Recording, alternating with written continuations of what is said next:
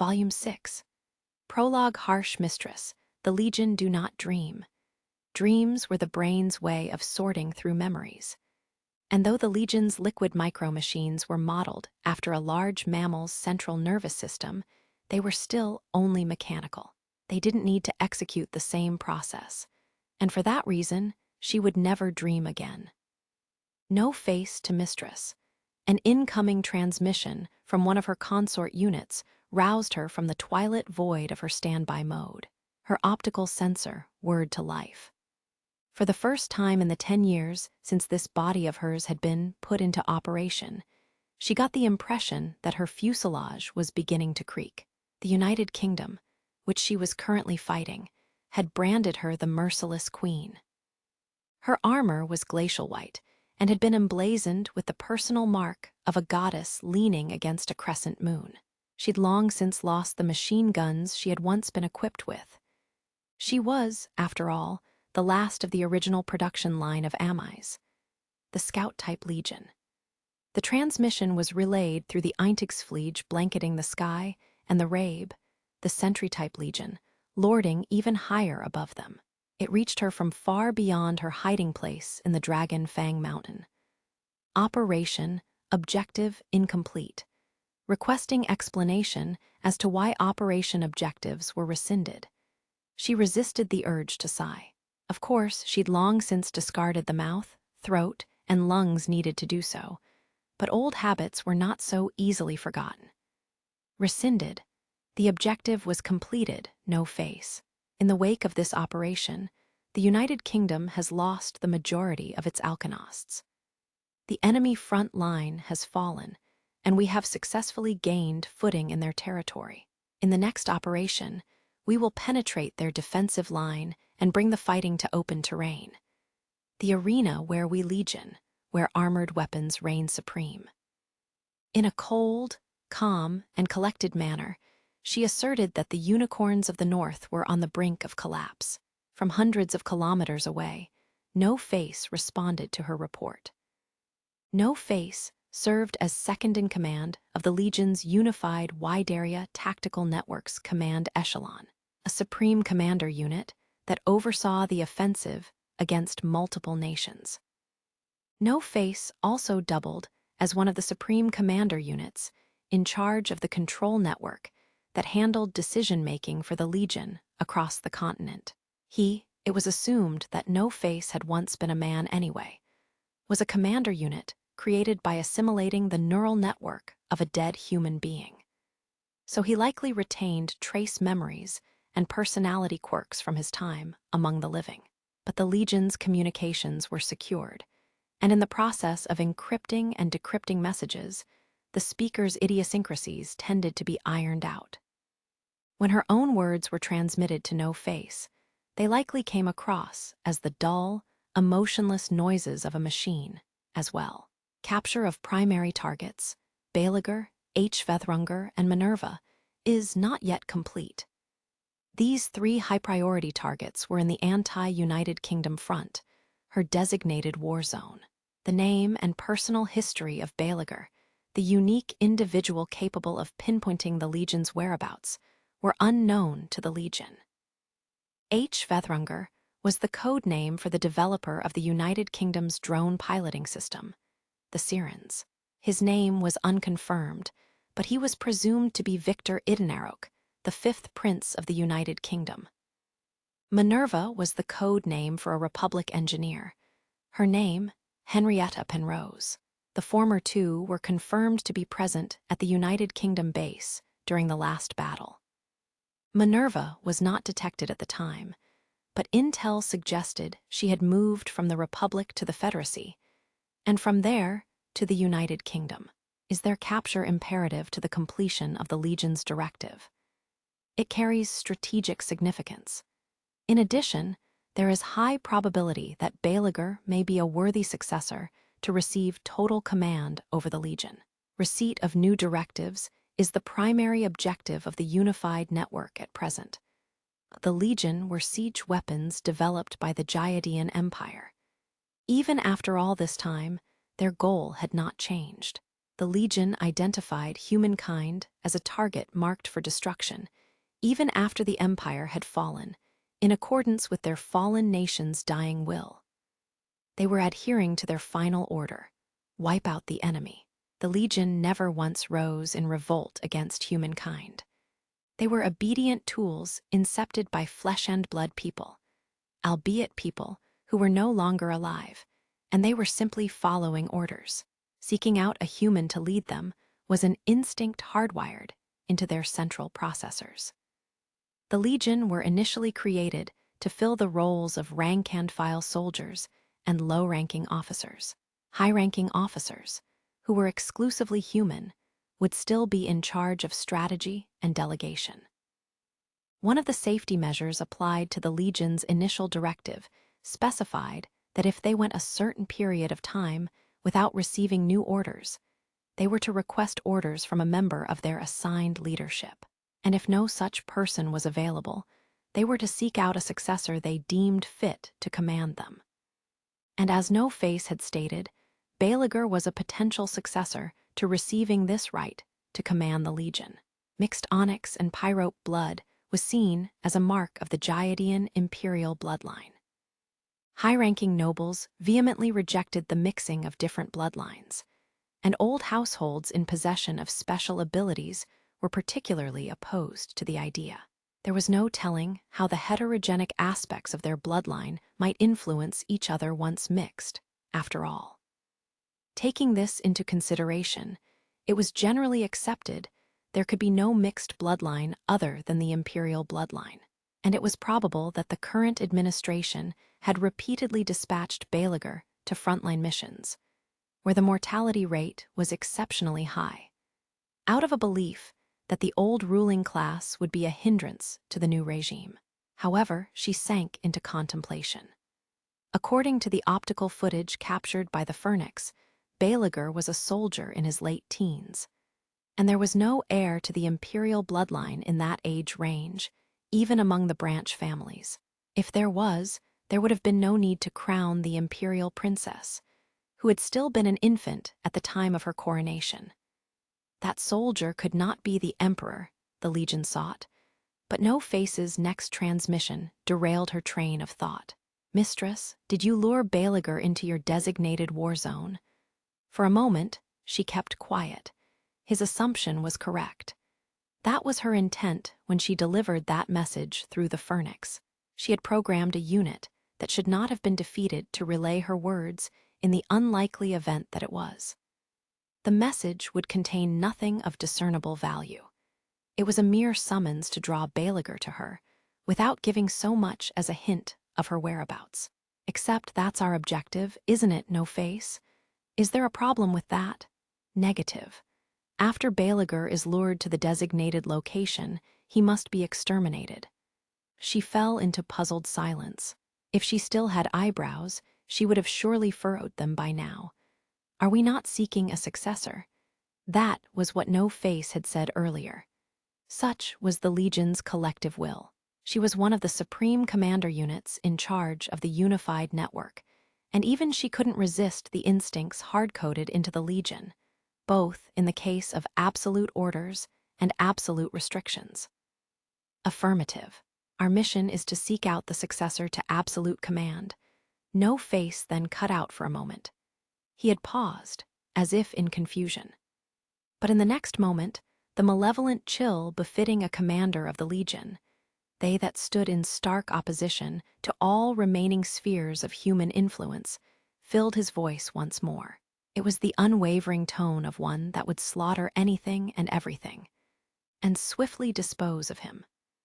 Chapter 1. In the Werewolves' Forest, the Legion force heading for the Revich Citadel base changed course soon after the base was retaken. In response, the United Kingdom's reinforcements weaved their way through the enemy's advancing forces and reached the base a little over a day later. The Legion offensive was currently being delayed thanks to these reinforcements. A delay was all they could manage. They couldn't counterattack, force the Legion to retreat, or even hold the line. In other words, neither the 86th Strike Package nor all the forces of the United Kingdom's 1st Armored Corps would last on this battlefield.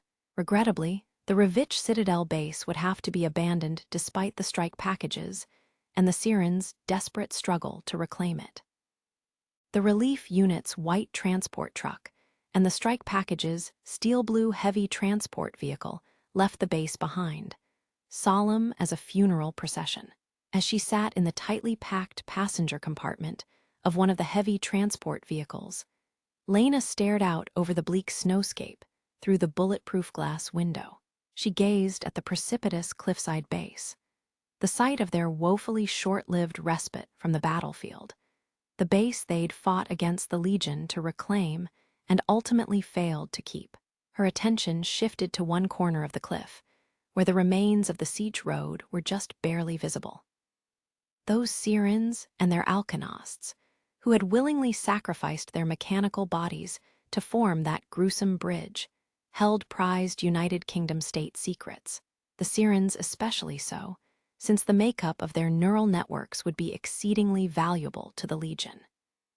The United Kingdom tried to recover what they could in the short amount of time that they occupied the base, but what was left over would have to be completely destroyed with explosives. They gave their lives for the sake of humankind, but wouldn't be mourned as humans.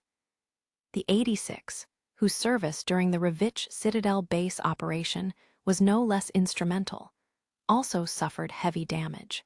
Battle-hardened though they were, they still had to fight for their lives in harsh, snowy weather conditions they weren't accustomed to.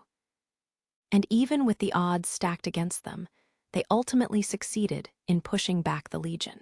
But from a tactical standpoint, their efforts bore no fruit, and they walked away from the mission with next to nothing. None of them had said a word since leaving the base behind. The sense of defeat lingered in the air like a heavy smog. The siege route made from the wreckage of the alkenosts, as well as the Sirens' broken bodies, was easily the most haunting element of the battle. The dead filled the moats, forming a mountain of ruin that allowed the 86 to scale the cliff. It was a massive gravestone marking the place where the human-shaped dolls were crushed and trampled to death, laughing all the while.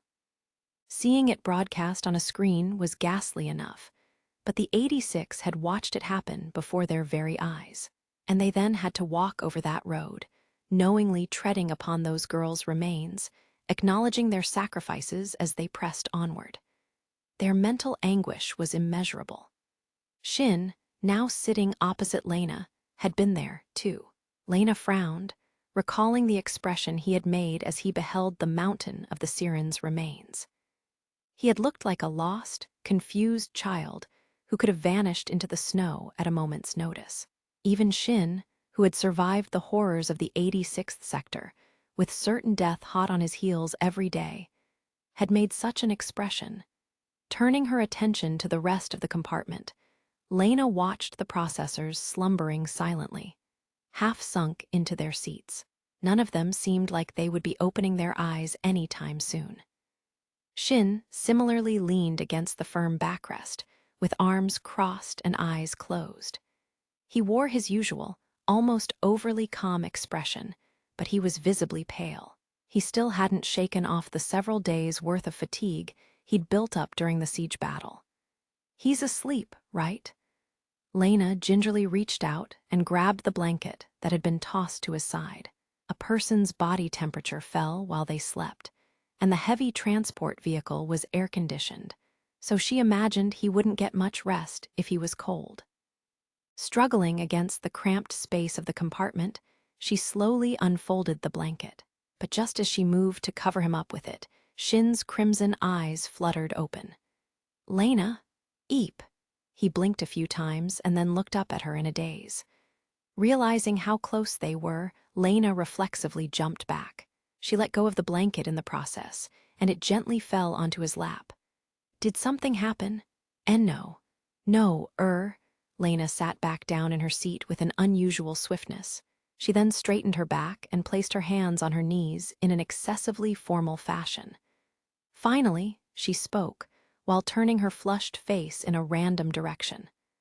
"I thought you were asleep, so His reply was lackluster, and his reaction was still a bit sluggish.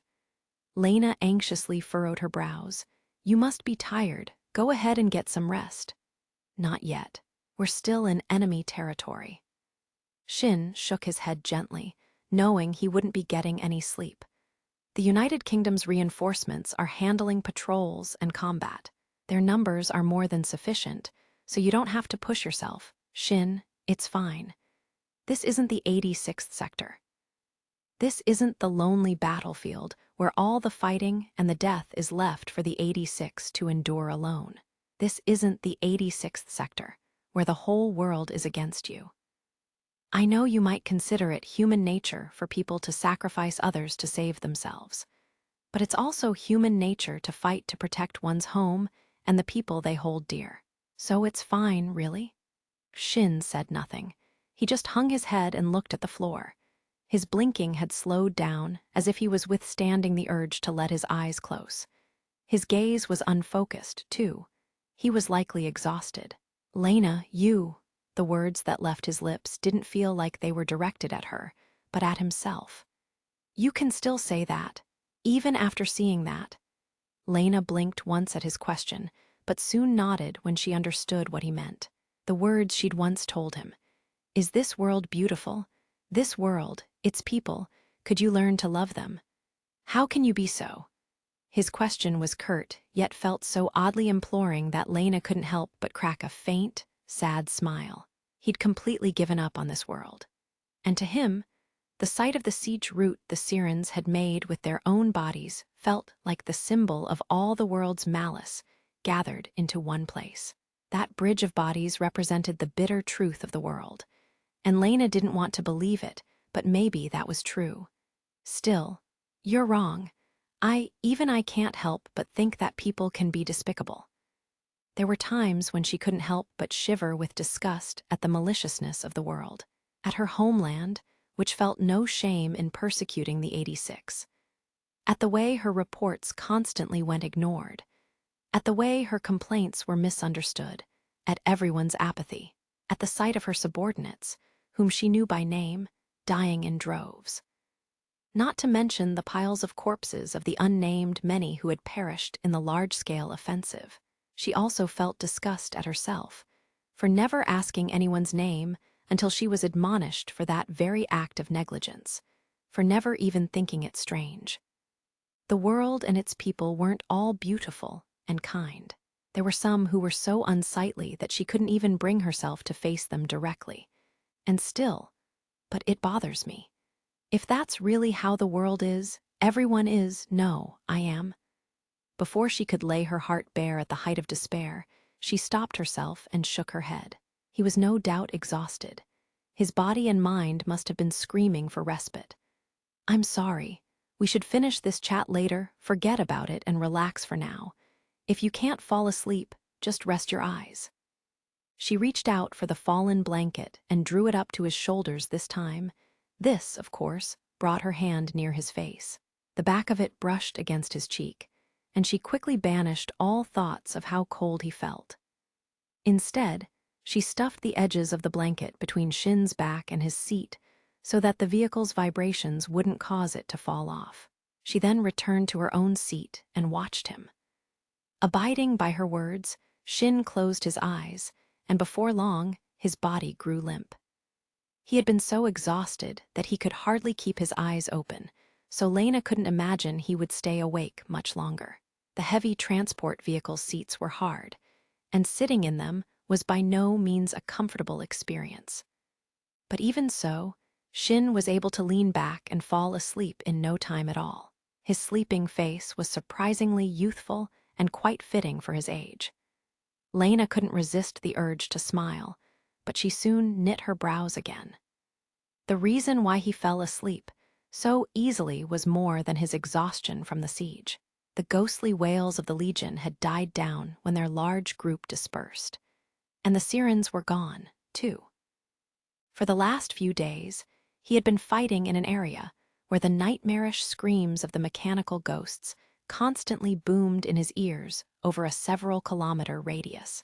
It put significant mental strain on him. To make matters worse, He wasn't used to siege battles. Challenging a stalwart fortification and repeatedly launching ineffective attacks had a way of wearing on one's spirit. His fatigue was so severe that the moment the opportunity presented itself, he immediately dozed off. Why? Lena pursed her lips tightly. The opposite had happened time and again. Lena shared the sorrow, the pain, and the guilt that weighed on her, and Shin accepted it and comforted her. But why didn't Shin ever say he was in pain? Why didn't he rely on her? A holographic map appeared over the mother-of-pearl table, which was covered in polished ebony. In the wake of the recent Legion offensives, the 2nd Line and the 1st Armored Corps tactical area have fallen. This briefing was being conducted in the United Kingdom of Roa Gracia's royal palace, in a conference room dedicated for war councils. It was attended by military officers and members of the nobility who were in charge of military operations. Even those who were still on the front lines appeared in holographic form and watched the three-dimensional map on the table. The map's holographic lines traced the shape of one of the United Kingdom's war zones, a corner of the Dragon Corps mountain range in the country's northern region. The United Kingdom's army was stationed to the north, while the Legion were lined up along the south. Between both armies was a lowland, which served as the battlefield of the 2nd Line. By now, the United Kingdom's forces had been pushed back to the northern mountain's peak, having been forced to retreat to their reserve encampment. The Legion's main force had covered the base of the northern mountain, and the majority of the map was dyed crimson with red dots that signified the enemy forces. The Legion are currently forming an advance encampment in this area. According to the estimates made by the strike packages Asper, there is an enemy battalion included in this encampment. Our recon reported that this battalion is a group of armored units, primarily made of Luro and Dinosauria. It is safe to assume they're preparing to launch another offensive. This was one of the Legion's trademark tactics for breaking through enemy lines. They would pressure peripheral defenses by sending in a concentration of Dinosauria, which boasted overwhelming firepower, and then suppress the front with additional units. They'd repeated this tactic time and again against the United Kingdom, the Federacy, the Alliance, and even against the Republic of San Magnolia, following the Morpho's destruction of their walls. If they break through our reinforcements in the Dragon Corps mountain range, the next battlefield will be in the southern plains. These are the United Kingdom's farmlands, and effectively our lifeline. If the flames of war consume that area as well, as much as I hate to sound disrespectful, while your Majesty and his castle might survive, the United Kingdom itself will be finished. A tension that was unbearable, even by the standards of this militaristic country, hung in the air over the War Council. At this point, there was effectively no battleground their reserve forces could fall back to. If they didn't hold their position, if they couldn't reclaim more ground, they would have no future. And there's also the issue of the temperature dropping due to the Eintagsflieg's interference, which has persisted since early spring. If we don't deal with them by summer, the farmlands in the south will be ruined. Seated on his throne at the farthest end of the room, the king let out a small sigh. So our kingdom only has a month and a half left to live. Damned Legion, keeping those flies of theirs in the air at all times should be putting a considerable strain on them as well. The Legion produced energy primarily through solar power generation. As adaptable as they were, even they would struggle to maintain a presence in the north, where sunlight was sparse, and all the more so during the winter. This was why they relied on geothermal power generators as well, and the Eintagsflieg's wings could only carry them up to a certain height. In order for them to cover the skies of the southern United Kingdom, they'd have to rely on the wind and the Zentaur's long-distance launching capabilities. This meant they needed a base capable of launching them, and there was a limited number of places that could allow for that. One such place was the Legion stronghold, which was also responsible for producing their large reserves of geothermal electricity. The Dragon Fang Mountain, we must destroy that base at all costs, and quickly. By your will, your majesty, we will need to slip through the Legion's defenses, take control of the mountain, and halt deployment of the Eintagsfliege. In doing so, we will also interrupt their unit production. If we cannot accomplish that, and also push them out of the second front, our country has no future. The king nodded once and then asked, "What of the strike package, Zafar?" The crown prince, who was the overall commander of the second front's forces, nodded. The unit they'd been loaned from their neighboring country would serve as the linchpin of the Dragon Fang Mountain capture operation. That blade was still sharp. Its officers are headed to the capital in anticipation of the operation, while their main force is currently on reserve duty. We will have to wait for their supplies to be replenished by the Federacy, and yet they are our decisive sword for combating the mechanical ghosts. Putting them to use unnecessarily would only serve to chip their blade away. They can be deployed, yes. He was referring to both the stalwart blade loaned to them by the Federacy and the birds of death the United Kingdom begrudgingly took pride in. Zafar cracked a thin smile, like a sword drawn from its sheath. Of course.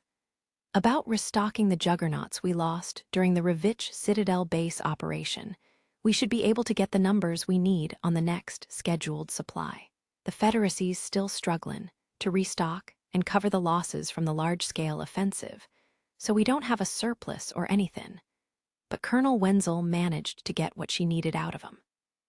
Though he was the oldest non-commissioned officer among them, and the captain of the Vargas-only units, as well as the Nordlicht squadron, Bernholt was still serving as Shin's assistant.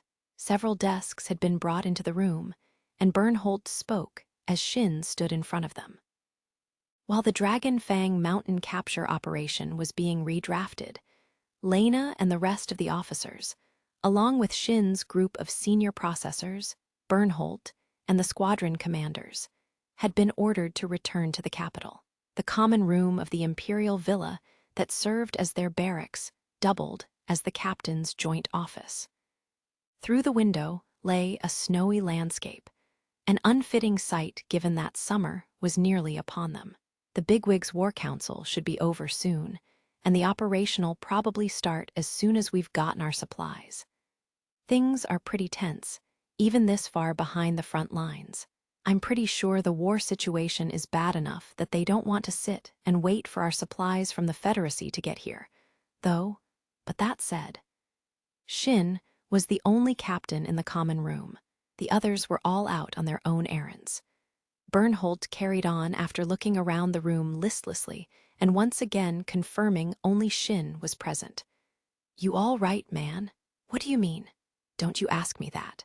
You're looking a bit better now, but back when we recaptured the Citadel base and you gave us the order to retreat, your voice was shaking." Shin pursed his lips. The ruins of the Sirens lying in the snowy field, the fact that he had to run over them, crushing their bodies in his wake, it was like a manifestation of the path he had taken to get to where he was today, one built upon his sacrificed comrades' corpses. Back then, he'd thought, humans were all monsters. The 86 had realized what awaited them at the end of their long journey, their reward for their sacred pride, was a mountain of laughing corpses. And yet pride was all they had. They couldn't change that now. It won't affect the operation. Yeah, I don't doubt that, but wow, you're really down in the dumps. I can't believe you just admitted it so easily. Damn it. Bernholt laughed at his little trick as Shin grimaced. This is irritating. Look, I'm just relieved to see you act your age for once, you know? Even we mercenaries were shocked when we saw that siege route. It's probably that much harder on you kids. What about you guys?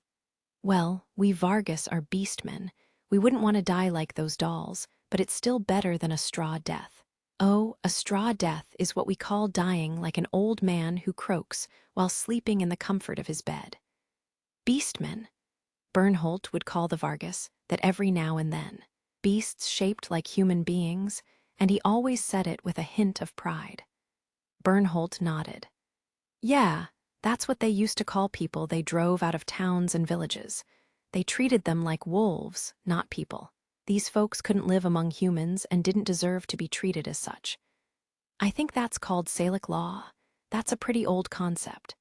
If anything, I should be asking how the hell you know about something like that. I know you're a bookworm, but still. Raiden's roots are steeped in that beastman mentality, so yeah, I've heard of it. Apparently, his ancestors hated that ideology and moved from the Empire to the Republic. Huh. So that's why First Lieutenant Shuga's called werewolf. If he's from the Empire, his ancestors must have been from one group of Vargas or another, and then they ended up in the Republic, where they got treated like animals in human form. Talk about rotten luck. The backstory behind Raiden's personal name is that when Shin first met him, he was much more savage and had a way of snapping and attacking anyone who got in his way. It was mostly an insult. Bernholt didn't seem to notice the way Shin avoided meeting his gaze and continued. Anyway, we Vargas are kind of like werewolves, disloyal outcasts abandoned on the outskirts of the Empire. The Empire lost nothing by leaving us to die, unlike serfs. So they always went around recruiting us when it was time for war, and regularly sent rations to keep us obedient. A class of vassal warriors that was granted tax exemptions and provisions during both war and peacetime. That was us Vargas. Though, thanks to that, the average citizens didn't want anything to do with us anymore. And so even when the Empire was overthrown and the Federacy was established in its place, the rift between the former Vargas and the rest of the population remained. The Vargas had no Federacy citizenship, but were residents of the Federacy all the same. They weren't permitted to enter officer academies or military training schools, but these people of the battlefield were still treated as mercenary forces. Hence, they were beastmen, animals that could no longer live among humans. Haven't you ever considered uprooting that ideology? Not really. We've been soldiers of fortune for generations. It's easier for us this way. Bernholt was perfectly composed as he spoke, without much fervor or discontent. His tone made it clear he truly believed what he was saying. For centuries, we've done nothing but wage war. The thirst for battle runs in our veins, you see. So it makes sense we don't get along with the citizens, and we can't stand living peacefully in the city. Either, in the end, wolves are wolves till the day they die. We can't be human, and we don't want to be human to begin with. All we have is pride, and there's no changing that. Looking down at Shin, who had fallen silent, Bernholt smiled suddenly. He had steel-gray hair and golden eyes. True to the man's description of himself, he somehow reminded Shin of an aged wolf, callous and brutal. Don't lose that cute side of yours, you hear me? You 86 don't want to end up becoming something that isn't human, do ya? Now then, as you're surely aware, our objective is still the destruction of the Dragon Fang Mountain base. A common room was prepared in the palace to hold a war council. Vika spoke as a holographic map of the battlefield appeared over the chic parquet table, and several other hollow windows were projected from mobile information terminals. Aside from Vika and Lena, Gret, as the strike packages commanded, was also present, as were the captains of the strike packages squadrons and the staff officers of Vika's regiment. The strike packages' losses during the last battle should not put this mission in jeopardy. My regiment's losses are within acceptable parameters, as well. Yes, this was without taking into account the many Sirens that were lost, however.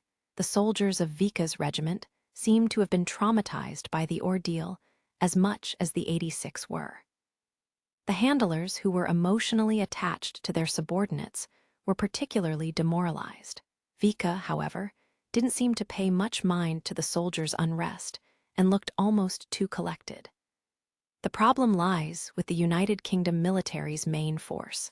Their hands are full holding the line against the Legion's front line.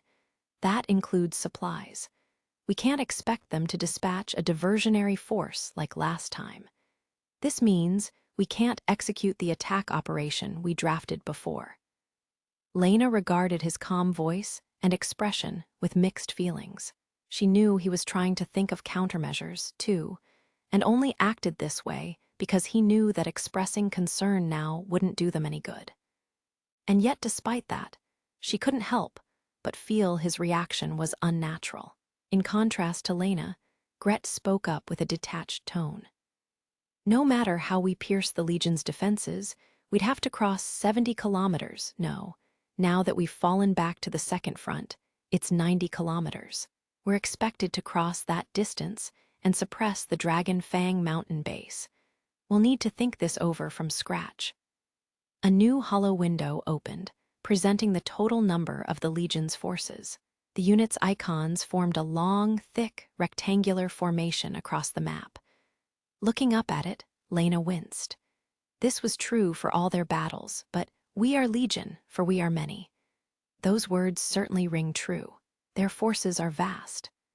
The Legion didn't get away from the last battle unscathed, either, yet their numbers had not changed.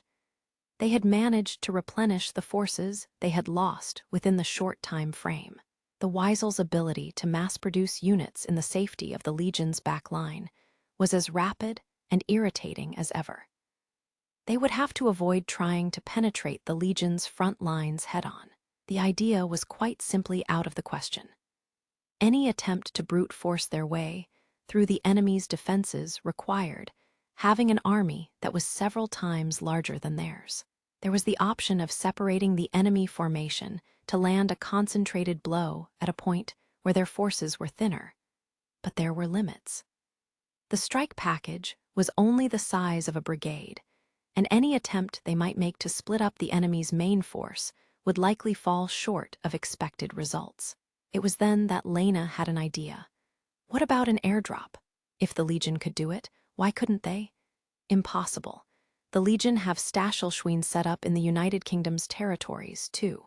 On top of that, the number of Eintagsfliege deployed here is much denser than in the Republic or the Federacy. In addition to their electromagnetic jamming, the Eintagsfliege were also capable of taking offensive action against aircrafts. They would swarm around a plane and fly directly into its engine, destroying it from the inside. This threat, coupled with the Stachelschwein and their anti-air cannons, made infiltrating the Legion's airspace incredibly difficult. Then maybe a rocket engine. The United Kingdom doesn't have any type of rocket engine capable of supporting the advance force's weight. Vika cut her off and looked up. "Colonel Wenzel, last year, during the Morpho subjugation operation, the Federacy used a ground-effect winged vehicle to ferry Captain Newson's advance force. It ended up crash-landing, but would the Federacy happen to have another one of those?" Lena blinked in surprise at Vika's words. It was the first she'd heard of it. A ground-effect winged vehicle, sailing just above the ground and right into Legion territory. When Shin and his group were under Gret's direct command, they had only been a squadron in terms of size. Had Gret, who had always seemed like a mature, responsible adult, actually done something so reckless? There's only one Natchery unit, that's the aforementioned ground-effect winged vehicle, and it crashed during that operation. All the prototypes and materials the developer had were taken away and dismantled. There's nothing left, and even if the vehicle was still intact, we only had the one. And even it couldn't support that much weight. You probably didn't have enough pilots to handle more than one anyway. I piloted it myself during that operation, but I have no experience flying in the United Kingdom's skies. And while this may come across as rude, I doubt your country has any pilots capable of flying anything that isn't a transport plane, either. I'll admit our fighter and bomber jets have only been collecting dust in their hangars." Vika sighed, tacitly acknowledging they lacked pilots. Lena then proceeded to ask, "Can't we open up an invasion route using missiles or artillery?" The missiles' guidance systems won't operate under these conditions, and heavy artillery doesn't deal enough effective damage to Dinosauria. Those things can charge straight through Scorpion fire. That's what they did in the large-scale offensive. So raw firepower wasn't the answer, either, though she could have guessed as much. As silence settled over the room, Lena racked her brain. There had to be something. Some way of transporting the juggernauts or blasting open a route to the Dragon Fang Mountain. There had to be. Lena's eyes widened in realization. Maybe we can. Vika keenly noticed the change in Lena's expression. It seems you have something brilliant in mind, Milizay. No, Lena couldn't honestly describe her idea as brilliant, but I do think it's better than having the strike package charge in as is. And what of the Sirens? I need to know how many of them we can expect for this battle. Vika scoffed. His face looked slightly offended, as if she'd asked a question with an obvious answer. Don't you understand yet? Those girls are weapons, and when it comes to war, one must favor quantity over quality. They couldn't really be considered state-of-the-art weaponry if we weren't able to mass-produce them, could they? The sound of military boots clicking against the floor echoed from behind Shin. The footsteps seemed quite aggressive for the pace they traveled at. Judging by the length of the approaching figure's stride, they were smaller than Shin, and yet they were significantly heavier, as if their skeleton and organs were completely metallic and coated with artificial muscles and skin. Shin could feel Rito, who was following behind him, gulp and stagger a step back away from the figure. It is a pleasure to see you again, Sir Reaper. About facing in the parquet corridor, Shin turned to look at the relatively tall girl. Her hair was a fiery shade of crimson, far too red to appear natural.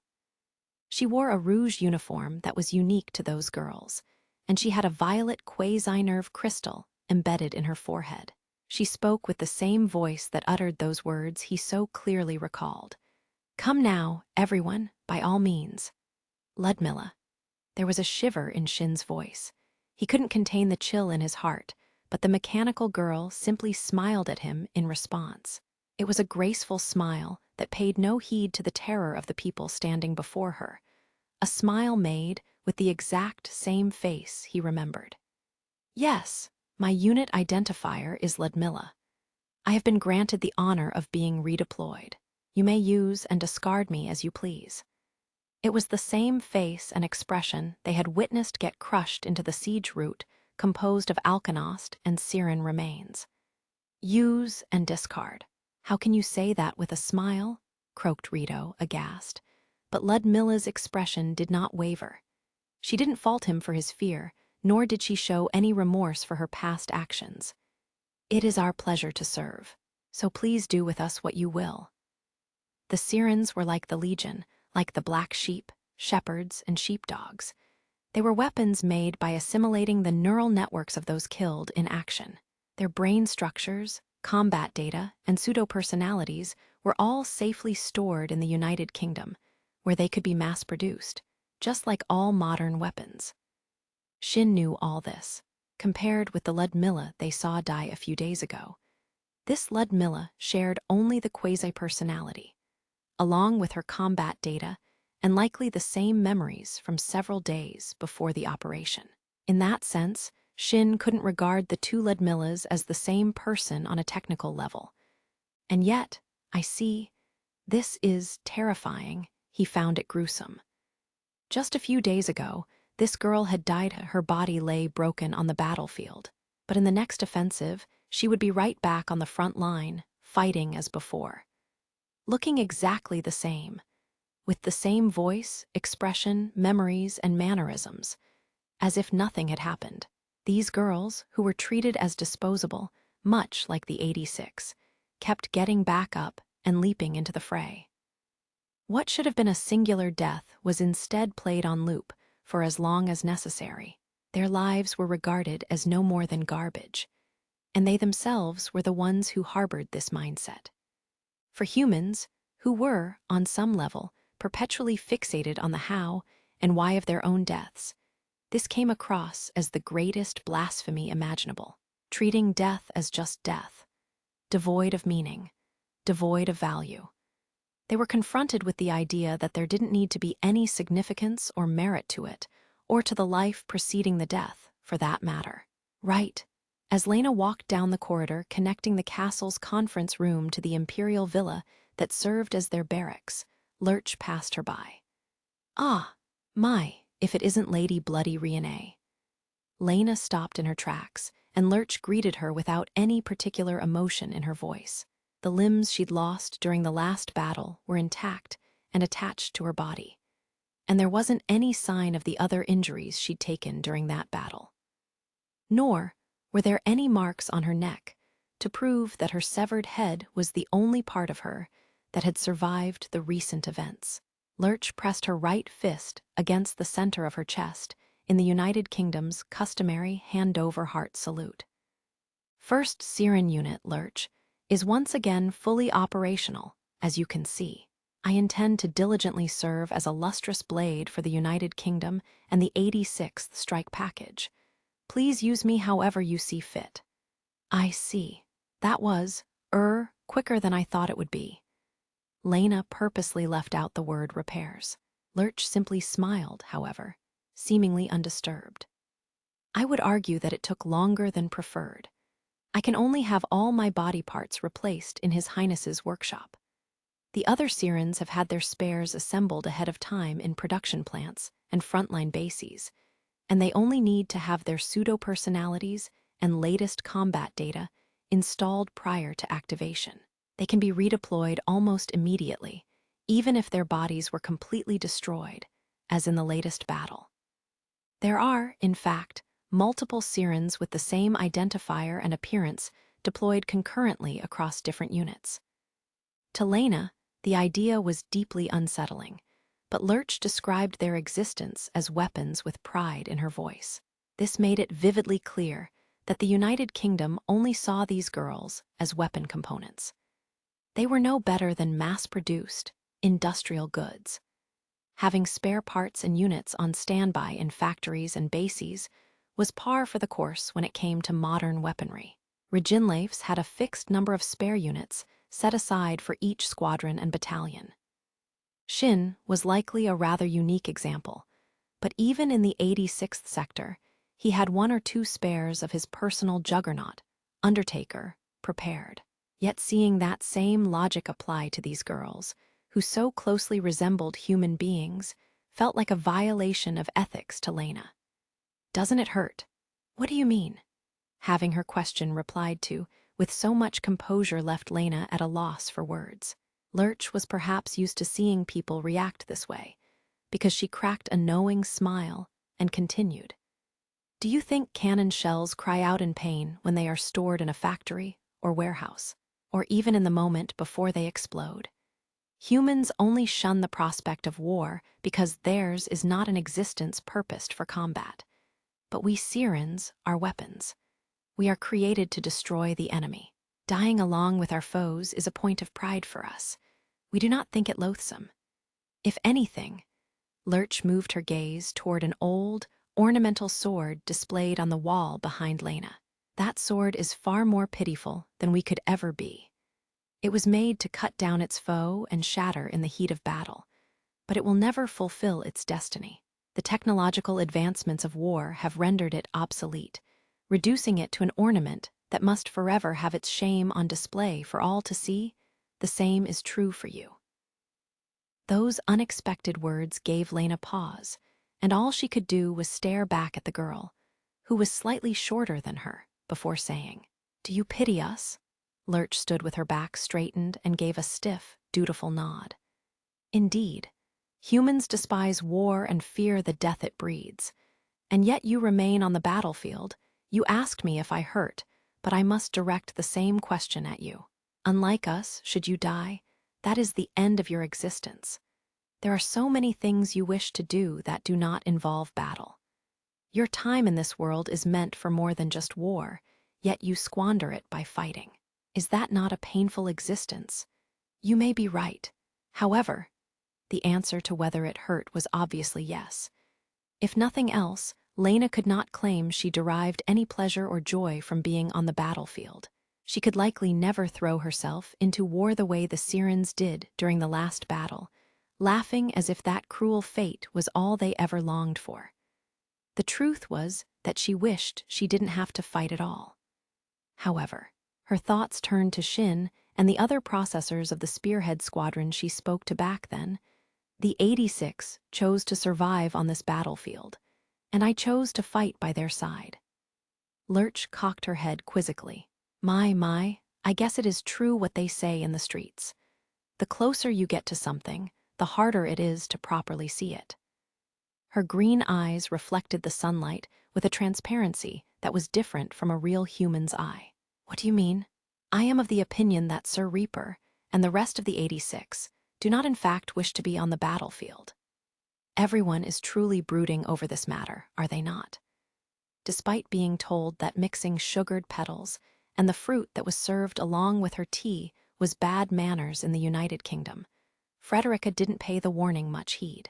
One older chamberlain had seemingly taken a liking to her and would regularly place an extra-large serving of different kinds of sugared garnishes on her small, silver plate. Her tea was already full of flower petals, but Frederica hadn't touched it, instead gazing pensively into the cup as she spoke.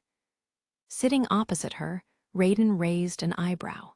They were in the villa's sunroom, but the garden was currently surrounded with nothing but stifling, monochromatic snow. Yeah, that was a blow, all right. He recalled the siege road they had to walk across, made of alkanost and Syren wreckage, and the image it conjured up. Rito, as well as some of the other younger processors, seemed to have been especially impacted by it, though they didn't put their feelings into words.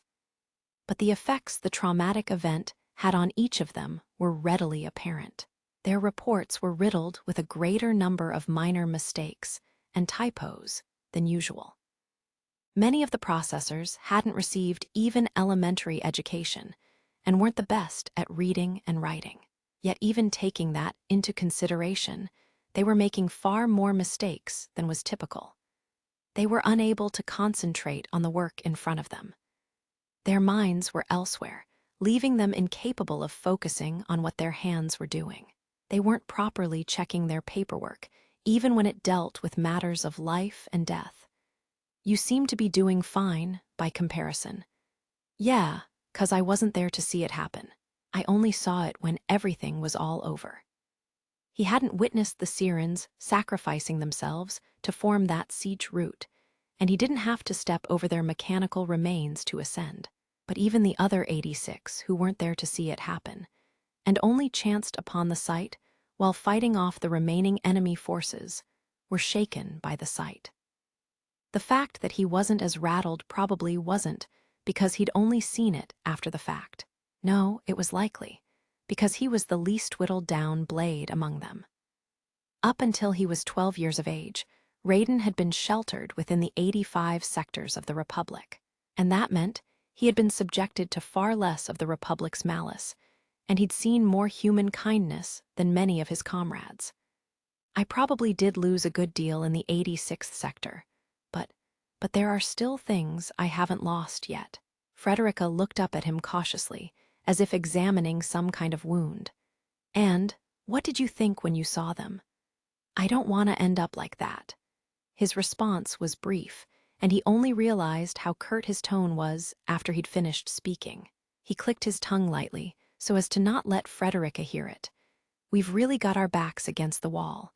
We just haven't noticed it until now. Raiden looked away, unable to meet her small, blood-red eyes. It felt like that crimson gaze could see right through him, unrelentingly burning through every lie and bluff he might try to come up with. I know what you're gonna say.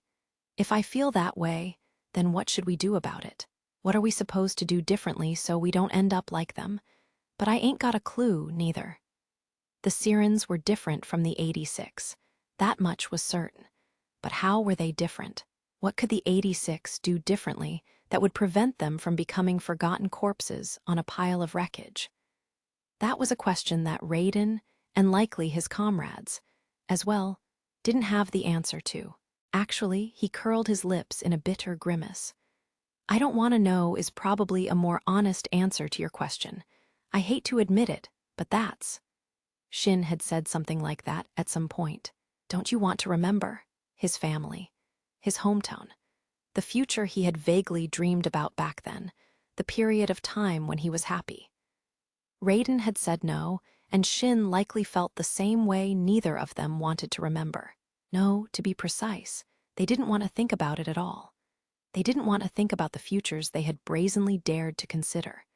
After all, an 86 had to believe that that's not something we're allowed to wish for.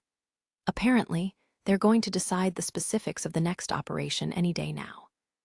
They'd returned to the royal palace to wait until the particularities of their next mission were ironed out. But ever since their return, everyone else in the palace seemed to eye them with cold contempt. It wasn't really the 86's fault that the United Kingdom had to fall back to its second front, but the fact remained that they had been dispatched and achieved nothing.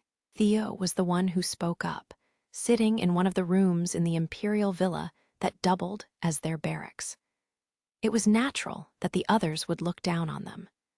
Since the strike package tried to avoid picking any unnecessary fights, they mostly stayed in the villa. They knew other people only saw them as bloodthirsty berserkers, and ever since they chose to join the military, they also knew they were seen primarily as weapons. I mean, they can't let us 86 mooch off them forever. The United Kingdom really is in a tight spot, after all, but still. He looked up and spoke to the figure listlessly looking out the window. "You okay, Kurena?" "What? I'm fine. Can't you tell?" Kurena replied with a tone that was sourer than she'd probably intended. She had been like this ever since they retook the Revich Citadel base. Ever since that charge, she had been constantly on edge like an ornery, injured cat, rejecting anyone's attempts to reach out to her. The same went for Shin, Raiden, Anju, and Theo himself. It went for all the 86, really, albeit to different extents. Kurena narrowed her golden eyes at Theo, squinting at him harshly as if annoyed by his silence. "We're different from those things. From those unmanned weapon processor units, the Sirens. The Sirens who laughed with pride as they were crushed and broken. We're not the same as them. I mean, that's obvious, right? I don't get why everyone's so worked up over it. The Sirens, they're not us." But Theo could hear the creaking sound of her teeth clenching behind those words. She spoke in denial, as if to remonstrate herself. "That mountain of corpses, those weren't our dead bodies." Right. The Sirens and the 86 were different. Those girls who laughed at the prospect of being trampled did not represent a future the 86 had to look forward to. She knew that, that's how it should have been. But you know, it's like, what makes us so different? We 86 don't know, and I think that's why we can't deny it. I feel the same way. Their deaths would come eventually. And when they did, would the 86 be able to laugh proudly? While dying meaningless deaths, they had been made acutely aware of the possibility, and they didn't have any concrete way of denying it. That was why I think we're all just scared. Even Shin was scared, even Kurena, who pursed her lips tightly and averted her gaze. "Are you all right, Second Lieutenant Emma?" I mean Anju. You stopped again." Beckoned by that awkward, bashful call, Anju raised her head from the common officer's desk. She switched off the electronic document regarding her platoon's armaments and supplies and shrugged before replying. "I kind of got that feeling already, but..." Looking back in the direction of the voice, she was met with the silver eyes and pearlescent hair she hadn't quite grown accustomed to. They belonged to the only member of the strike package clad in the Republic's Prussian blue men's uniform. He was a bit shorter than Daya was, and every time she tried to meet his gaze, she always seemed to miss him for a second. "You really aren't fazed by this, are you, Dustin?" He'd rushed up the siege route alongside them. Meanwhile, Lena, Vika, and Frederica only saw it happen through the command center's screen, while Annette and Gret weren't present at all and only heard about the battle after the fact. None of them were of the 86. It's not like I haven't seen mountains of corpses before, like during the large-scale offensive. I mean, during the large-scale offensive last summer, the Republic was hit the hardest. The entire country was consumed by the Legion's forces, and it was during the summer at that. The walls and minefields they had built were surrounded by the Legion, and the Republic had nowhere to run. The killing machines took no prisoners and didn't distinguish between military personnel and civilians. They slaughtered most of the Republic's population of over 10 million. There wasn't even any time to cremate their remains. It might come off as disrespectful, but I don't understand why you're so disturbed by this. It was a horrible operation, but, When we saw the brain samples, there were all those skeletons. The Sirens weren't any worse than that, so I honestly don't get why you're so bothered by it. Dustin's mind wandered back to Shin's discovery during the Charité underground terminal labyrinth operation. The samples had been extracted, like common objects, from the heads of living people. They had been cracked open, and the brains had been extracted and placed into cylinders without so much as a shred of human dignity. And despite witnessing something so horrific, Shin didn't bat an eye. His crimson gaze passed over the bodies without a hint of emotion, as if they truly were just objects. That was the coldness that made him worthy of his moniker, Reaper. But during the most recent operation, he was different. He watched those mechanical girls happily leap into the abyss and form the siege route with their bodies. It was a gruesome sight, to be sure, but it wasn't much different than the corpses they saw in the terminal. And yet, unlike that time, Shin showed hesitation. I see, you really are different from us. Staring at that mountain of wreckage felt like staring into their own futures. They rushed to their deaths, insisting their pride spurred them to action, laughing all the while. And though he was shocked by it, Dustin couldn't see a reflection of himself in that image. Even if they were to view the same sights, Dustin and Anju saw things differently. Even if they were on the same battlefield, and Dustin were to willingly choose to fight in the same place as her, an 86 and someone who wasn't an 86 were different. Even if they both didn't have a homeland or a place to return to anymore. I'm sorry. Dustin hung his head. Don't be. You shouldn't have to apologize for this. But what she was about to ask him was a cruel question. It would probably sound like she was blaming him as a citizen of the Republic. And while that wasn't her intent, Anju was still an 86, and Dustin was of the Republic, so it would probably come across as an accusation. Dustin, what do you suppose is the missing factor that would have made us like you? What do we need to hold on to stay normal? After hearing that question, Dustin looked away. It was an honest question and likely wasn't accusatory. But it still made the rift between them all the more tangible. It made the indescribable emptiness in her gaze, in her words, all too clear. I think you've got it wrong. It's not that I think you guys aren't normal or something. It's just a difference in values. But, pausing for a moment to find the right words, Dustin spoke again. I do think the way you live right now is a kind of torture. It's like you're willingly tying yourselves up. We are the 86. That was how Anju would sometimes describe herself and the others to him. They took the name the Republic had forced on them, intending to disparage them, and made it their own, infusing it with pride. But from Dustin's perspective, that name was a curse.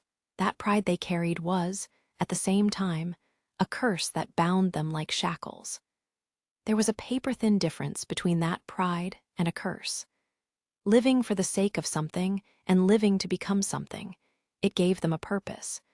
But it was also a curse that prevented them from being capable of living for any other reason. Dustin believed that everyone lived bound by something to some extent, like one's blood, or one's language, society, or emotions. One's values and the past that led up to their present. No matter how free of those things one believes they might be, absolute freedom didn't exist. And yet, whenever you guys call yourselves 86, it feels to me like you're also saying you can't be anything but 86. Like you're saying you can't hope to be anything other than what you are right now. Svetlana Idenarok was his father's, the king's, older sister by 7 years, making her Vika's aunt. And like Vika, Svetlana was one of the Idenarok bloodline's Espers, an amethystus of the former generation. Her reception room had a half-circular window with a decorated frame in the shape of a folding fan.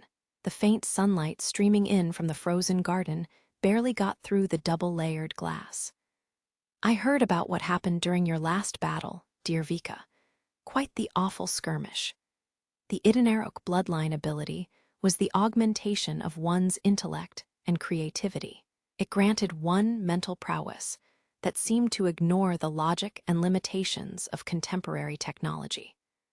But for whatever reason, that inventive ability seemed to manifest in only one person at any given time.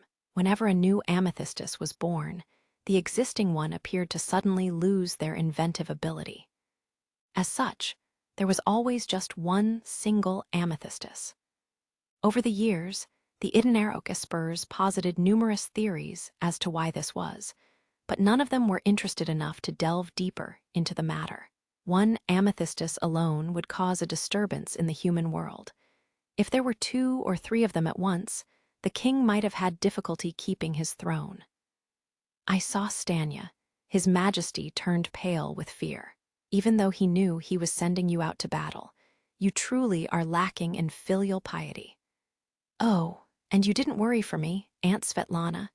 Svetlana curled her lips into a smile. Her facial features were smoother than one would assume from her small physique, and she looked very much like a young girl.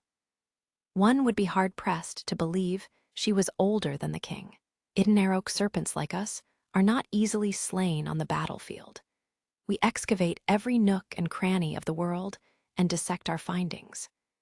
Even when ruin befalls all creation, we venomous snakes will smirk and observe the phenomenon. Dying before the world does would be our greatest shame. If you were to die, I would preserve your remains with my own 2 hands. "Ah, should I make a hair ornament out of your ribs?" Vika smiled wordlessly. He was well aware that he was a serpent who deviated from human sensibilities. But before him was Svetlana, who was lovingly patting the head of a dog resting atop the lap of her dress. No, not a dog's head, a dog's skull. Her villa was hidden deep in the royal palace's garden, and this very room contained a great many engravings that looked like polished ivory or white coral. They were all fashioned from birds, cats, and hounds she fancied, as well as a wet nurse she was close to. In exchange for their transcendent intellect, many of the Idunarok Espers seemed to lack something critical: their sense of ethics and empathy. The fact that Vika had been stripped of his succession, rights to the throne, wasn't at all unusual in the royal bloodline's history. What was being used as the audience chamber for the palace right now, a large room full of butterfly wings, was made by the first Idunarok monarch, an amethystus known as the Mad King. He'd funneled the entire fortune of their winter country into breeding thousands upon thousands of those butterflies in one of their greenhouses, only to suddenly kill all of them. "By your will, Aunt Svetlana, this is why I can't afford to lose to the Legion at this point. I've come to ask for your assistance. Please open your armory to me." Svetlana narrowed her eyes teasingly with a hint of affection. "You're still far too immature, dear Vika." Vika stared plainly at her, taken aback by those words. With that same smile on her lips, Svetlana looked up, her eyelashes casting a heavy shadow over her violet eyes, which were a slightly bluer shade than Vika's. "I know that, in your heart, you hate playing soldier, Lurchenlied, I believe her name was. Is that golden skylark of a girl so precious to you? That little songbird passed away so long ago now, but her words bind you still." "Yes, same as how father is so dear to your heart, Aunt Svetlana." Stanya. The king had several siblings, but the only one allowed to refer to him by his nickname was Svetlana. His aunt deepened her smile. "So it seems, very well. Do as you will and take whatever your heart fancies. I could never bring myself to turn down a request from my precious brother's son, after all." "A grand conference."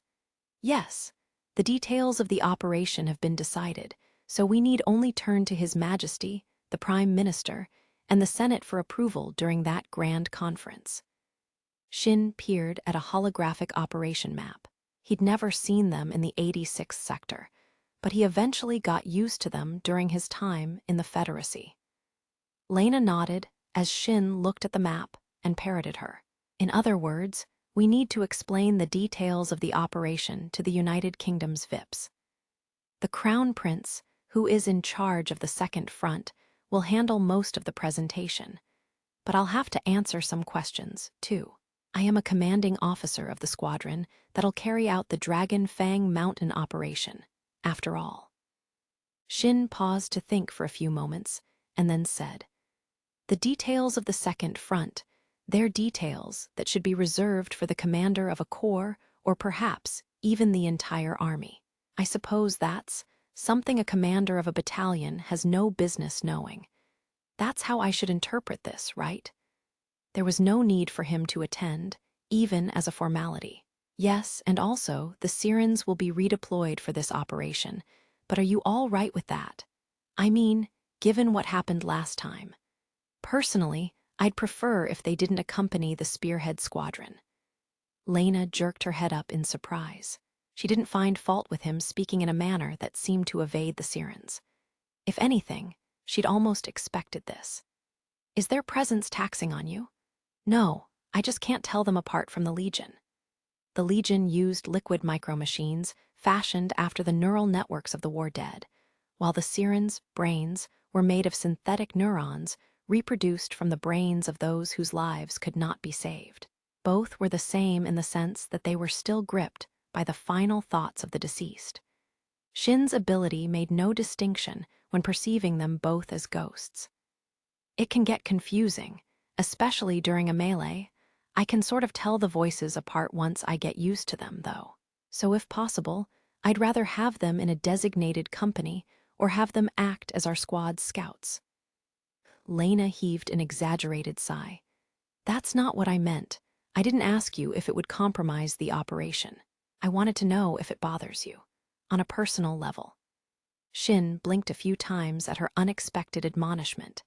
Even if she phrased the question like that, "They're the same as the Legion. I'm used to them by now." Shin's ability to hear the ghosts' voices had a wide range to begin with, and he was constantly hearing an overwhelming number of Legion. A few more voices joining that cacophony did little to change the strain it placed on him. Similar to how people who lived by the sea eventually stopped hearing the roaring of the waves, Shin didn't feel like the constant voices of the ghosts were weighing down on him too much. Lena fell silent for a moment. It was a short, almost sulking silence. "You keep saying that, Shin, but you fell asleep after the battle in the Republic's underground terminal, and after we retook the base, too." The sheepdogs being deployed during the battle at the terminal increased the volume of their voices, so that skirmish was, it's not like I don't sleep at night. He did indeed sleep at night without issue, which was all the more remarkable when he became tired. "I know, but that's not what I mean. I'm just worried because you never tell me you're tired at times like that."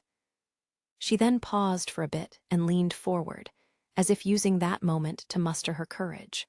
"I spoke to Lurch the other day." Shin's expression hardened at the sudden mention of that name. Lurch. She and her mechanical birds were possessed by the wailings of the dead. He once more recalled the mountain of wreckage composed of their bodies. The laughter still echoed in his ears, and he remembered what she'd said to him. "You get to be alive." His pride would eventually drive him to be a part of that mountain of corpses, and even that pride of his was superficial for a soldier. You can still find happiness with someone. The change in her attitude took him by surprise, and still, he couldn't find it in himself to deny her words. The truth is, another thought nearly surfaced in his mind, but he suppressed it at the last moment. He wasn't allowed to think of those words. "If I think about it, she said you don't really want to be on the battlefield. I could say the same of you, Lena." He cut her off. He didn't want to think about it, and even more so, he didn't want to hear Lena tell him those words. He didn't want her to doubt his pride. Fighting to the very end was what it meant to be an 86, and he hated the idea of Lena, of all people, doubting him. And even if the 86 came to realize how meaningless that pride was, it was all they had. Shin only realized after he cut her off that he didn't really have a follow-up, but he still took the opportunity to continue. Lena, have you ever thought I don't want to fight anymore? I mean, I understand that you willingly chose to fight, but... He corrected himself quickly, seeing her eyes cloud over for a moment. Shin knew nothing about her. He had never even made an effort to know. He'd realized this back at the snowy cliffside fortress. What did she wish for? What did she fight so far for? How could she find it in herself not to give up on humanity? Shin wanted to know the answers to those questions even now. But still, you saw that siege route. And you saw the Republic fall to ruin. Haven't you ever thought I've had enough? Haven't you ever felt like you didn't want to go on? How could you not bring yourself to feel that way? Lena knew how vulgar and terrible people could be. She knew all too well that the world could be a malicious place, that the world of humankind wasn't entirely made up of beautiful things. Yet still, she didn't give up on it. Is it because... well, is it because this world has things worth loving? He stopped for a moment, hesitating. He struggled to say those words because they felt too hollow to him. Shin knew people could be noble and kind, like the priest who protected him and his brother in the 86th Sector's internment camp. Like the captain of his first squadron, who fought alongside him and died, leaving him with the task of bringing all his comrades with him to their final destination. Like his friend from the Special Officer Academy, who fought for his sister's well-being. Like the Federacy officers who pushed him forward, even as they were going to be stranded in enemy territory. Shin could only see them as exceptions to the rule, but he knew Lena thought otherwise. Maybe it was just the difference in how much they'd experienced of the inherent good of humankind. Or perhaps the paths they'd trodden to get here, and the things they saw along the way were simply that different. Lena blinked in surprise a few times at the sudden questions, and then leaned forward happily. Where did that come from all of a sudden? You were the one who started this conversation, Lena. You asked me if I could learn to love this world. I'm sorry. I'm just a little surprised because of how sudden this is, but I'm glad you broached the subject. Right? Lena smiled and closed her eyes. I think it's not just that there are things worth loving. It's that there's enough beauty in the world to outweigh the ugliness, enough virtue to compensate for its flaws, which allows me to love it. It's not that I haven't given up hope because I haven't seen enough cruelty. It's just... Lena paused and tried find the right words. I want to believe this world can still become a place where people can live happy, peaceful lives. Those were words Shin did not expect to hear. It wasn't that she'd experienced more beauty in her lifetime, allowing her to see some innate goodness in the world he couldn't fathom. You want to believe, huh? Believe in a beautiful world that was still out of sight and out of reach. Yes, because I want to be happy. I want everyone else to be happy, too. And I don't want to live in a world where that can't happen. I don't want to live in a world where everyone has to be subject to malice and absurdity. I hate the very concept of such a place. And that's why, a just, kind world. He thought back to the words she'd told him once as they stood together under a starry sky on that snowy night. She spoke of a world where goodwill and kindness were rewarded, as if she was praying for it. Her wish wasn't for kind people to be rewarded, but for everyone, equally, to know happiness. And that's why it's not that I couldn't give up. It's that I don't want to give up. I don't want to admit that the battlefield and the way the Republic treated the 86th Sector are the true faces of humankind. Nor do I want to accept that that can never change, because then no one will find happiness. I want to be happy, and I want you to be happy, too. Shin couldn't feel that way. He had no future to hope for. He could live even without happiness to pursue. In his mind, he fought because he wanted to show Lena the sea, but that was probably different from her idea of happiness. He couldn't wish for a future or for happiness, and so he didn't need to have faith in this world. He had no reason to love it. He vaguely thought he and Lena really were fundamentally different from each other. Not necessarily in terms of their individual experiences, and the paths they had taken in life. Their very outlooks on life and the ways they interacted with the world were completely different. Their way of being, their personal circumstances, their every aspect was like night and day. Lena had said he'd broached the subject, and perhaps he did, in the sense that he did try to understand the other side. But receiving the answers to his questions only served to make the rift between them that much more obvious. They were too far apart to truly understand each other. So far that even if they were to reach out for each other, their hands would never meet. Shin had no way of knowing that Lena came to the same conclusion after the Charité underground labyrinth operation. Even if they were standing in the same place, the rift between them remained.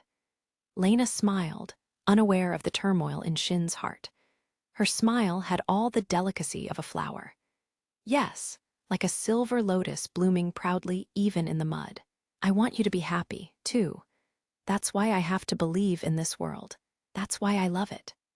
He hoped against hope that this happiness, a joy he could not wish for, would be granted to the world she loved. Lena became suspicious that something was very wrong when the escort from Vika arrived far too early for the grand conference, only to force Lena into another room for some reason, where a large number of court ladies awaited her. Vika? She found him in his usual United Kingdom uniform, except this time it had been customized for a ceremony. He didn't have his standard rank ribbons, but wore several medals and insignia, and a grand cordon that extended diagonally down from his shoulder. He also wore the United Kingdom's emblem of a unicorn instead of his lapel badge. This is a conference, right? That's right. He nodded casually, to which Lena pressed him with tears in her eyes. Then why do I have to wear this thing? She wore a dress with a sheer outer fabric embroidered together in an elegant fashion, boasting long, extravagant, flowing hems. The silver, transparent gauze beautifully complemented the lapis lazuli lining beneath it. The dress's cleavage and long sleeves were dotted with crystalline beads in the pattern of a peafowl's tail, and sparkled every time she moved. While she found the dress elegant and beautiful, to be sure, she had no idea why she was being forced to wear it. With all the crystal beads, the dress weighed about as much as her uniform.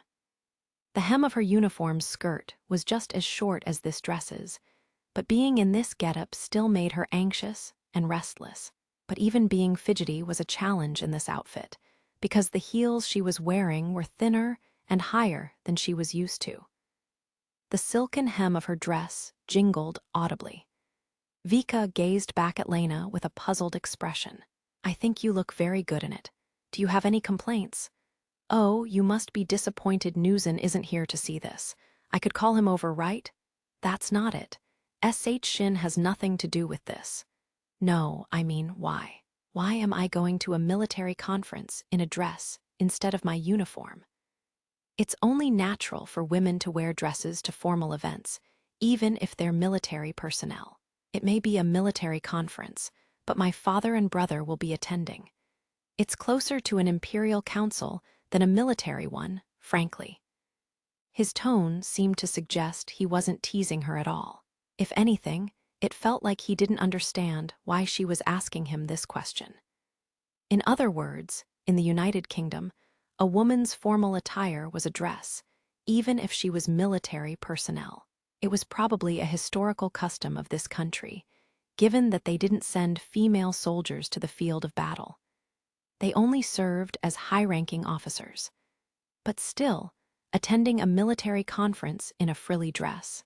Lena was a daughter to a family of former nobles, so she was accustomed to wearing dresses. But uniforms and dresses were worn for different occasions and required different emotional states. If nothing else, Lena couldn't imagine attending a war council in an evening gown. Colonel Wenzel? She turned her gaze to Gret for help, but the officer simply shrugged, clad in a gray dress herself. She'd brought a few dresses ahead of time, since she was due to meet with the king. Her dress had a tall, exotic collar and a short hem that gave off a sense of authority and a masculine silhouette.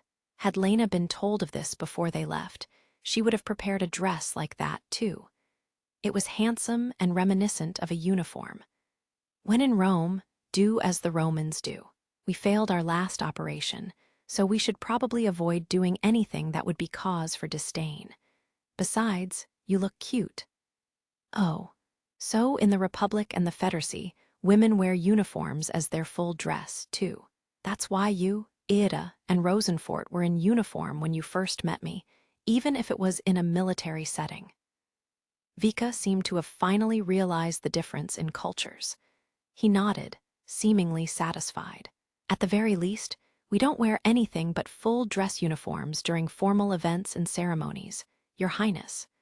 Though women do wear dresses for the parties that follow ceremonies or for weddings. I see. In that case, this dress won't go to waste after we went to the trouble of having it tailored. You can keep the whole set, Milizet, so take it with you when you go back home. I'd imagine it will prove useful until you find someone to escort you. Someone, too. Lena turned red at his implication. Besides her parents, the only one who would escort a woman in a dress would be her boyfriend or husband. I don't have anyone like that. Hence, until you find that someone, or rather, Vika seemed to eye her with a pitying gaze. I doubt it's possible, but don't tell me you're not aware of it yet. Aware of what? I see, so you aren't. That's rather unfortunate. I would even call it irritating. To think both of you are like that. Vika shook his head. It was a lamentation that Lena couldn't understand, or perhaps she refused to understand. Though the high officials were busy people, the continued existence of the United Kingdom hinged on the success of the upcoming operation. After a long series of discussions, the Grand Conference finally took a recess. Sitting in the corner of the large conference room, Lena sighed. Most of the officials had left the room, so there were only a few people around. Gret was speaking to the attending military officers to exchange information, and Vika left, saying he had business with his aunt. No one seemed to wish to interact with an officer of the Republic. It was a country on its last legs, and her unit had also suffered a painful defeat. Lena didn't mind not being spoken to, though. This was a conference attended by His Highness the King, and most of the people here were senior officials. Though it went without saying, she was intimidated. It was then that someone stood beside her, maintaining a polite distance. Apologies, my lady. Would you grant me the honor of exchanging words with you? Yes, of course, Lena responded, turning around to face the figure, only to immediately stiffen. He wore a dark violet uniform, with the United Kingdom's emblem of the unicorn in place of a rank insignia. His hair was reddish-brown and held together with a long ribbon and an emerald hairpin. Lastly, he had a pair of imperial violet eyes she'd grown used to seeing recently. Why, Your Highness the Crown Prince. Yes, but please be at ease. I merely came to greet you as an older brother and thank you for supporting Vika. I would have liked to call the 86's operations commander over as well, but unfortunately, the nature of this conference doesn't allow for that. The Crown Prince, Zafar, regarded her with a refined smile. He and Vika were born from the same mother, and so the two of them were quite similar. But in terms of height and shoulder width, Zafar had a physique that was more reminiscent of an adult man's, as well as a more composed expression and the countenance of someone older and wiser. I'm sure he gives you all sorts of trouble, such as having you attend this conference on your own. That boy has a way of being erratic, but I do hope you can get along with him. His words and smile made Lena look at him with surprise. They somehow reminded her of Ray's expression and tone back when she had met him many years ago. Your Highness, what are your... Zafar will suffice, Colonel Milizet. Prince Zafar, what are your, feelings regarding Prince Victor? Within the power struggles of House Idinarok, Vika was part of Zafar's faction. Vika seemed to respect and adore his maternal brother in his own way. Lena knew that. She could tell that much from the way Vika spoke about him, but she couldn't say for sure how Zafar felt about Vika. Though it was a tradition of the United Kingdom, they still sent a boy who was only 10 years old out onto the battlefield, where he could very well be abandoned in a time of crisis. And that was done without restoring his right to the throne. A part of her wondered if the royal family saw Vika, who had developed the sirens, weapons that were an affront to humanity, as a capable man, yet considered him detestable in their heart of hearts. But looking at the man standing before her, and the expression on his face, "He's my precious younger brother," though judging by that question, I assume that as a foreigner to these lands, you find him quite strange. Strange didn't even begin to describe it. The strike package acts in cooperation with Prince Vika's sirens, so... that's right. I've already grown used to them by now, but yes, I see. Zafar paused for thought. Colonel, are you familiar with the catastrophe of Babylon? Lena was bewildered by the sudden, seemingly unrelated question, but she gave a short nod. To the extent of what they teach in school, yes. Once, in the past, humankind built a large tower to reach God's seat in the heavens. This ambition incurred God's wrath, who then placed a curse upon humankind, forcing them to speak in different tongues. This caused the creation of multiple languages and became the source of human conflict. It was a story from the Old Testament. When the Republic abolished the royal family 3 centuries ago, it also banned religion, which served as a backing for the royal mandate. To that end, most biblical stories weren't often told or passed down in the Republic. Many people in the Republic didn't even know the religious context of the Holy Birthday, despite it being celebrated annually. In the myths that preceded the Bible, humankind built the tower so their prayers might reach the heavens. But the gods mistakenly thought humankind was trying to attack them and cursed them for that reason. Even the gods struggled to reach perfect understanding among themselves, so it was difficult for them to understand imperfect creatures like humans. Ironic, perhaps, but anyway.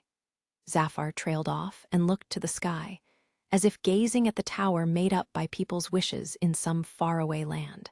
In my eyes, the fact that humankind began quarreling among themselves once they became unable to understand one another is quite striking. It means they did not truly trust one another when they spoke a common tongue. Humans had a habit of infighting, but this didn't stem from an ability to speak and agree. It came from a lack of trust. They looked upon one another and could not find something worthy of trust. Lena felt those words stab into her heart. Zafar likely didn't intend it that way. There was no way he knew of her exchanges with Shin, since he'd never met him. But still, Lena couldn't help but feel like Zafar was speaking about the two of them. Even if 2 people suddenly began conversing in different tongues, their wishes should have been the same. If they knew that for a fact, they would believe in each other even if they lost the ability to communicate. And it is the same in our case. Even if he is a cold-blooded serpent, I would return his love so long as he loved me. I can believe in that affection, if nothing else. Even if Vika was completely and utterly different from him in every other way, he might not understand what makes people sad or why they feel sorrow. But he does understand when Father and I become sad and tries to avoid causing us grief, and that's enough for me. He may not live according to the same logic and values I abide by, but he still tries to love me in his own way. He's my precious younger brother. And how had Lena acted in contrast to this? That makes me so sad. Shin and the rest of the 86 gave up on the world, deeming it a cruel, cold place. They cast aside their trust and expectations of the world. They relinquished what joy they could remember, as well as the future happiness they might have looked forward to. This saddened Lena. But what was even sadder was that Shin couldn't understand why this made her sad. Because of the way he acted, like an innocent monster in human form, the rift between them was as wide as ever. It pained her and caused her to wonder if they would ever come to an understanding. I want him to understand me. I wish he were more like me. She had unconsciously started to wish for that. She had claimed she wanted to understand the 86, when in truth, she never made an effort to understand them. Even if she couldn't understand them, she could have tried to respect who they were. But instead, she simply wished for them to understand her. One-sidedly. You are truly arrogant. Yes, arrogant and haughty. Self-righteous and narrow-minded, Prince Zafar. She bit into her rouge-tinted lips, trying desperately to keep her tone steady, which conversely made her voice sound odd. Zafar graciously pretended to not notice. Yes, if you and Prince Victor are so different from each other, how do you maintain your relationship? Oh, that's quite simple. Some things I compromise on, while others I refuse to relinquish. For some things, I defer to him, while with others, I have him conform to my way of thinking. We both respect each other's boundaries until we find a point of compromise.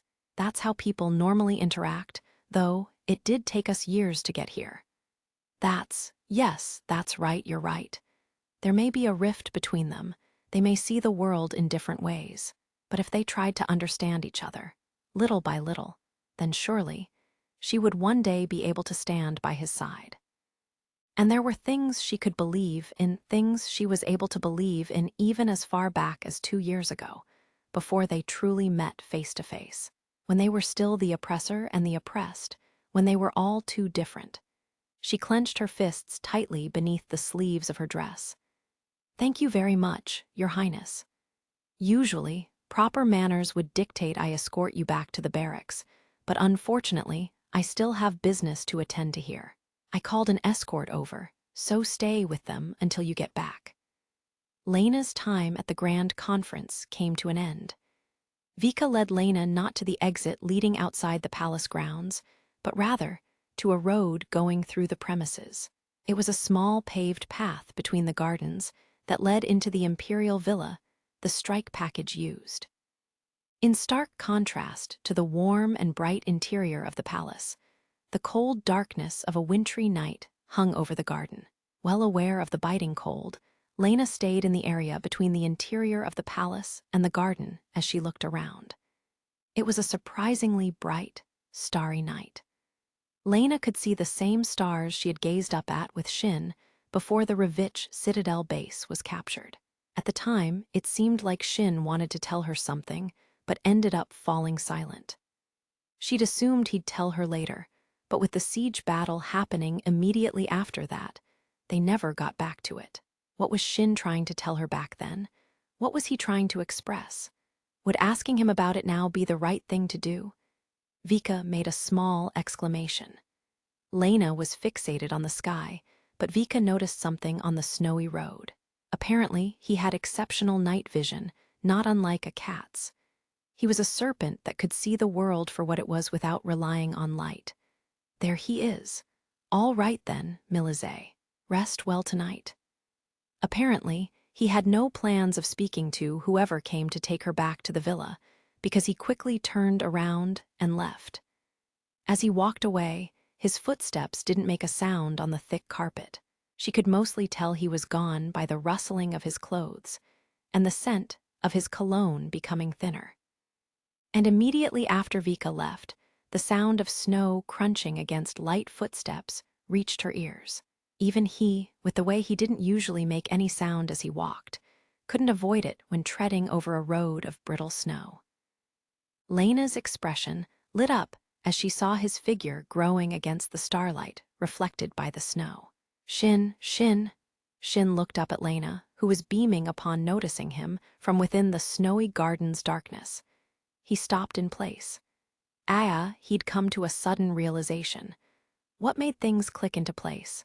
Maybe the light around here felt too bright for his eyes, since he had grown used to the darkness of night. Or maybe it was the fact that he was seeing her in a dress and makeup for the first time, rather than her uniform. He couldn't tell why himself, but it became clear all of a sudden. She wasn't on the battlefield or a military base, but at a place far removed from the fires of war. She stood there not in uniform, but in an outfit reserved for peacetime. He was reminded of the sheer, irreparable depth and distance of the rift between them. The worlds they saw were different. The worlds they wished for were different, which meant, in other words, that the worlds they belonged in, that they were allowed to exist in, were also different. Lena doesn't need me.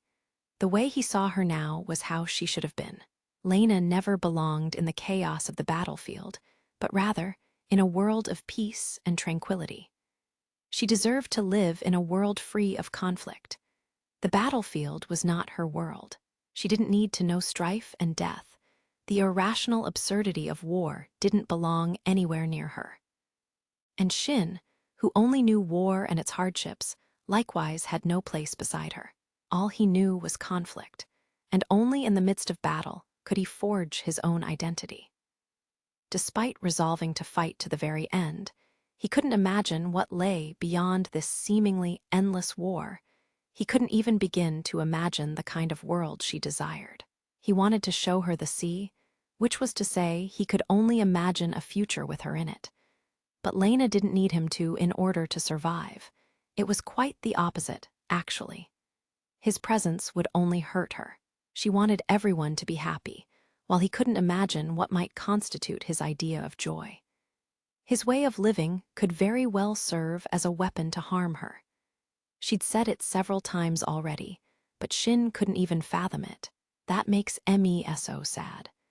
The fact that he couldn't wish for his own future would only serve to hurt Lena. His failure to comprehend that simple fact had widened the rift between them more than anything else. He didn't even try to understand her. He hadn't even come close. She said she was saddened by him, that she was hurt, and yet he continued to hurt her. Wolves couldn't live among humans. A monster of the battlefield that survived by stepping over corpses. A monster tainted by this world's malice. Couldn't walk alongside this symbol of purity. The worlds they wished for, the worlds they lived in, their very ways of being were all too different. And so he realized an unsettling truth. They never belonged together to begin with. She assumed she'd be nervous, but her mental fatigue was greater than she'd imagined. Giving a strained smile at how stiff her body became at the prospect of him looking at her, Lena hurried down the stone steps leading to the garden. Shin approached her as she did, perhaps out of consideration for her clumsy gait along the frozen road, and looked up at her. "You came for me?" "I did. Even if this is within the palace's premises, it's still nighttime." Something about the detached manner he delivered that answer struck her as oddly nostalgic, despite them only having been apart for a few hours. A guard hurried over from the palace, handing her the coat she'd apparently forgotten inside, and she put it over her dress with Shin's aid. She turned around to face him. Perhaps due to the light of the snow, his white, marble-like face felt colder and more serene than ever. "My apologies, I kept you waiting." "Not at all." His reply was curt. Likely concerned about Lena having to walk along an icy road in high heels, Shin hesitated a short no, a long moment before gingerly offering her his arm. Lena stiffened at the gesture for a moment. She knew lending a hand was considered good manners for a gentleman at times like this. But I didn't come across as indecent, did I? Lena was always a bit of a wallflower at social events like parties. She'd hardly ever been escorted like this. But she couldn't deny that it was actually difficult to walk in these heels, so she mustered her courage and accepted his gesture. She grabbed hold of his arm in a way that seemed almost overly timid. She couldn't bring herself to wrap her own arm around his, so she simply held on to his sleeve. Once she had done so, Shin started walking down the road with Lena by his side. Shin was even less used to escorting women than Lena was to being escorted by men, so their walk was as awkward as could be. The snow crunched under their feet as they left two sets of footsteps in their wake. Shin seemed to be matching Lena's pace, because he was walking slower than usual. He usually moved quietly without making any sound, so hearing his footsteps sync up with her own felt satisfying in a way. Yes, Shin was conforming to her pace. He was always considerate of her, even without her noticing he was doing it, always extending a hand. While Lena stood there, paralyzed by the rift between them, he still spoke to her, trying to understand her, despite the distance. And she wanted to answer those feelings. Shin, if I, those were words she'd said many times already. From when they were still 100 kilometers apart, with the Grand Mur between them, before she knew his name and face, or the fate of certain death that was in store for him. And when they'd reunited, and she thought he was finally set free from that fate. Once this war is over, no, even before it's over, is there anything you'd like to do? Anywhere you'd like to go? Something you'd like to see? Shin's expression froze. He then said, with a horribly cold, dismissive tone, "This again? He really does hate talking about this." Those words always sounded like blame to him. That wasn't her intent, of course, but they were like a repeated condemnation. It was as if she'd told him that because he'd given up on the world, because he couldn't see the world the same way she did, he saddened her. Shin sighed and continued speaking in a detached voice. And while that voice pushed her away, it also felt like he was enduring an indescribable pain. "No, there's nothing. As I said before, I don't think the world is a beautiful place." "Yes, I can imagine. That's how you see the world." Lena uncomfortably said the words she didn't fully believe until now. In this world, Shin had nothing to believe in, nothing to look forward to. And she couldn't blame him for that. As sad as it may have made her, no one could denounce the way he felt after the life he'd lived. He was deprived of his family, his home, and his freedom. He was forced into a fate of certain death. He had to see the world as ugly, as that was the only way he could avoid giving up entirely. To him, there was no beauty to be found in life. In Lena's eyes, that was a bleak outlook to have, but she couldn't say he was wrong. If nothing else, that was just how the world appeared to him. For you, those scars were your pride. Yes, scars. Lena and the Republic etched the deepest scars imaginable into his mind. And as she wondered beneath the Citadel base's starry sky, she couldn't tell him to simply get rid of those scars. She couldn't heartlessly take that away from him, even if the wounds caused him great pain. For Shin, the scars were a part of who he was.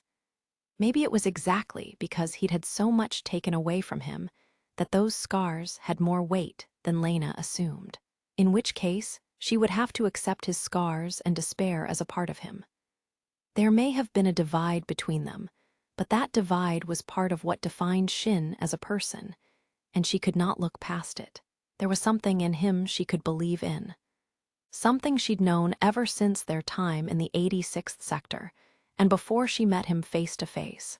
It was his strength, his pride, the childish mischievousness he sometimes exhibited, and the times he acted his age, and the kindness he didn't seem to know he possessed, the other side of his icy facade.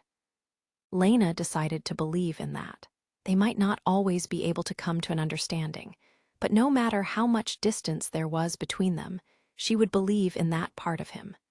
And still, Shin could hardly focus on Lena's words. He suddenly sank into contemplation. Lena's question had dealt him a crippling blow, albeit inadvertently. "Is there anything you'd like to do once this war is over?" Lena had asked him this several times already, and Shin still couldn't muster an answer. Not because he didn't have one, he did, but he couldn't bring himself to speak of it. "I want to show you the sea." But that was a wish he'd made on his own, and he could no longer share it with Lena. He'd realized all it would do was hurt her. If he tried to be by her side as he was now, he would only cause her pain. He couldn't walk alongside her, and that was why he couldn't give his true answer. He didn't want to grab hold of the hand she was extending toward him.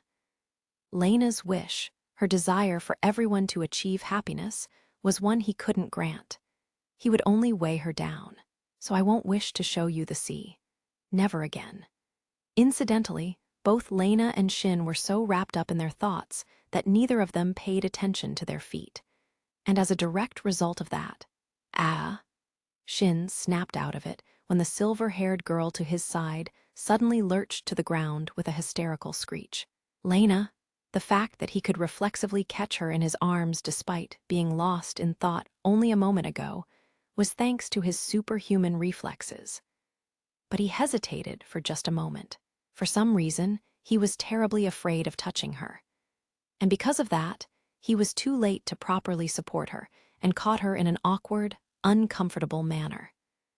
Fragments of transparent blue flitted at the edge of his vision. Apparently, they'd stepped on a lump of solid ice and slipped. For the time being, Shin asked the girl in his arms if she was all right. The lump of ice was hard enough to not break under their weight, and she'd stepped on it with her high heels. "Are you hurt? Did you twist your ankle?" "I am fine, I think." Her bell-like voice was more high-pitched than usual, but Shin didn't realize why. He didn't notice she'd even sounded any different, for that matter. After all, she had already been close to him to begin with. But now, he was holding her close to him as she was about to fall backward.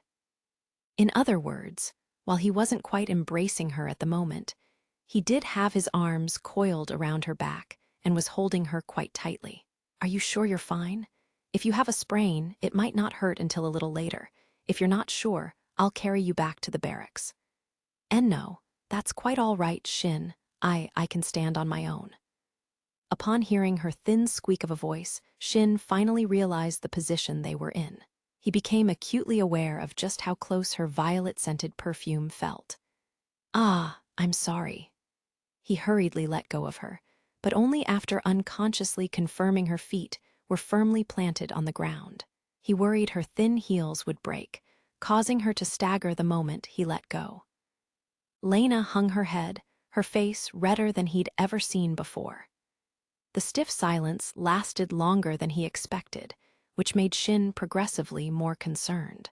Just as he started wondering if he ought to apologize again, Lena suddenly burst into laughter. She chuckled, her voice like the chiming of a bell. "I am sorry, but—" She kept chuckling, leaning forward as if her body had folded in half. Shin was soon unable to help himself and asked, "What is it?" "Nothing, it's just, you really are kind." Shin was perplexed by those sudden words. He couldn't see how anything he said or did in this conversation could possibly be seen as kind. "It always seems like you're not looking at anyone, but you never stop caring, and you never leave anyone to their fate, and you always help me just like this." "You're exaggerating." "No, I'm not, see. Even now, you caught me. You were worried I'd gotten hurt. You looked out for me." Lena spoke while wiping away the tears that had pooled in her eyes from laughing too hard. He really wasn't aware of it. Helping others came so naturally to him that he couldn't even perceive it as kindness. "Yes. That's why I can believe in you. That's why she could continue to wish for his happiness, even after she came to know he himself could not. Shin, I want to continue our conversation from before. I'm not trying to say I'm sad. I'm not taking back what I said before, but I won't speak of it anymore. She had no intention of retracting her previous statement, but if it made Shin look at her with that pained expression, she wouldn't say it again. However, she did have one other thing she wanted to convey in the moment. Even if the world you see isn't beautiful, even if the human world is cruel, if you can still have hope in spite of that. Shin would say he could live without wanting for anything, that he was who he was, even without a past to fall back on. But if a day would come when he could find it in himself to hope again. If you still find something you want for yourself in this world, then I want you to know you're allowed to wish for it. Even if this world seems just as cruel and heartless as ever, we are no longer in the 86th sector. Your wish could come true. I just want you to remember that. If you say you don't need to wish for anything, that's fine. I really hope you do start wishing for things, but for now, it's fine. But I don't want you to admonish yourself by saying you don't have the right to want things for yourself. That was truly all she wanted to convey right now, but her mouth kept going on its own, expressing a bit of her own personal wish. Even though she didn't know if she would be at Shin's side on the day he started to have hope again, she still made an unconscious wish to be with him when he did. "And if you don't mind, when the time comes, please share your wish with me." Shin was at a loss for words at the sight of this flowery smile. Lena didn't know about his wish, and that was why she could say these words. She spoke in the same way a child might describe their dreams for the future and nothing else. But you're allowed to wish for it. Was he really? He'd finally found something to wish for, a reason to fight, to show her the sea, to show her things she'd never seen before and bathe in her smile. Was that truly something he could wish for? He hoped it was. He was surprised by the emotion that surged up within him, and that's when he knew. He wanted to have hope. If he could be forgiven for doing so, no, even if he wouldn't be forgiven for it, he wanted to. He knew it would hurt her, but he still wanted to be by her side. He'd finally found something to fight for, and he didn't want to let go of it now. Even though he knew he shouldn't touch her, that he had to push her away, he still caught her in his embrace when she fell. For that one moment, he forgot the rift between them. He forgot all his reservations and treated her as he always did. His unconscious actions told the whole story. He didn't want to let go of her now. He still thought of himself as a monster and knew he could only hurt her. But despite that, no, because of that, he couldn't stay as he was. He couldn't be with this girl who wished for the future, not while his heart still carried this void that forbade him from having hope. If he believed he would hurt her, then he would have to change. He needed to change if he wanted to fight by her side. What did he want for himself? How could he change? Would he truly be able to imagine the future, something he'd never even imagined before? Chapter 2, Life's But a Walking Shadow. Next up, point 183,570. Enemy estimated to be a platoon-size group of AMIs. Enemy unit confirmed by sight. 1 platoon of AMIs, including 3 targets. Roger that. Gunslinger, opening fire. At the old United Kingdom border, in the Legion territories, along the southern regions of the Dragon Corps mountain range, preparations for the next offensive were underway. Armored detachments composed of heavy-class Legion units were being concentrated on the front lines, while preparations for an airborne offensive were being made behind them. On the horizon between the silver skies and the blinding white snowscape, 3 Zentors and a platoon of AMIs were crouched on a steep incline facing west as the snow piled over them. Their orders were to remain on standby. These combat machines had no concept of tedium and remained idle, without displeasure or boredom, as they awaited the command to attack. It was then that the sudden clang of a high-speed, high-density hunk of metal digging into armor rang into the air before the sound was absorbed by the snow. One of the Zentors crumpled powerlessly to the ground, having been shot through its central kernel. The nearby AMIs turned their composite sensors in the direction of the Zentor that had fallen over like a marionette, with its strings cut. And as they did, the remaining 2 Zentor units were shot down one after another. These high-speed, armor-piercing rounds traveled at an initial velocity of 16 meters per second, faster than their fire could echo. By the time those AMIs turned to acknowledge the Zentor's fate, they didn't have so much as a spare moment to relay news of the enemy attack to their Supreme Commander unit. The AMIs were left utterly helpless against the volley of 88 rounds fired with laser accuracy, fired as fast as their automatic reload mechanism could operate. Suppression of targets and peripheral units is complete, Sir Reaper. Roger that. Kurena, change position. Your next target is a feint. Ludmilla, point 202-358. Presumed to be an armored unit consisting primarily of Luro. Please confirm. One moment, please. Malinovka Company, a change in position. Move to point. As she listened to Shin's exchange with the Malinovka Company's commander, the Siren named Ludmilla, Kurena raised Gunslinger from its sniping position. She was in the middle of a forest of black conifer trees, their tops like spears brandished against the heavens, like the thorns on a dragon's spine. Dense snow, which had fallen off the nearby branches as the recoil of her shots shook the air, slipped off her unit's fuselage. Snow wouldn't melt in this temperature, so it remained white and powdery.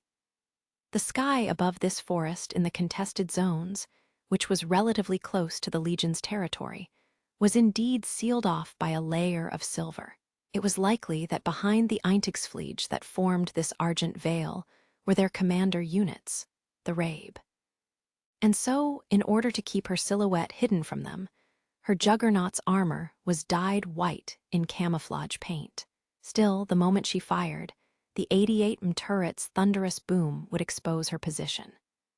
As such, before those annoying airborne lookouts closed in on her, Kurena used the thick branches as cover to quickly and cautiously shift Gunslinger's position. Shin, who was also scouting out the contested zones, and the Alkenosts that were in charge of confirming and recovering their targets, were also repeating a cycle of taking cover and changing position. Their force for this series of ambushes, which consisted of the Spearhead Squadron and a single company of Alkenosts, was relatively small. And so they had to go about their mission while avoiding open hostilities as much as possible. A job well done, Lady Gunslinger, Daria, withdrawing. She'd received a transmission over the sensory resonance from the Siren in charge of scouting out ahead, Daria. She had pink, braided hair and looked even younger than the other Sirens, which were all made to look like young girls. They'd cooperated at the Revich Citadel base and were working together even now that they had moved to the reserve base. Thanks to their many repeated joint operations, Kurena and the rest of the processors had grown used to working in tandem with the Sirens. The overall forces set to participate in the Dragon Fang Mountain operation were smaller than before, but the invasion force itself wasn't much different compared to the plan's original draft. That said, Kurena still wasn't used to handling these girls, who deemed themselves disposable existences. But truly, you would be better off leaving this duty to us. These may be the contested zones, but we're still operating near Legion territories. This mission is far too dangerous for human lives. It's not like you can pull off the stunts I can, right? She'd almost called them disposable, but stopped herself in time. She didn't want to say it. Those were the same words the White Pigs directed at the 86. But the Sirens were different from the 86. We're not like these things. We might be similar, but we're not like them. That might be true. We've specialized in melee combat so far, so we don't boast the same sniping prowess you do, Lady Gunslinger. But if you would lend us your firing data and Juggernaut so that we may analyze your sniping techniques, we may be able to study them accordingly. And once we gain enough combat experience, Kurena pursed her lips tightly at that suggestion. There's no way. This is all I have. This battlefield is the only place where I'm allowed to be by Shin's side. I'd wished he'd take me back with him the day I fall in battle. Ever since then, Shin and I stopped being equals. I was no longer a savior. I became someone looking to be saved. I can't support Shin. He won't rely on me, even now when he's being tormented by something. So at the very least, there's no way I'm giving this up to anyone. Roger.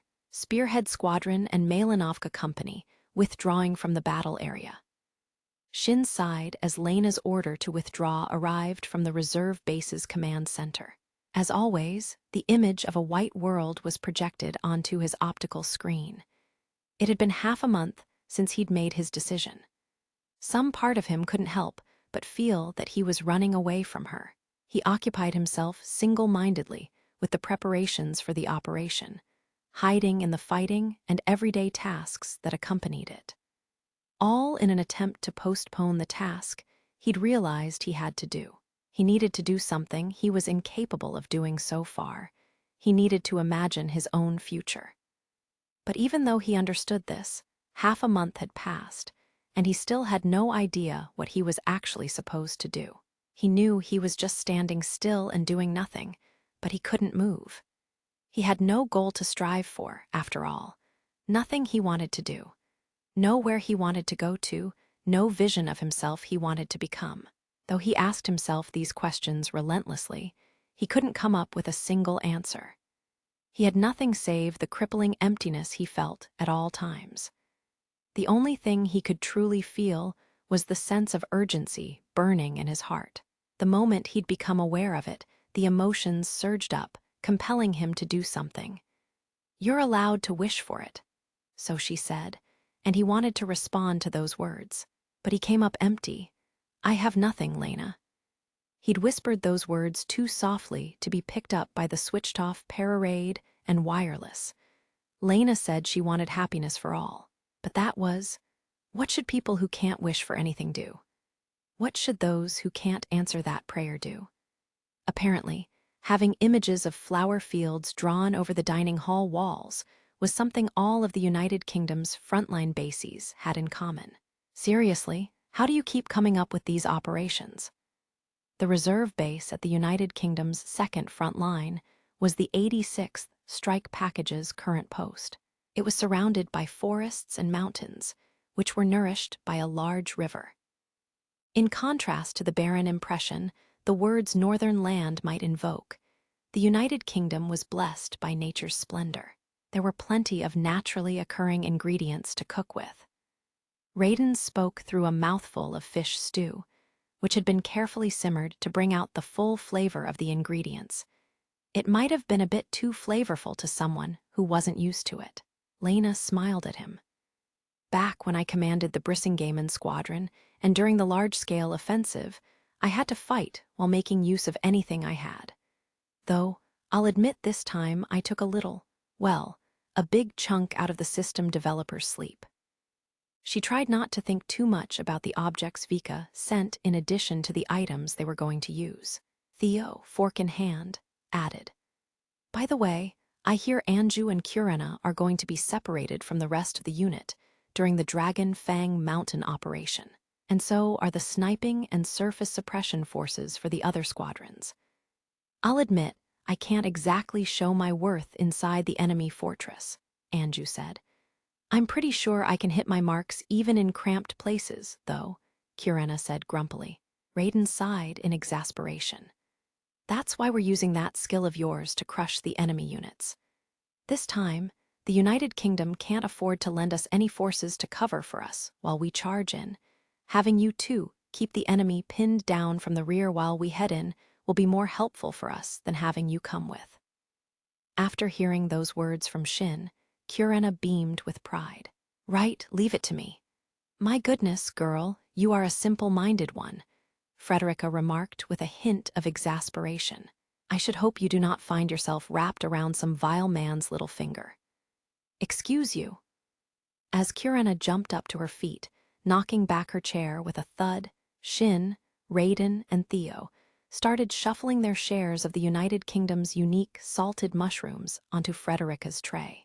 What are you all doing?" "You went a bit too far this time, Frederica," Anju said gently. "HMPH, see that? Shin, Raiden, and Theo are on my side." Kurena puffed out her chest.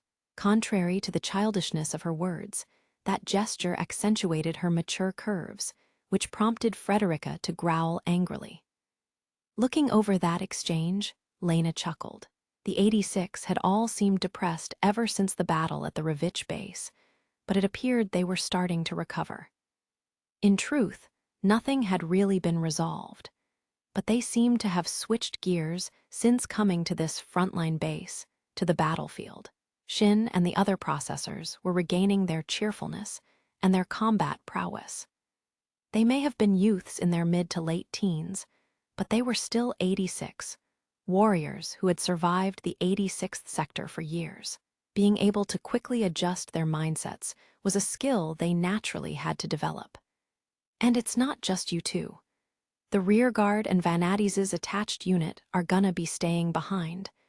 A boisterous, "You got it, Lil Reaper," cut Raiden off, who turned his glance to a nearby table.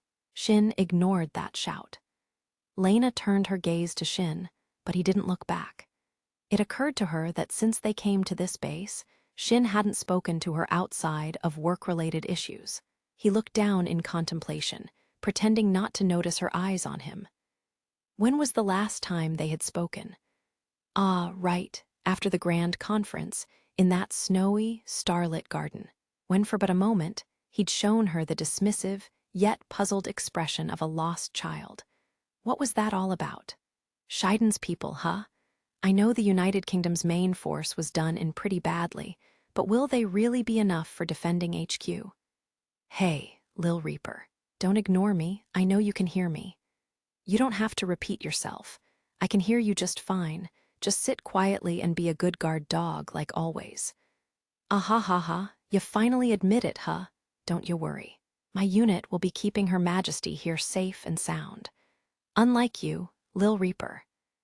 The two of them seemed to have begun some kind of lively, pointless argument.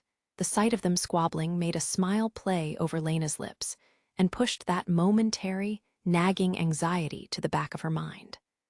For a time, at least. The room's primary function was an office belonging to a member of the royal family, but it still acted as a frontline base. As Lurch entered the chamber, which was much drearier than any other in the palace, she found her master was still gazing at a holographic electronic document hovering in the air. Your Highness, the base is soon about to enter lights out. You should prepare for bed, or rather, I believe you ought to take a break first. I'll pour you some tea. Thank you, but before that, hey. Removing the glasses he wore for desk work, her master silently called her name. Lurch. He spoke to her with a casual tone, but Lurch pursed her lips. Sirens weren't equipped with any senses aside from hearing and sight, and had no functions for breathing or digestion. But the sole exception was their ability to change their facial expressions. Vika stared at her with his cold, violet eyes as she stood still in front of the office's door. Lurch thought she could understand why those who sought to slander this man called him a serpent. When he looked at her like that, it felt like something utterly inhuman had her locked in its gaze. A cold-blooded, captivating, black serpent, the way his imperial violet eyes glared at her, as if seeing into her very soul, was indeed terrifying.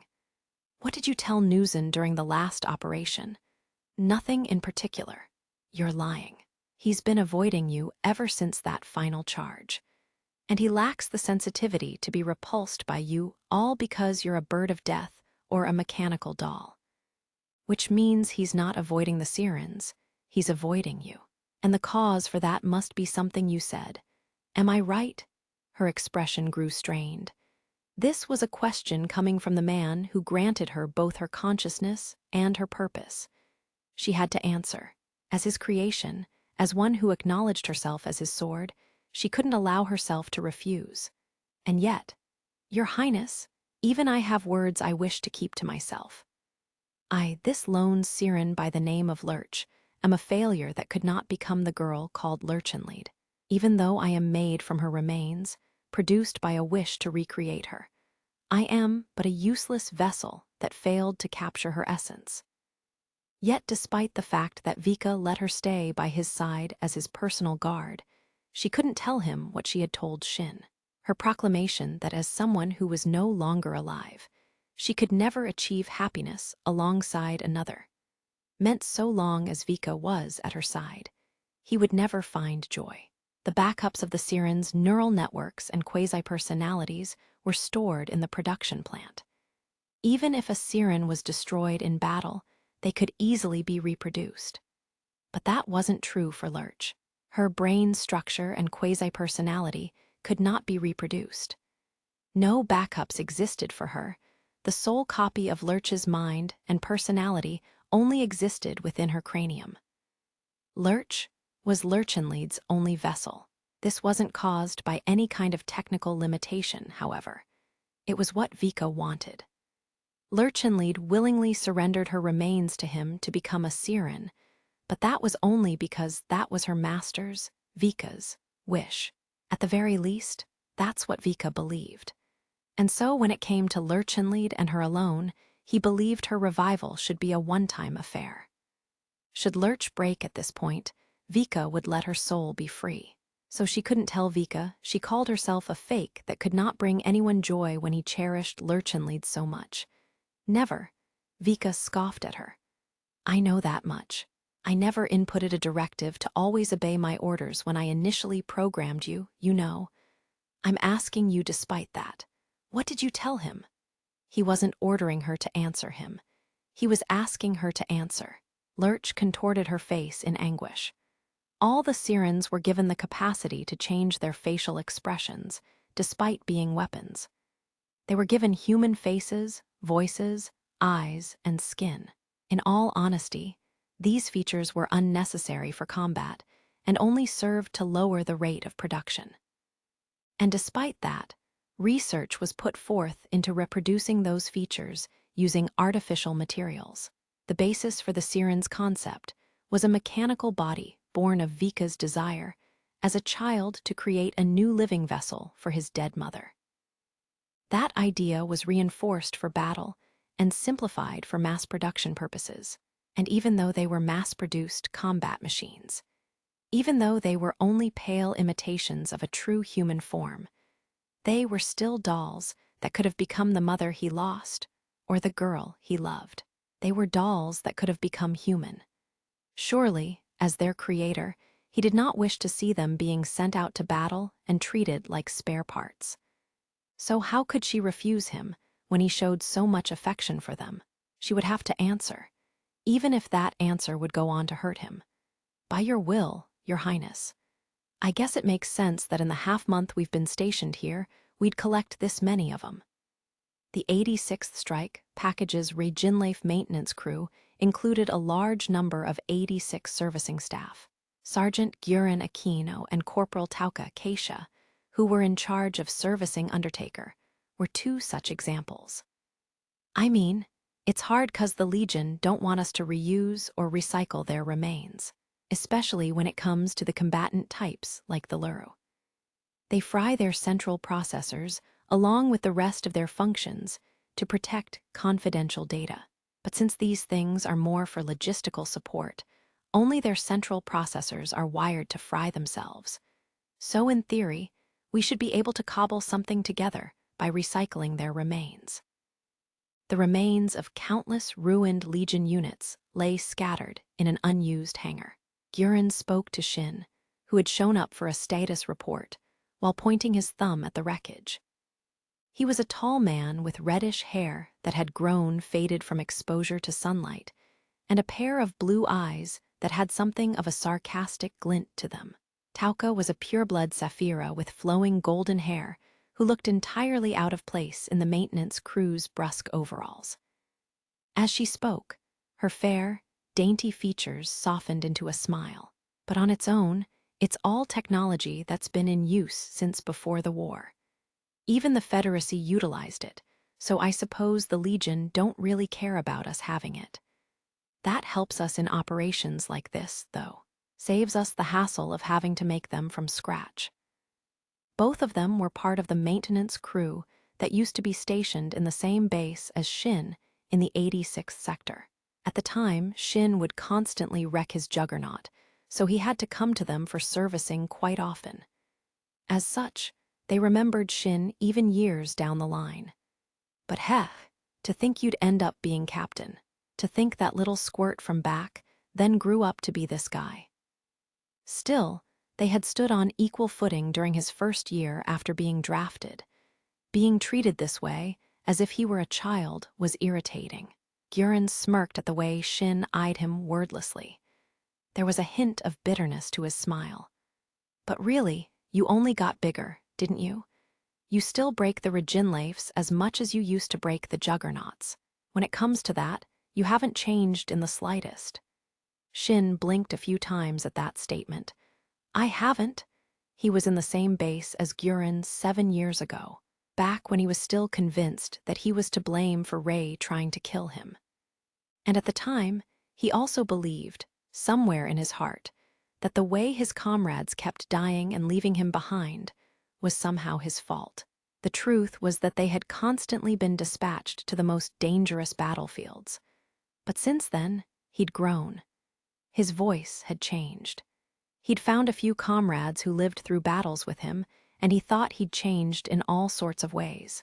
He did believe that. But he hadn't changed, ever since those days, really. Gurin smiled without realizing the doubts sprouting up in Shin. Yeah, you're a good bit stronger than you were back then, and you look more dependable, but the way you plunge into danger is all the same. The way you fought always made me wonder if you had a death wish or something." Even as he left the hangar, Shin was still weighed down by Guren's words. Tauka, who had stood next to them, cracked a smirk but didn't deny what he said. Had he really not changed? Not in the last 2 weeks, since he'd realized he needed to change, but ever since the 86th sector. Really. Shin. The United Federacy base corridors were always complicated, as if they were fashioned after a labyrinth of some sort. Arriving at a junction of the corridors, Shin stopped and looked at the one who called him, Kurena. Before even realizing who she was, Shin furrowed his brows in puzzlement as he asked, "What's with that look?" "Huh." "Ah," Kurena glanced down at her outfit and suddenly turned red.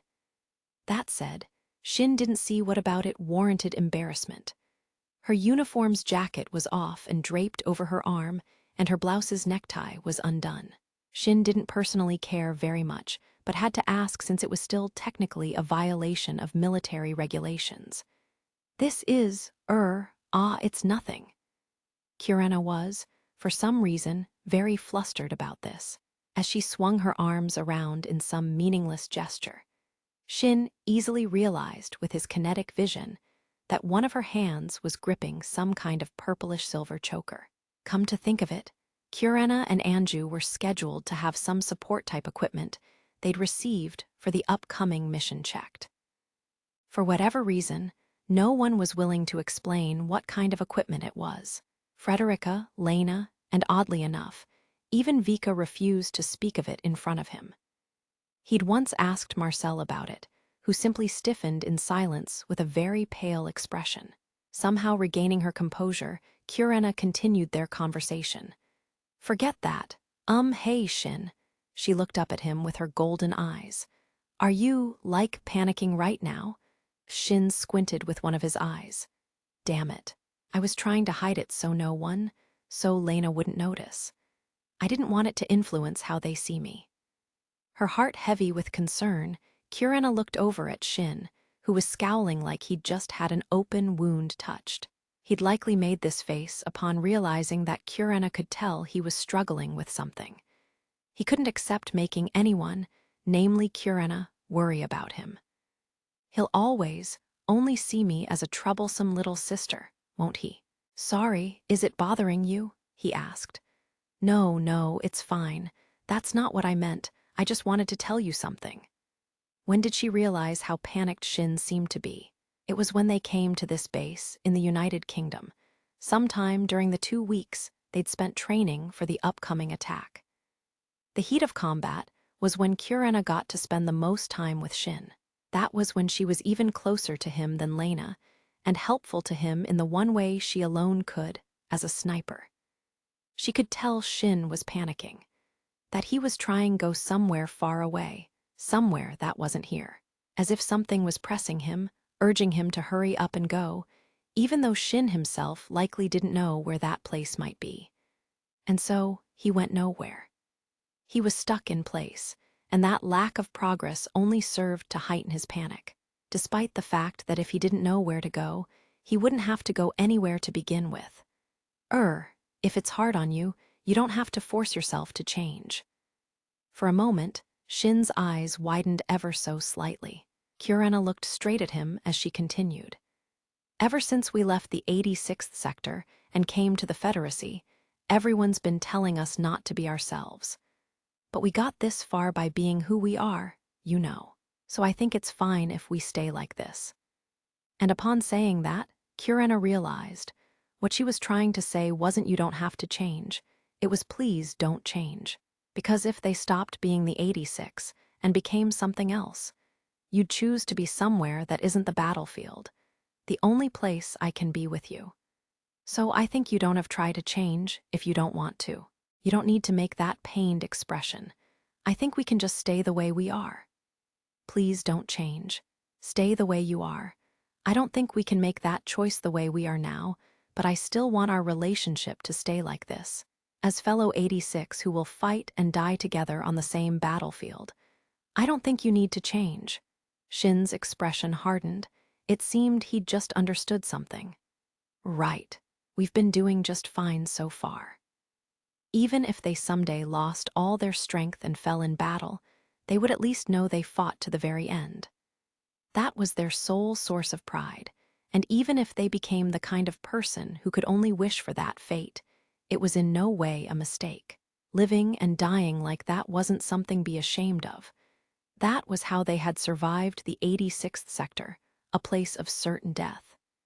They decided to hang on to their pride, and they didn't want to discard it. So it wasn't a mistake. In no way, shape, or form was it a mistake. And yet, still, it's not that I don't want to change. I realized I have to wish for something. So, it wasn't a mistake. They could stay the way they were, if they wanted to live alone. Or with someone who shared their way of life, like another 86. But that wasn't true if they wanted to live alongside someone else, because that way of life would go on to hurt that person. Shin looked away from those desperate, clinging golden eyes, knowing full well how cruel it was to do so. We can't stay the way we are. Something was off about Shin. That's what Lena had been feeling over the last few days. On the surface, there weren't any problems to speak of. His drafting, preparation, and reports for the upcoming operation were all in order, and he was as calm and collected as ever. But it felt like something was bothering him.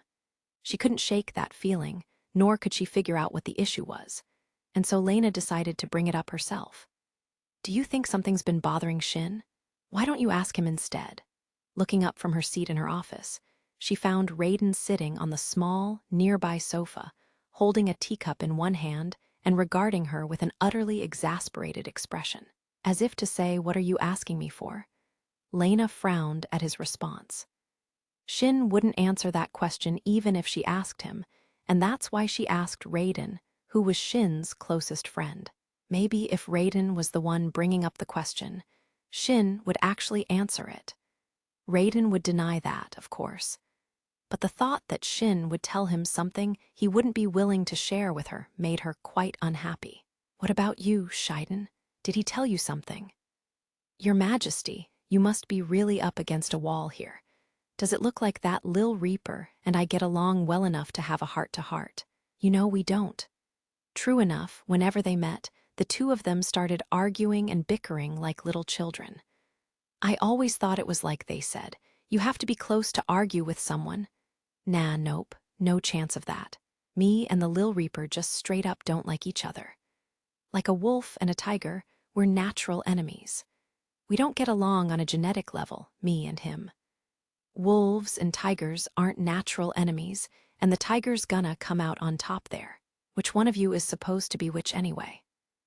Outright ignoring Raiden's quip, Shiden stuffed another tea cake into her mouth and munched down on it in a distinctly noisy, impolite manner.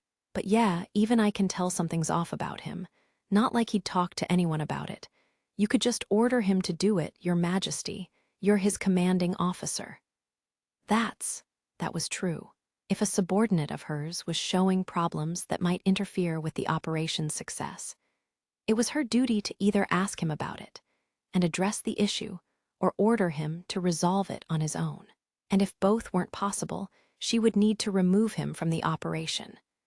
That's not what I mean. She wanted him to depend on her as a friend, not as a commanding officer. Lena drooped her shoulders. Still, a commanding officer had their duties to consider. "Shin, if anything is bothering you, I'm willing to lend you an ear." "What's this all of a sudden?"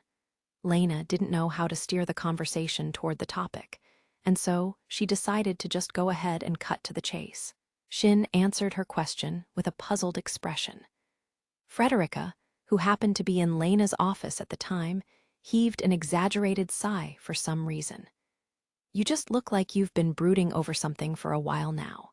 I'm willing to listen if you'd like to talk about it, or I could increase the frequency of your regular counseling sessions." "Ah," Shin made a pained expression for a moment, but he soon stifled that emotion and shook his head. "It's a personal matter. I wouldn't even say it's bothering me, per se. But it'd be an issue if it ended up interfering with the operation. I believe I've always shut those things out during combat operations, Or was there some kind of problem? Lena was at a loss for words. Truth be told, Shin's capacity for completing operational objectives was without fault. But she couldn't shake the feeling there was something forced and fabricated about the expression he now wore on his pale, generally stoic face. He looked the same as always, but something was different. As if something was wavering behind that facade, but he had to keep that bottled up in front of Lena. Well, no, there weren't any problems, but she couldn't come up with anything to refute that. And as Lena fell silent, Shin still didn't tell her anything. Meanwhile, Frederica looked at the both of them wordlessly with a dubious expression. It was then that a knock on the door broke the awkward silence. Annette peeked into the room. To compensate for the shortage in manpower, she and Gret had also arrived at the front with the rest of the strike package. "Lena, is this talk gonna take long? I need to borrow Captain Newson once you're done. You know, for that matter." Lena gave a perplexed nod while Shin eyed her questioningly. It was a matter she'd discussed with Annette before, but it wasn't really something they couldn't talk about in front of other people. "Yes, but you can discuss it here, too." Annette cracked a smile. "Come on. Let's assume he has to tell me that it's too hard to implement during the operation. Do you want him to say that in front of his commanding officer? I doubt the captain would care, and he'd probably say it anyway, but be considerate of him." That was true. "Yes, you're right, then go ahead, Captain. My apologies." Shin sighed as he left the office with Annette. It might have only been by way of coincidence, but he was saved. When Lena asked him if something was bothering him, he was very much startled. He didn't want her, of all people, to notice something was wrong with him, but apparently it showed on his face regardless. The image of her bothered expression and her concerned silver bell-like voice surfaced in his mind again. "If anything is bothering you, I'm willing to lend you an ear. But I can't tell you." How could he tell her he could never make her wish come true? That he wanted to change himself, but didn't know how to go about it. That he didn't want to be a burden to her, that he didn't want to hurt her again. That's about it for our intentions. What's your take on it as the commander on the scene? Lena told me not to approve it if you thought it would get in the way of completing the operation. I don't think it'll get in the way of the operation, but... Annette led Shin to one of the several loud warehouses that were filled with ammunition and energy packs prepared for the upcoming operation. Shin answered her question, standing in one of the corners as he read through the electronic document she handed him. "A Regenlife's combat maneuvering can damage your body if you're not used to it. I think it'll be harsh on a non-combatant such as yourself, Major Penrose." Annette shrugged casually. Even Frederica's boarded a Regenlife before, right? If a little kid can take it, I don't see why I can't. "Roger, I'll pick someone to ferry you. I recommend you familiarize yourself with it ahead of time, Major. I can arrange training sessions for you too, if you want." "Thank you. That's very thoughtful of you," Annette said. She then started teasing him a bit. "I figured you'd hear me out, though. You always used to give in eventually, whenever I'd ask you something ridiculous." She said this while knowing that Shin didn't appear to remember a whole lot about their past. What he did remember seemed to be the most trivial, unimportant memories.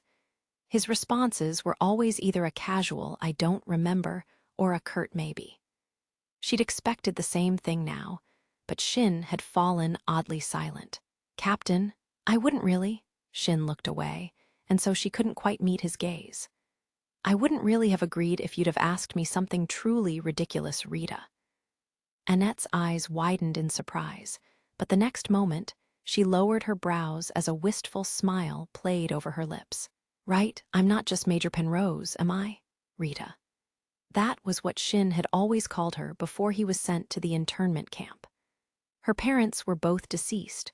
One had died by suicide, while the other had perished in large-scale offensive, and she never told Lena about this nickname. After learning that Shin didn't remember her when they'd reunited, she thought no one would ever call her by that name again. "Did you remember anything about me?" "Not completely. I feel like there's more stuff I can't remember than stuff I can, but Shin took a single, short breath. But the truth is, I'd never lost those memories, so I thought I should apologize for not remembering until now. That's fine. It's not your fault you couldn't remember. And if you had remembered everything, I'd have to be the one to apologize. Suddenly sensing a gaze on them, they looked around only to find Fido peeking in on them from behind the shadow of one of the containers. Annette shooed it away with a wave of her hand. A scavenger couldn't possibly have a will or emotions of its own, but the way its large, round optical sensors seemed to be looking at them gave the impression it was worried about Shin. It was pretty cute. As something of a trivial note, Fido was the same name Shin had given his pet dog growing up. His simplistic naming conventions hadn't seemed to mature any. Annette couldn't tell exactly when he'd remembered more about her, but he'd probably been waiting for the right moment to mention it. Lena had been somewhat tormented recently by the fact that Shin seemed to be brooding over something, so maybe it was related to this change in his mental state. Yes, Lena, right now, Annette wasn't the childhood friend of the young man standing before her, but Lena's friend. Oh, and about earlier. I figured if I didn't interfere, things would get annoying, but don't worry Lena too much. The fact that you're being weird has been weighing on her for days now. She had to work up some courage to ask you that question, so don't snub her too much, okay? Annette realized, with a hint of exasperation, that his habit of giving the silent treatment whenever things became inconvenient for him hadn't changed any. It had been 10 years, and he still acted like a small child. But that was probably because, in a way, he really was still just a kid. Shin was an 86 who served 5 years on a battlefield where he was fated to die. He shouldn't have had a future and didn't need to think about what would happen when he became an adult. So he couldn't become this thing he'd never even thought about. The adults were the first to go, and so only the children were left in the 86th sector. They didn't have parents or teachers or older siblings to serve as an example to them. It was then that Annette realized, that's really bad, not knowing where you're going, having to live while not even knowing what you want. Hey, I hope I'm just overthinking this, but could it be that what's bothering you is? Suddenly, the blood-red eyes before her cooled. Having experienced this change in Shin's attitude for the first time, Annette swallowed nervously. The Legion? Yeah, sorry. My squad's probably going to deploy now. Which meant he had to go. Right. Take care out there. Even a few minutes after Shin left, Lena was still overcome by an awkward mood. Frederica, who had kept quiet until now, parted her lips to speak.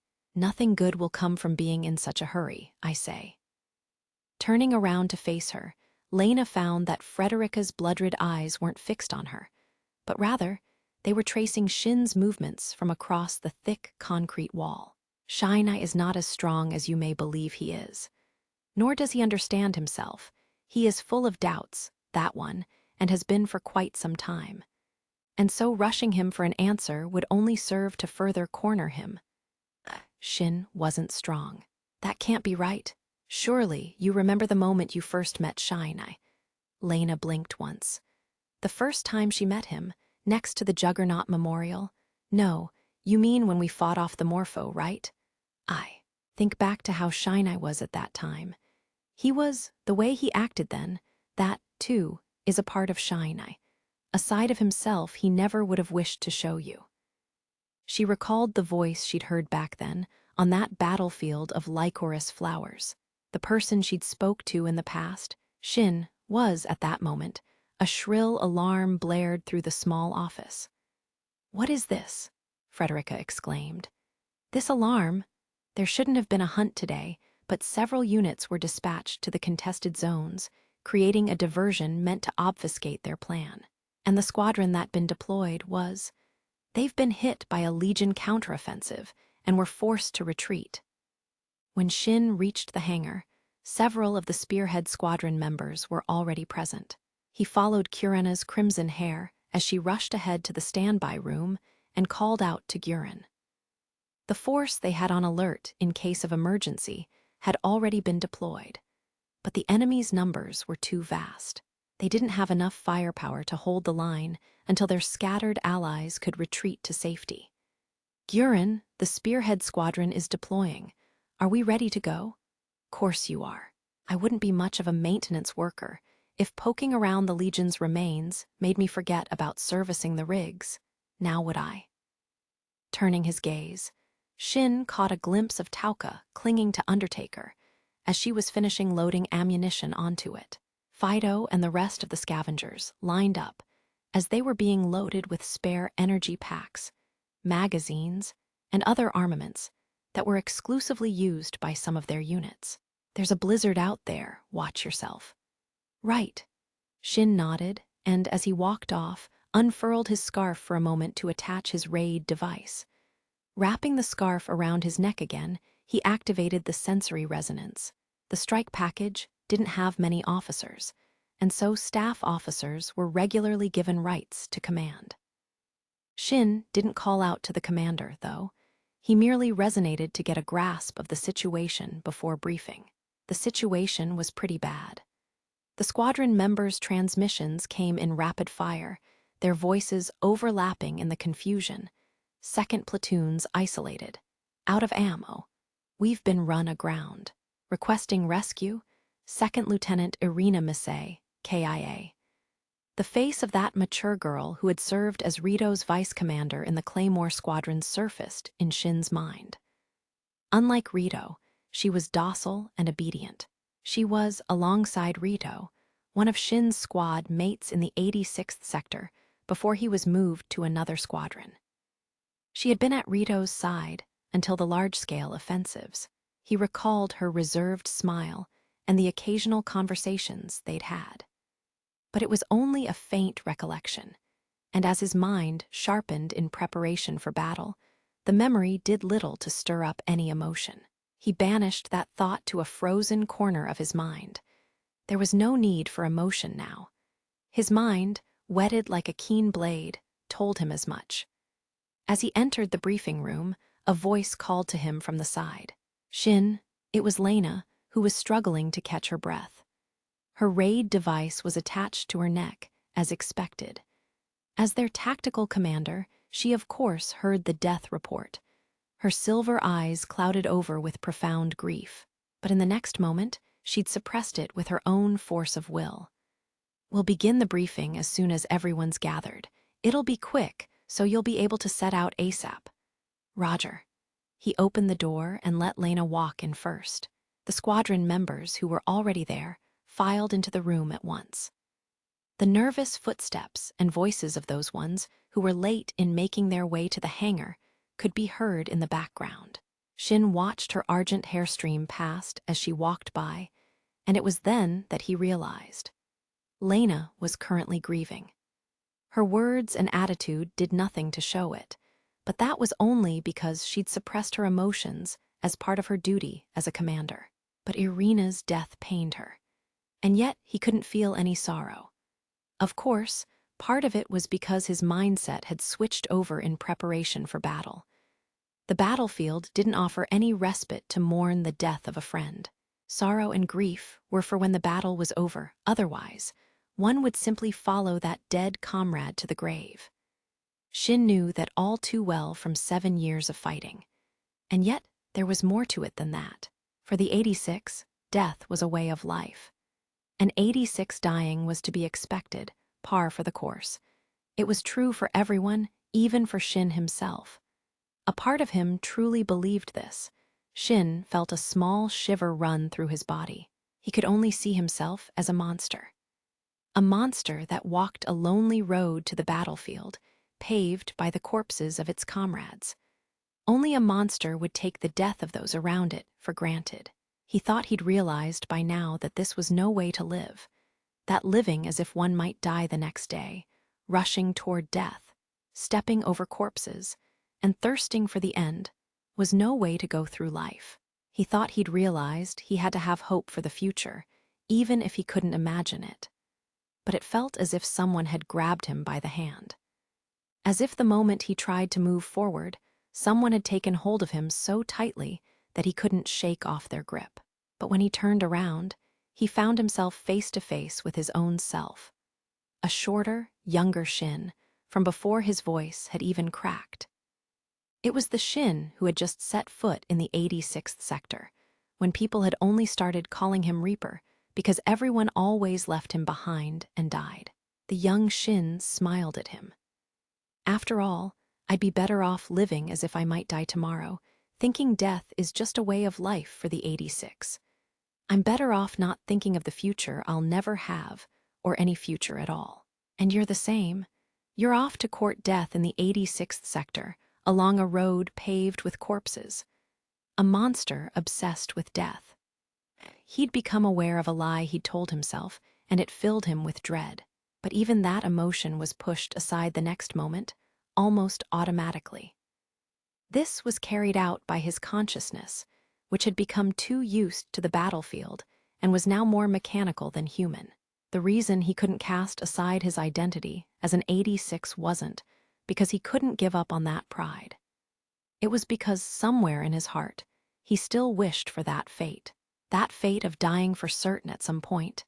It was snowing when they deployed to support the retreating unit, just like Guren had said. This blizzard had apparently been raging since before dawn. The white veil inhibited their optical sensors' visibility, and their aiming systems and laser sights weren't faring much better. But those conditions applied to the Legion as well. The Spearhead Squadron was commanded by Shin, who was capable of pinpointing the enemy's position without relying on sight. So in a sense, they actually had the advantage. The mountain breeze at times blew the snowy wind down on them in sheets, and a virgin forest of conifer trees loomed ahead like a dark shadow in the blinding white. If they went through that forest, the wind wouldn't be as intense. Shin's Undertaker cautiously led the Spearhead Squadron through the dark, trailless road. The snow was solid in the sub-zero climate and made crunching sounds as they stepped through it. The proximity of the Ghost's wails alerted him that they had infiltrated the combat zone. He checked the radar screen, which just barely managed to pick up the blue blips of their allies, and called out. Rito, the sensory resonance connected. This confirmed the person he was calling wasn't dead or unconscious, but Rito's response came almost alarmingly late. As if he'd been paralyzed with so much fear that his voice couldn't immediately come out. Cap'n, the tone of his voice, Shin had heard it countless times on the battlefield already. It was the trembling voice of a person who was stricken with fear at the sight of another's death, or the prospect of their own death. Cap'n, I can't be like them, like the Sirens. I don't want to end up like that, so I... Shin looked up in his cockpit. Rito was still haunted by that event. The image of those girls, who had been laughing as they died meaningless deaths, felt like a reflection of the 86's looming end, like proof that their oath and pride to fight to the very end was meaningless. He'd grown to doubt the one thing he had to support who he was. Rito, retreat. Take everyone who's still alive and escape the combat area. He'd told him coldly. You can't fight as you are right now. Those who had their spirits broken by the fear of death and the madness of battle, who doubted themselves and froze up, had no place on the battlefield. And if Rito didn't listen to him, he would die and get the other processors in his squadron caught up in it. Roger. We've got Shiden, the Brissingamen squadron coming in from the rear. Regroup with them for now. Rito somehow managed to nod in reply and had his group fall back. Shin stepped forward as if to take their place and switched the sensory resonance over to his subordinates. All Spearhead Squadron members were about to enter combat. Judging by their positioning, we should expect a force of Grawolf and Steer, each of them in a group the size of a battalion. And he squinted upon hearing something, a chilling scream that echoed in his ears like a thunderclap, like the booming of a cannon, even at this distance. They signaled the ones that had assimilated the neural networks of the war dead, black sheep, and their advanced versions, the sheepdogs. And then there were the commander units of the ghostly army, whose voices rang out even louder and clearer than the soldier units.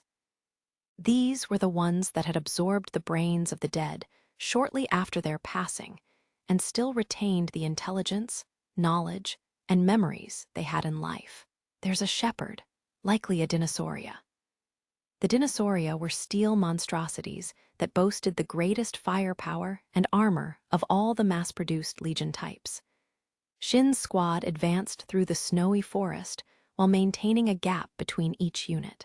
They aimed to engage this powerful enemy cautiously and moved through bumpy terrain that wouldn't allow its large frame much foothold or freedom of movement. It was then that the thick snow that had piled over one of the large rocks dotting the terrain unnaturally slipped off.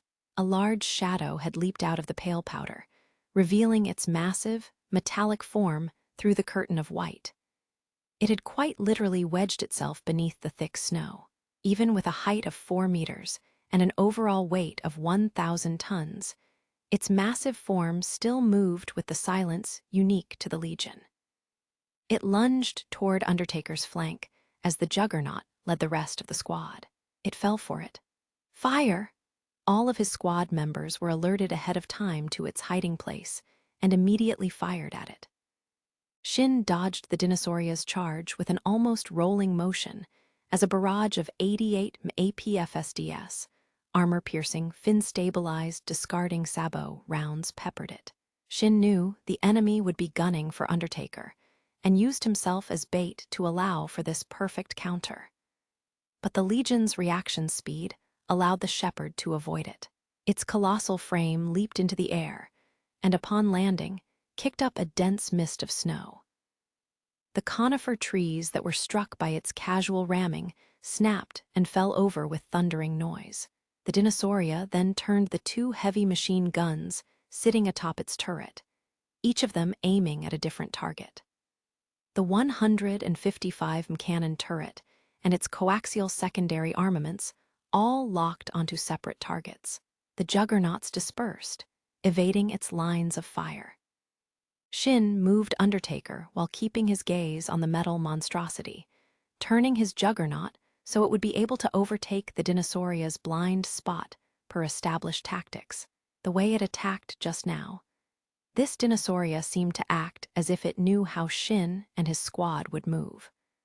While both nations employed Feldress, the design philosophy behind the Federacy's units was different from the United Kingdom's, and since they operated on different concepts, their fuselages were also designed differently.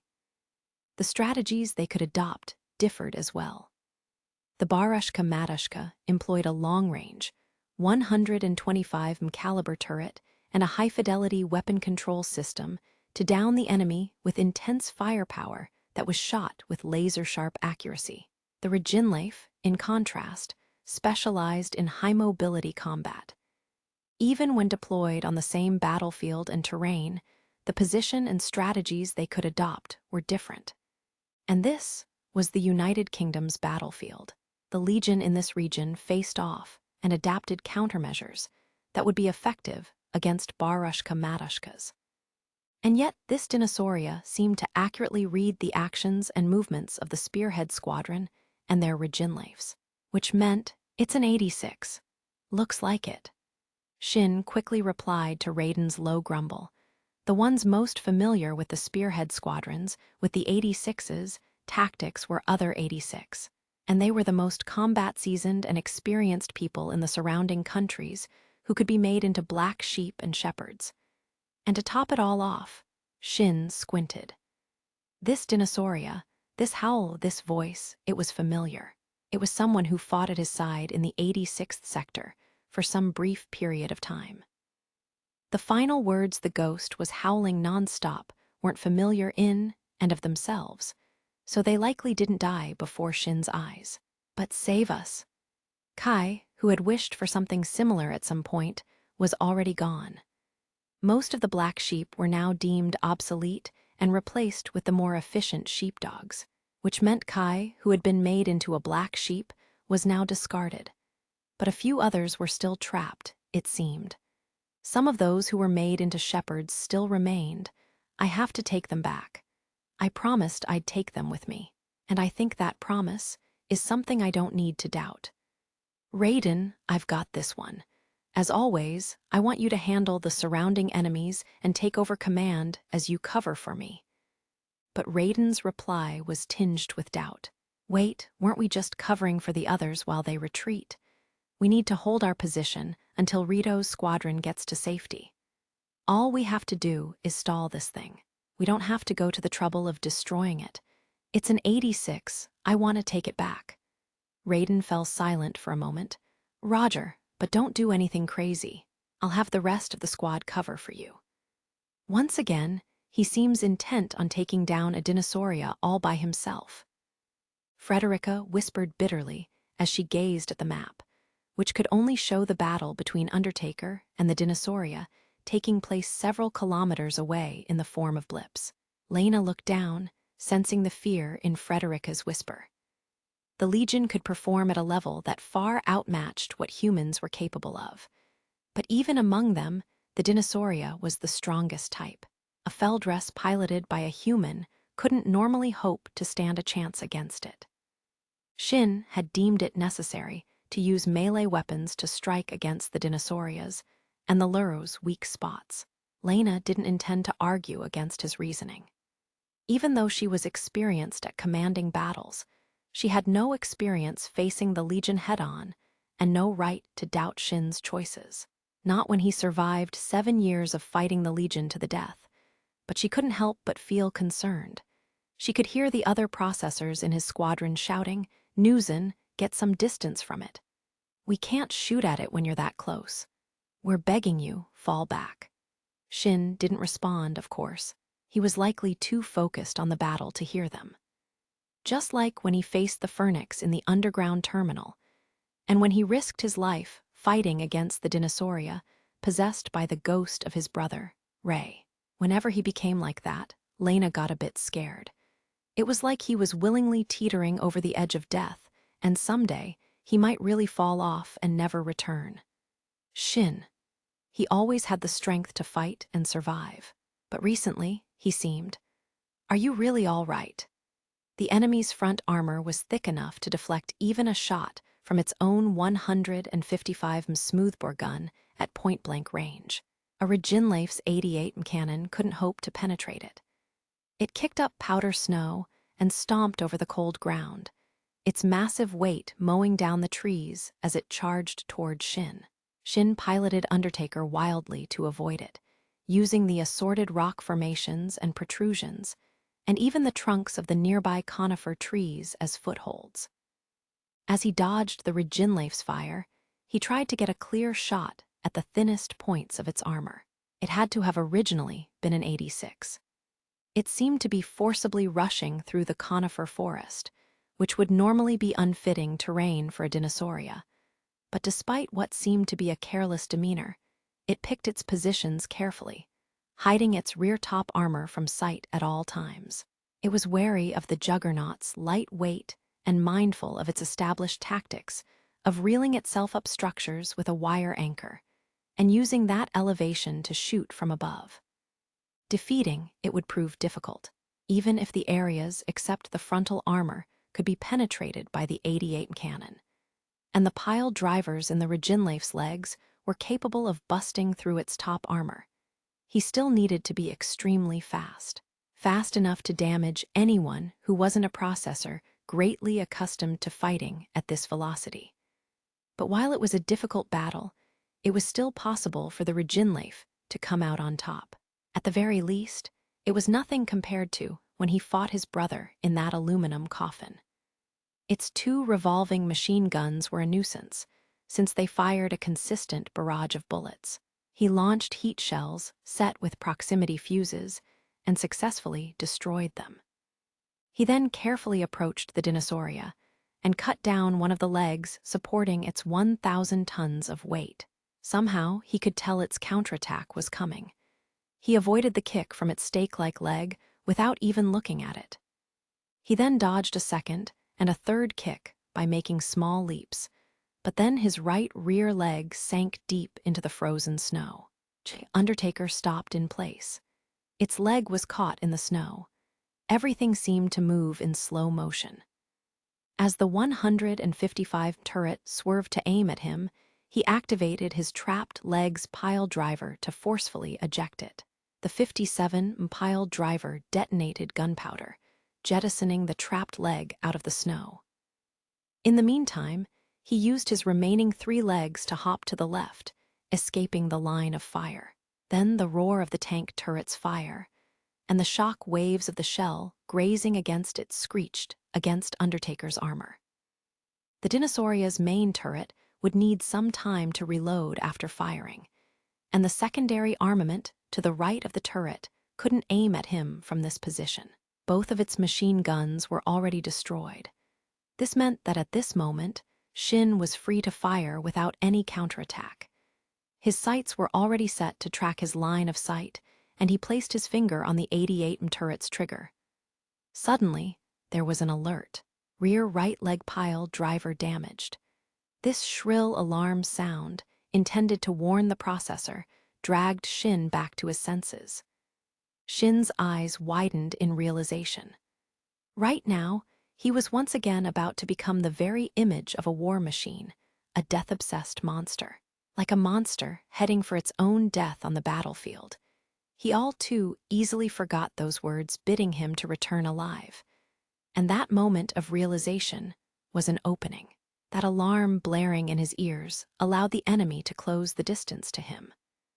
And the Dinosauria's large form, which, at that range, filled the entirety of his optical screen, swung back and raised its leg like a weapon. He reflexively yanked the control stick back, forcing Undertaker to jump away. It was too late to dodge, but this attempt to at least minimize the incoming shock came less from a conscious decision and more out of reflex. Both of its legs left the ground as it leaped aside, and the next moment, there came the quake of impact. He raised one of Undertaker's legs to block the blow, but the sound of it snapping along with its wire anchor filled his ears. The control system blared out a screeching alert, and then Shin blacked out. Huh, what just happened?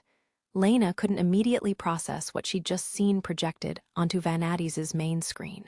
Something she couldn't believe had just taken place. Something she never would have expected that went beyond her understanding. Undertaker's blip was blown back from its position in a different direction from where it was going a moment ago. It moved against its processor's control and was tossed aside like a piece of trash, rolling on the ground for a few moments before stopping. It remained helpless and still on the ground, even with the enemy bearing down on it right before its face. Shin was just hit by an attack. Werewolf and Laughing Fox stood in the Dinosauria's way as it prepared to launch another attack. They both fired at it, drawing its attention. It was programmed to prioritize the most threatening targets first. As they did, other juggernauts hurried over to Undertaker's side. Undertaker's blip remained still on the radar screen. Its signal hadn't faded, so it wasn't fatally destroyed. But it wouldn't move. Its pararade wouldn't connect. Marcel moaned in frustration. Why didn't he? Lena felt the same way. He could have dodged that blow. He should have dodged it. Lena knew he could, since she saw him do so during many a training session, and in both large and small battles. The Ridginleif moved with a speed that would damage the body of a normal pilot, but Shin operated it with ease. No, it went beyond what she saw he was capable of. For 5 long years, he operated that metal coffin that couldn't even withstand machine gun fire. And even so, he lunged into the enemy ranks, engaging them with melee weapons without taking a single fatal blow. For 5 years, he survived the 86th sector. He would never take a direct hit from a single legion, even if it was a shepherd. So, why? But Lena remained stupefied for only a moment. She soon turned to one of the control officers. The Ridginleif was equipped with multiple systems the Juggernaut, which was supposedly a drone, didn't have. How are his vitals? We've got a read on them. His pulse, blood pressure, and breathing are all within permissible range. But he's not responding to the alerts. Frederica offered her own commentary, her face pale with fear. Her crimson eyes let out a ruby glow, proof that her ability was in operation. It doesn't seem like he's suffered any major injuries. He is only unconscious, I believe.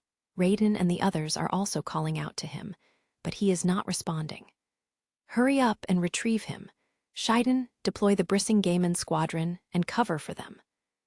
Regardless of culture and country, hospital rooms always seem to have a sterile, white color to them. And so when his eyes opened, he was faced with the sight of a ceiling that registered in his foggy mind as unknown, and at the same time, somehow familiar. As a rule, hospital facilities were kept sanitary in order to prevent infections. For that reason, they were made white, so filth would stand out. Realizing he was overcome with pointless, meaningless thoughts, Shin pushed his hands against the sheet and sat up. Feeling the unpleasant sensation of something being stuck to him and noticing a shadow at the edge of his field of vision, he raised his hand to his forehead. It was met with the dry sensation of a piece of adhesive tape, meant to hold up a gauze. Apparently, he'd been cut above his left eye, near his scar. It was a scar he'd gotten during his battle with his brother. They were deep in Legion territory at the time, without any medical facilities in sight. His wound had been stitched closed by an amateur's hands, and so it left a scar. He had fought a Dinosauria shepherd that time, too, but he wasn't distracted and didn't look away from his massive opponent during that battle. Shin couldn't help but grit his teeth in frustration. He dug his fingers into the skin of his forehead. That had never happened before. Not once had he ever lost concentration because of a question weighing on his mind and let an enemy get the better of him. Shin could hear the sound of the hard fabric of a military uniform stirring behind the thin curtain surrounding his bed. Someone sitting at his bedside woke up. "Oh, you're finally awake." As soon as he heard those words, the curtain was pulled open casually. His eyes, which had grown used to the dimness of the cockpit and the darkness of his closed eyelids, were momentarily blinded by the brightness of the lamp. Shin reflexively squinted and found himself staring into a pair of oddly colored eyes, one of them the color of deep indigo and the other as white as snow. The owner of those eyes raised her hand casually and waved at him. She had brown skin and unkempt crimson hair. "Yo, what are you doing here?" Shin asked with one eye shut. Shiden cackled at him, not minding his attitude. "Who were you expecting to find here? And Heth, talk about thankless greetings, Lil Reaper. Raiden's handling the reports instead of you, and Her Majesty's cleaning up your mess. So I came here to watch over ya, I mean. I'm the one who pulled you out of that battlefield, you know." Looking around, he realized he was in the reserve base's hospital ward, in a room for lightly injured patients who didn't require intensive care. He'd been stripped out of his thick armored flight suit, since it likely got in the way of his treatment, and a spare uniform was folded on the side table. Upon noticing the pale blue fabric placed casually over it, Shin moved to touch his neck. He couldn't feel his scarf, of course. It had been taken off when they treated him. Shiden's gaze fell on the scar running across his neck, but she made no remark. "The doctor said you didn't hit your head, and there's no signs of a concussion. But they want you to rest here for a day or two to be on the safe side. They did sew a few stitches into ya, after all." She poked her thumb in the direction of her forehead to illustrate. Then her smile disappeared as she asked, "Do you remember what happened?" More or less. He could remember it so clearly, he wished he could forget. "What about the Dinosauria? That's the first thing you ask?" "Well, yeah, it's a shepherd. And an 86 at that, sad to say, but it got away. Our objective wasn't to defeat it anyway." "How's my juggernaut?" "Looks like they can fix it, one way or another, though your mechanic, Gurin, was it. He was screaming bloody murder, so make sure you pay him a visit later. He said you're still breaking your rigs all the time and haven't matured after all." "Yeah." Jumping back killed most of the impact, but his rig still took a direct kick from a Dinosauria. The fact that he got away with reparable damage was a godsend. Makes sense he'd say that. I put him through trouble again." This time, Shiden was the one to regard him with one eye closed. "Do you say that knowingly or what? They don't care about the rig being damaged.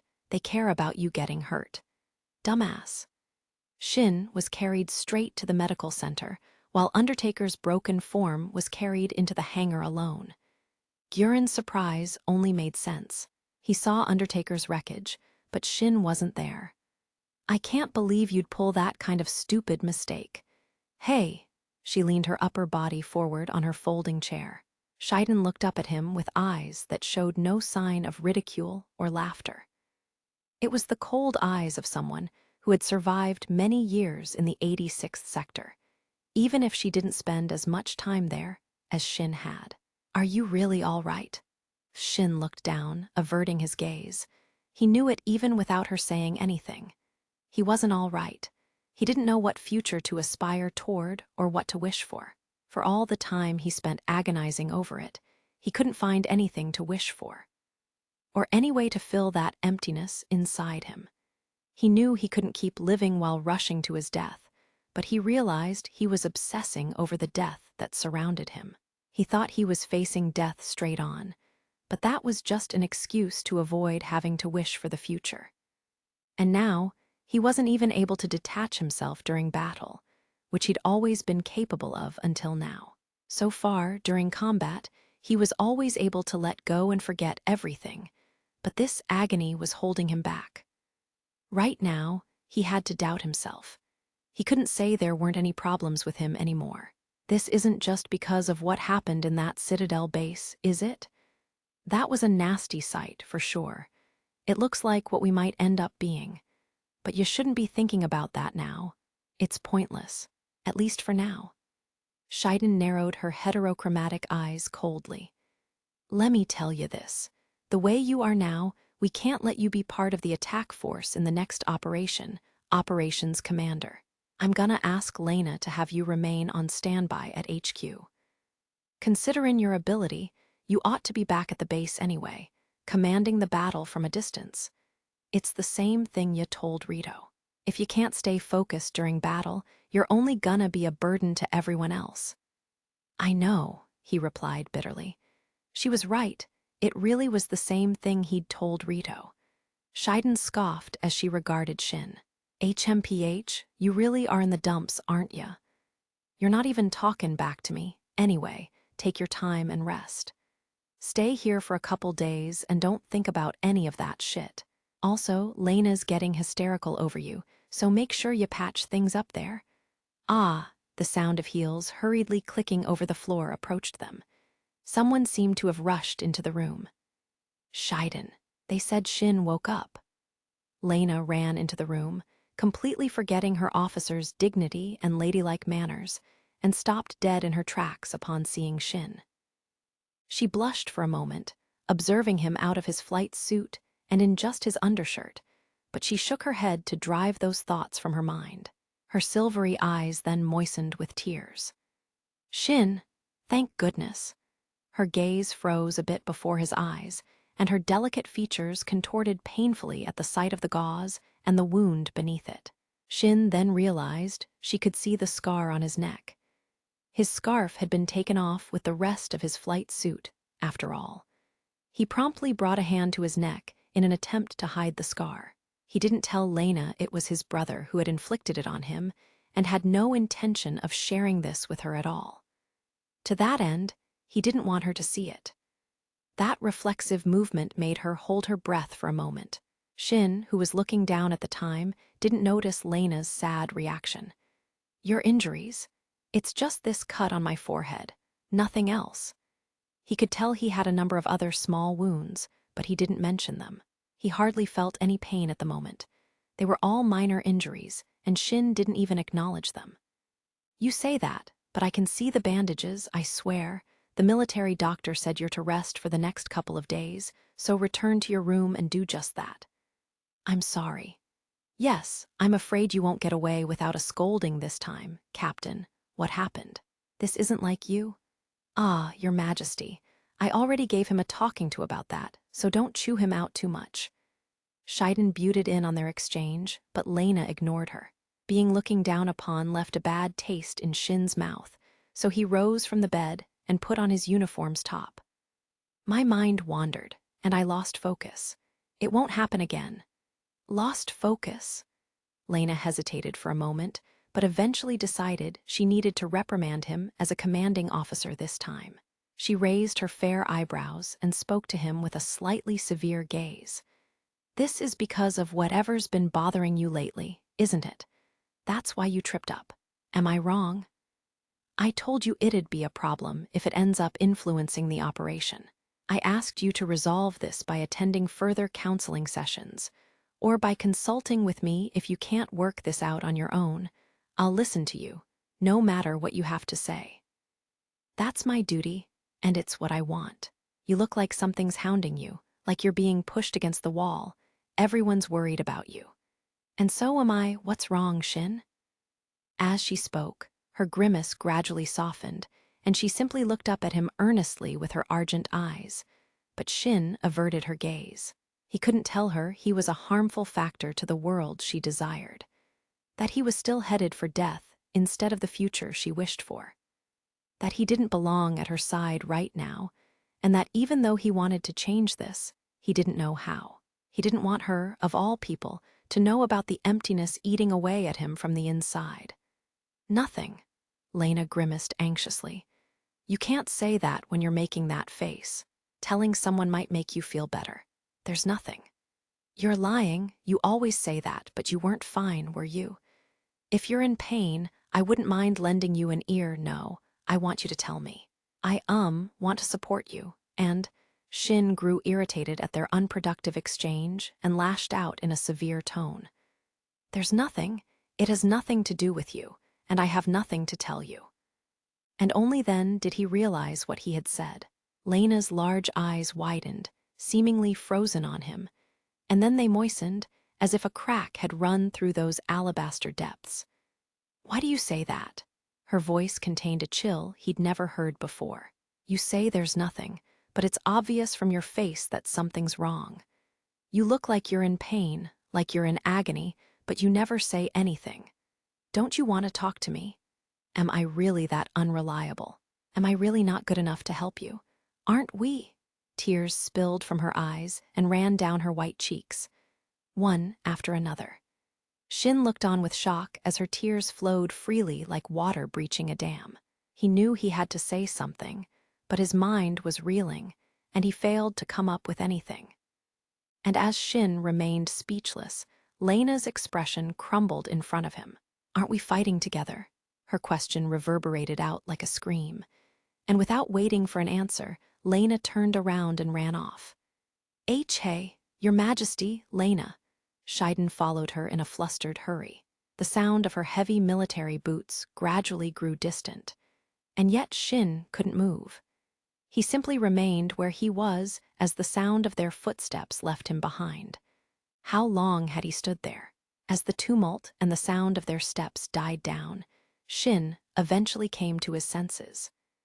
Even if he wanted to go after her, Lena was long out of earshot. He heaved one loud sigh and informed the doctor in the infirmary that he was going to his room before leaving. As soon as he left the infirmary, a voice spoke to him from the side. You're not going after her, Nuzin. You were watching. Vika leaned his back against the wall adjacent to the infirmary's sliding door and shrugged casually. Callous as I am, even I know to not intrude on certain awkward situations. I can tell my words aren't always welcome. Vika then turned his gaze down the corridor, signaling the direction Lena took off in. Shin answered after heaving a short sigh. I know I need to apologize.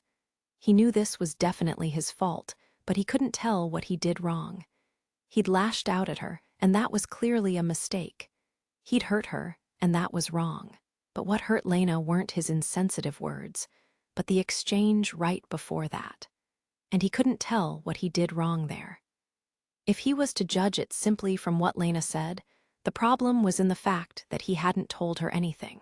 But the problems he was struggling with right now weren't related to Lena. He didn't want to cause her needless concern, to be a burden to her. He didn't want her to know about this anguish he was going through, which felt all the more pathetic the more he put it into words. Apologizing when I don't even know what I did wrong would just hurt her more. All he'd done was hurt her, back then and now as well. That makes me so sad. Vika cocked his head, his fair face bereft of his usual smile. You're a surprisingly cowardly one. His comment caught Shin completely off guard. Cowardly? Yes, and I don't mean in terms of battle. If anything, you're fearless to the point of recklessness on that front, and that is dangerous in its own way, I think. But anyway, with his back still against the wall and his arms crossed, Vika leaned forward and regarded Shin with an upward glance. They were roughly the same height, but Shin was just a bit taller than Vika. Because of that slight height difference, Vika was looking up with his imperial violet eyes into Shin's blood-red ones. They were an almost artificial, monstrous shade of purple. Even as a third party in this, I can tell. Something is halting your thoughts. He was pretending to be deep in thought, so he wouldn't actually have to think. It's not that you don't know what you did wrong. You just don't want to think about it. You were like that concerning your family, too, now that I think of it.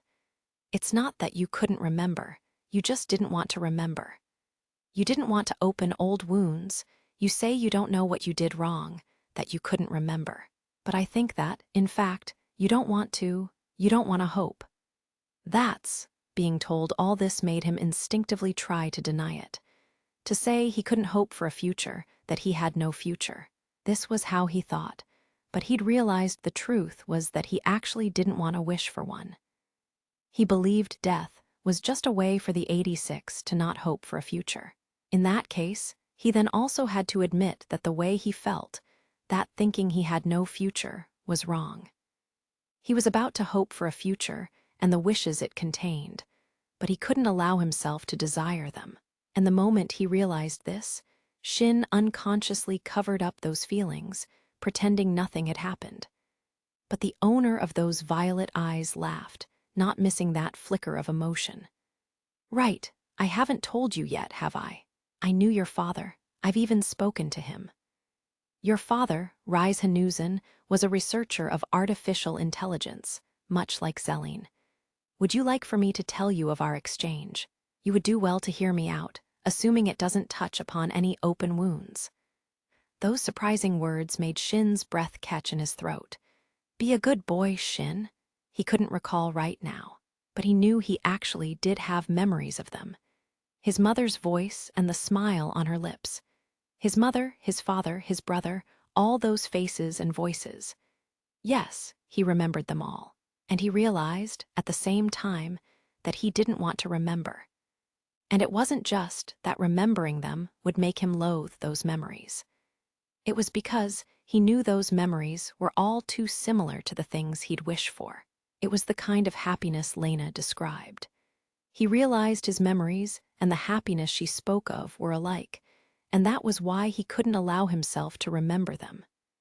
Hence, he didn't want to think about that happiness. He didn't want to remember it. Because what if he remembered, reached out for it, wished for it, only for it to once again be? That scared him. That might be true. You finally admit it. People your age would rather die than let others see their weaknesses. But that only bothers those around you. If you're hurting, then say so. And with regards to Milizay, I'll just go ahead and say it since it's becoming too irritating to watch. But it's the same problem with her. You say you don't want to be a burden to her, but your refusal to rely on her only comes across as lack of trust, and that causes her pain. The prince shrugged, unaware that what he just said both didn't suit his age and came across as condescending. You should apologize to her if you can. And this is speaking from experience.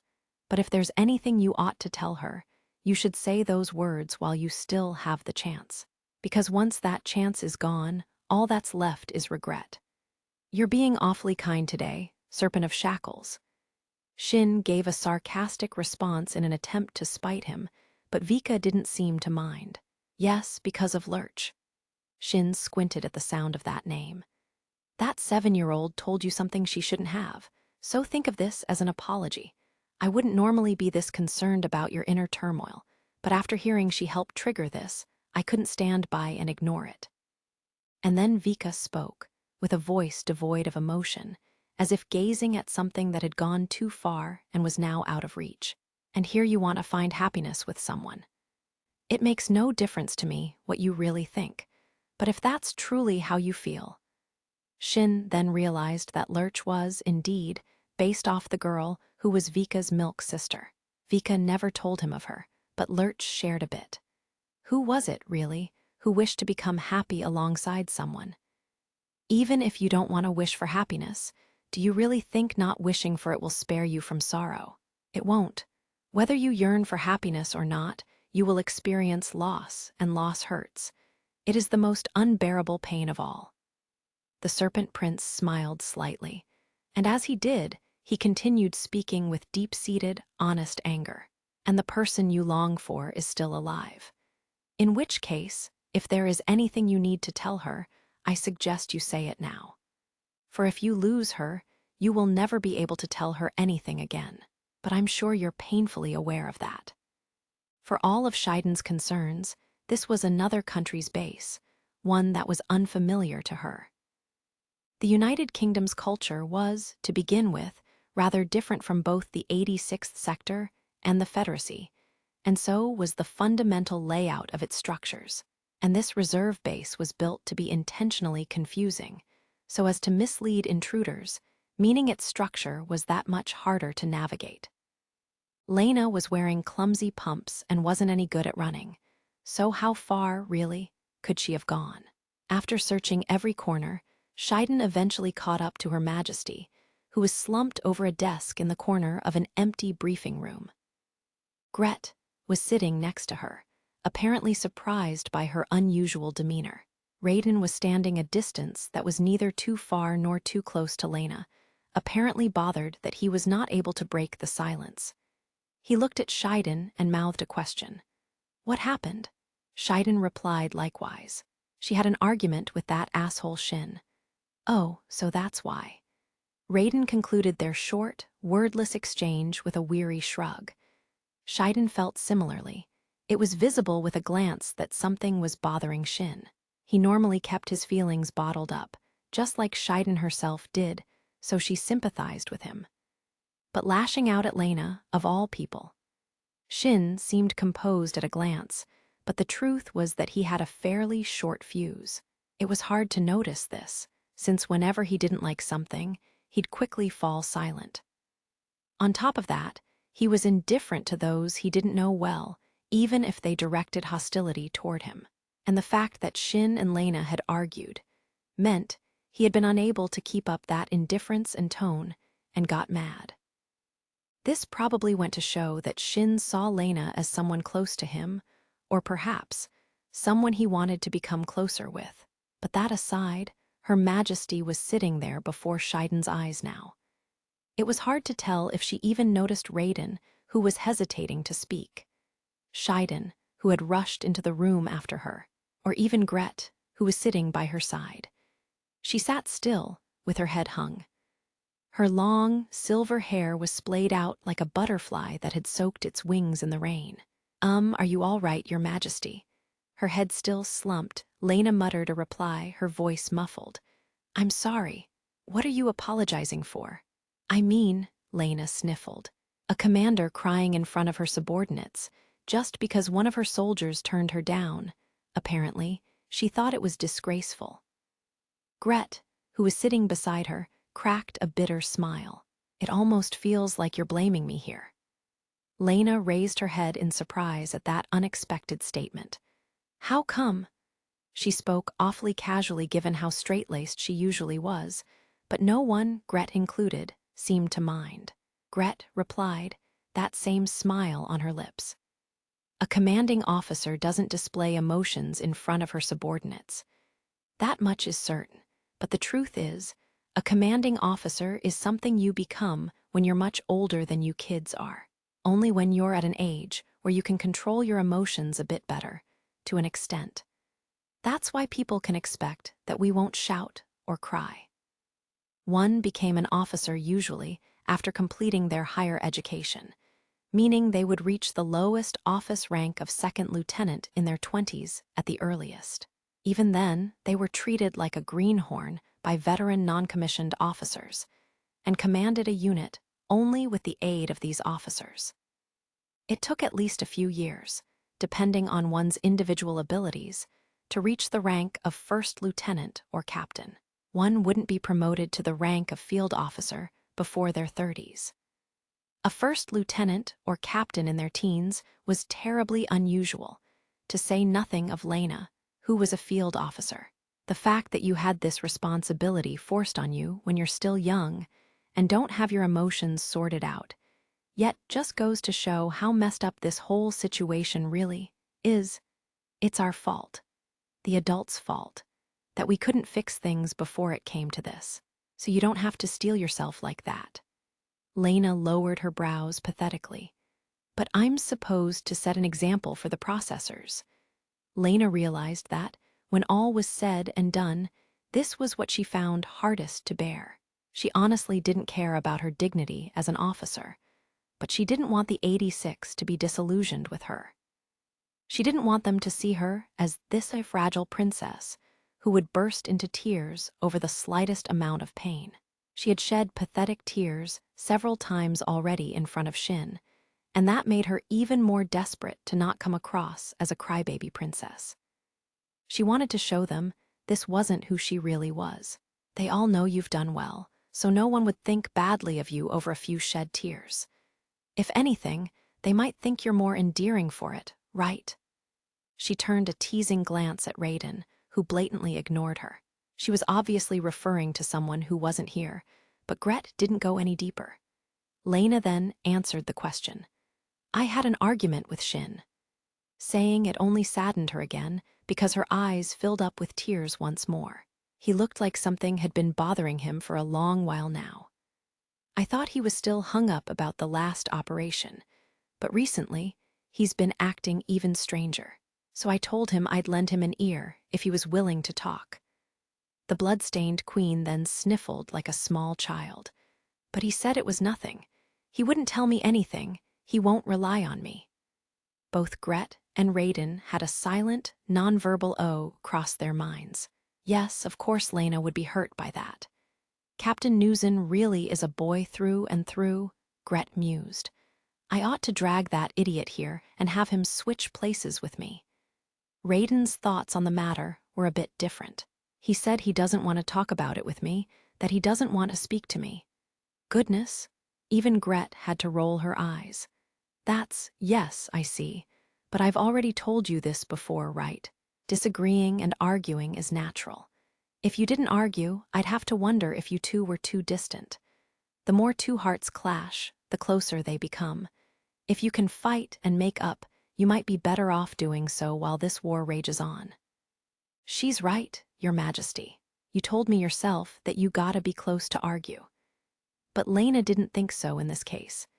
If I were Raiden, Lena herself was surprised at how much her voice came across as pouty and childish. If I were Raiden or Theo, Shin would have spoken to me. He'd have counted on me. Unlike me. Those last two words were so unsightly that she somehow managed to bring herself to swallow them.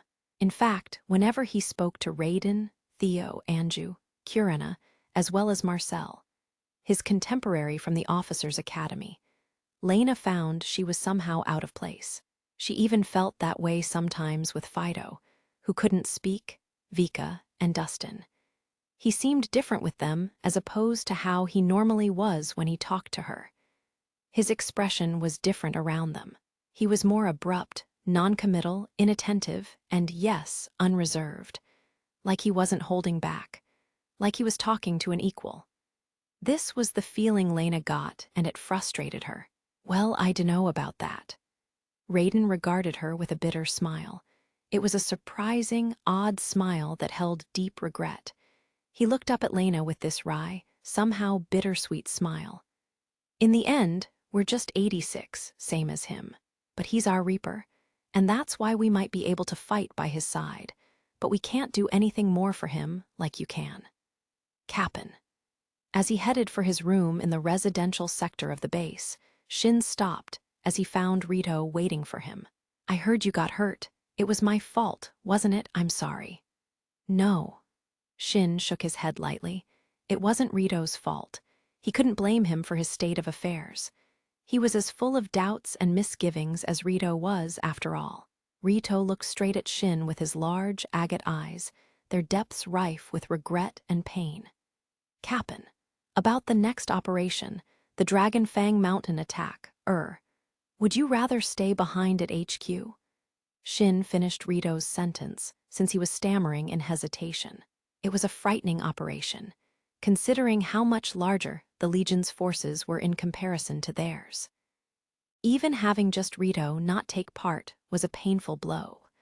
But Shin wasn't going to force someone who didn't want to fight into battle. Anyone who went into battle against their will likely wouldn't return. But to Shin's surprise, Rito shook his head firmly.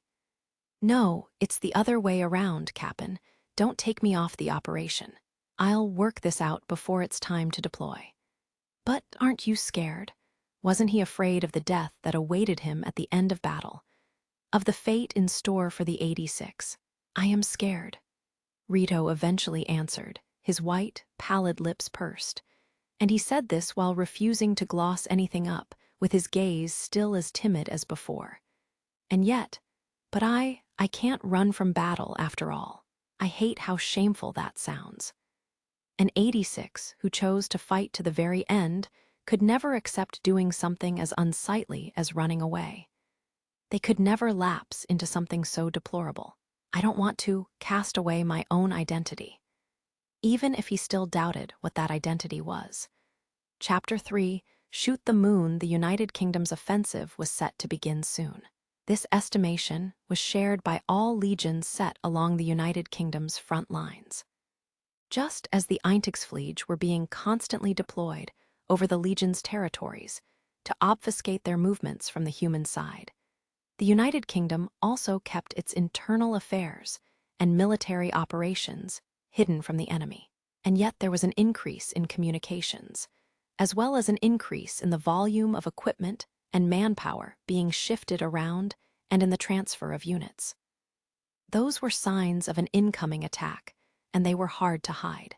It happened on the second front, where the 1st Armored Corps used to be stationed. The United Kingdom attempted an offensive, but a retreat forced them back to this region, meaning they would have to attack here once again if they were to stand a chance. As such, the Legion increased their watch over the area and augmented their numbers as they lay in wait.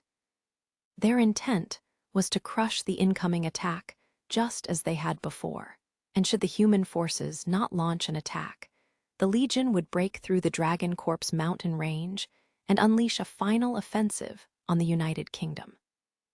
The sun rose on the anti-United Kingdom front, which had its skies closed off by a layer of silver extending from the south. The time was what humans referred to as early dawn, the point of time when the night was darkest. With the signs of sunrise not yet appearing, a large force of Eintagsfliege, made up of several 100 million butterflies, which had retreated into the territories to recharge their batteries during nightfall, began to move.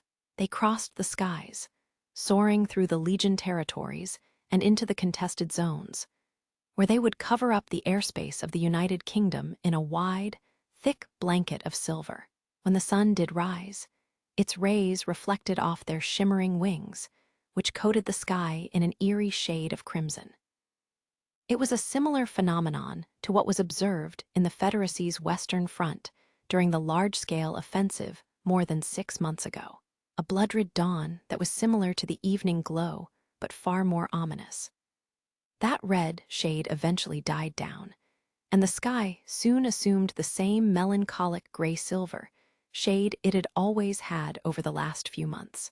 But then something crossed that silver horizon. It came from the rear of the reserve base the United Kingdom military currently occupied. Something shot up into the sky, from beyond the serrated peaks extending to the skies. The Rabe governing over the skies, the Amis on patrol, and the Stachelschwein hiding in the territories all detected it in their radar. The Amis unit closest to the target took off in the direction it presumably flew in to secure visual information. Its anti-air radar then lost its signal. It apparently wasn't a flying object, not an aircraft or a missile. It was some kind of object that moved rapidly across the ground, but it didn't seem to match anything in the Legion's database. It burst out of the conifer forest, and the Legion's blue optical sensor looked up at the battlefield of pale snow. Before long, the Amise's composite sensor perceived it, prompting it to freeze in place in indecision. What the Amise optical sensor saw rolled down the slope at a maddening speed, billowing fire as it moved. It had a great number of what looked like large, all-too-massive wheels. Charging in. Ignition of all units confirmed. Second wave, Strike Force Package Fire Control Detachment. Open fire. We have to finish this surprise attack while the enemy's still caught off guard. Don't allow them to get a handle on the situation. Roger that. Fire Control Detachment, open fire. Align sights. Electromagnetic catapults connect capacitors. Thrones, second wave fire. Deployed along the rear of the United Kingdom military's reserve base. Here and there, over the slopes of the Dragon Corps mountain ranges ridges, were rails. All of them were pointing south. Electromagnetic catapults had been loaded onto the backs of Zentor units and were currently in operation. Their projectiles screeched as they slid over the rails and howled as they soared through the air. Released from their connectors, the projectiles were fired off, drawing arcs as they crested over the mountain. The Zentor's control centers had all been destroyed, but their rails currently had a large number of cords coiled around their connectors. The wires penetrated the Zentor's interiors with a sickening invasiveness reminiscent of a parasitic plant, allowing operation of the catapults on their backs. The other side of those wires was connected to a large number of electric capacitors, and the Fire Control Detachment's armored command vehicle. The wires also extended to a row of juggernauts, which controlled the firing sequence from their cockpits. They couldn't control the Zentors themselves, but they could operate their electromagnetic catapults with relative ease. The strike package had hunted down and gathered a large number of ruined Zentors before this operation began. Or to be exact, they gathered the electromagnetic catapults they carried on their backs, all in order to stage an aerial assault on a battlefield where the Legion controlled the skies. The catapults howled. Masses with linked weights of several dozen tons accelerated to a velocity of 30 kilometers per hour in the blink of an eye. These attacks came at the cost of a reduced firing range and were done while knowing they would likely destroy the rails. But they allowed the strike package to add a great amount of weight to their projectiles.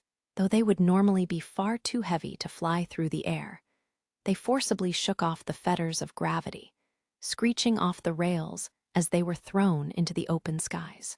With their central processors ruined, the Zentors had been reduced to harmless tools. And now they were turned against the army they once served, launching projectiles with all their might. Their projectiles soared over the mountains and had their couplings undone in midair.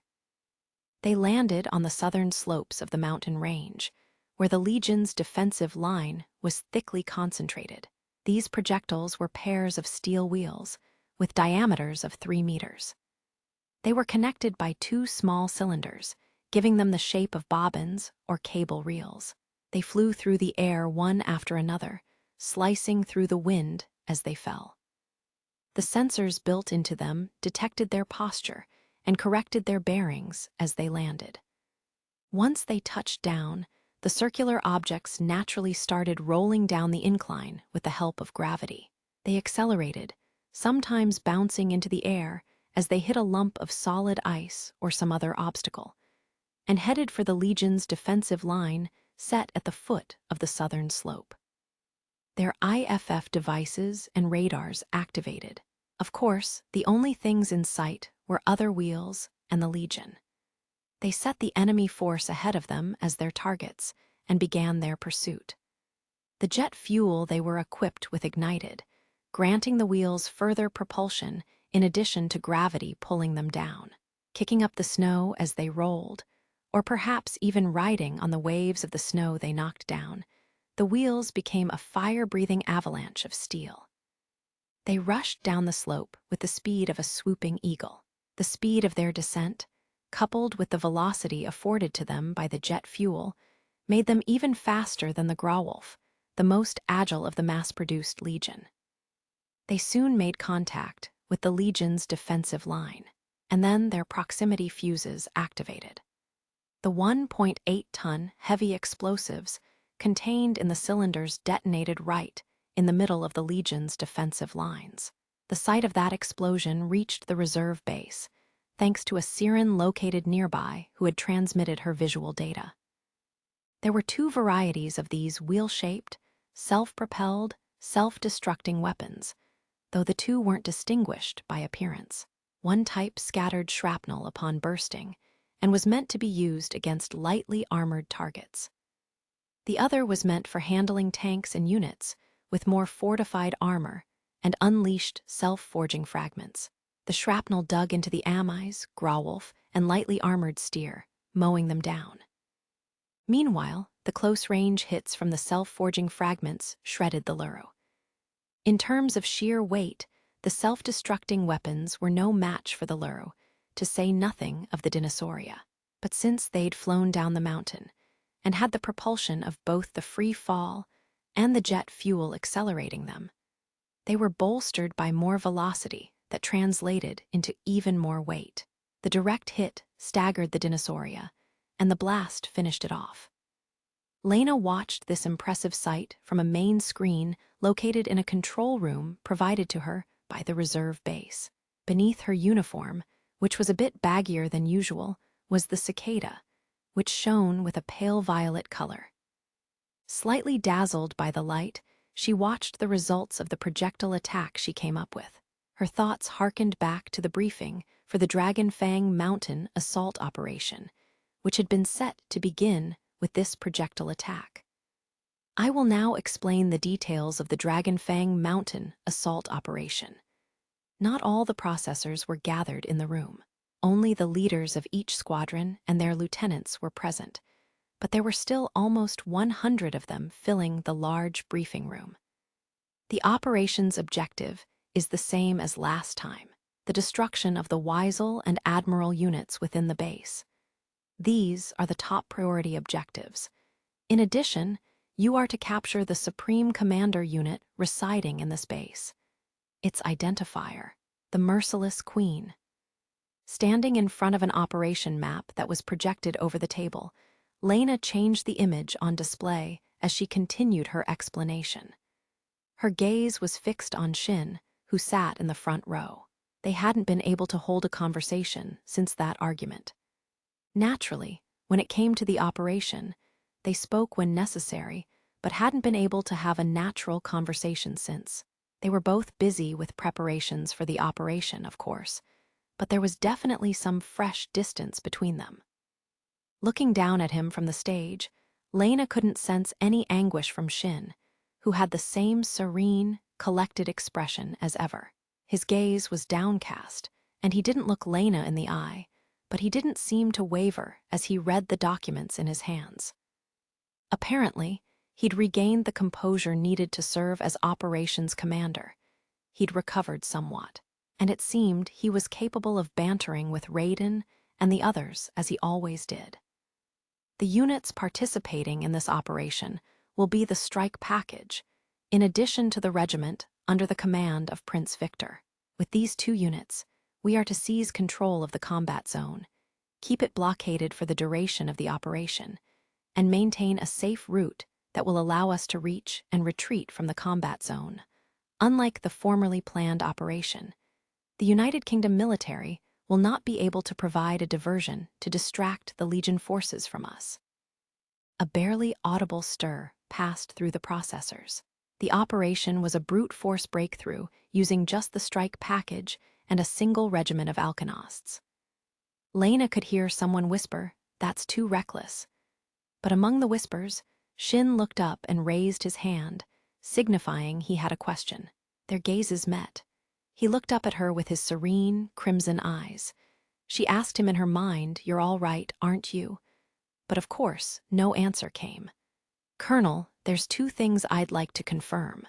First, are we not to expect any assistance from the United Kingdom military whatsoever? Secondly, your explanation didn't mention how the route will be cleared for our forces. As such, I must ask, who will handle that part of the operation?" He spoke with a clear voice. These were questions meant more to inform everyone else. Being the tactical commander for the strike package, he already knew the answers to them. Of course, the United Kingdom is applying constant pressure and small-scale diversions on the Legion's front lines. This is, after all, the United Kingdom's war. They can't relieve any forces from defending their final defensive line, so they will be keeping the Legion's frontline forces occupied. Next, as to your question about securing the route, Lena gave a small nod. We'll have another group handle that. Milizet was awfully worried about you, but you pulled yourself together in time for the operation. I couldn't hang back and stay in HQ with the operation being this unstable. The Dragon Fang Mountain Base Operations heavy transport vehicle was hiding in a conifer forest near the reserve base. As he faced an information terminal and gave the mission briefing a final read-through, Shin answered Vika's question via the pararade. He then asked, "That other unit, or, well, that other weapon, what was it made for? That monster wheel thing?" Shin's hollow screen displayed footage from the Legion's front line hidden deep within the forest. All around that battle zone, Shin could see the vivid, if somewhat absurd, sight of the mysterious wheels called thrones tumbling around. Apparently, they're based off siege defense weapons from the Middle Ages. My aunt, who was the former amethystess, came up with them, using those weapons as the basis, and produced these as prototypes. I don't know what she wanted to use them on, either. I suppose that's just her taste and sense of aesthetic at work. The idea of dropping a heavy, combustible object from atop the walls was based off a long-held battle tactic of using kinetic energy and firepower to bring ruin to the sieging side. There were even cases where animals were used to afford the weapons the capacity to move. But a guided, rocket-propelled weapon with high-powered explosives pressed between two wheels that were wider than a person was tall. Now, that was unheard of. Her taste and sense of aesthetic. The amethystess have some individual difference in their preferred fields of study. I'm focused on AI, and my aunt was a specialist when it came to guidance systems. Given the Legion War, the fact that the United Kingdom hasn't produced anything comparable to the Feldress over the last 200 years is a bit of a sore spot for us. Of course, ethics have always been an issue. In other words, these weapons weren't developed out of necessity. Their developer made them simply because she could. That was all. Shin fell silent despite himself. He had a slight feeling that something was off. We're not in danger of stepping on any anti-tank roosters, are we? Of course not. Roosters would freeze to death in this climate. The two of them said nothing, but each of them for different reasons. Do you think anti-tank dogs might be effective against the Legion? Shin had to stifle a sigh at Vika's vaguely serious whisper. During the Ravitch Citadel base incident, Frederica had described Vika as a fool who happens to be smart, and Shin had to agree with that phrasing. The Legion are polypedal weapons, so unlike treadmill vehicles, there's a gap between the ground and their underbelly. So if we use a mine that can fold up to blow off their legs, we might be able to. They'd probably just jump out of the way. True, Vika agreed, sounding slightly disappointed.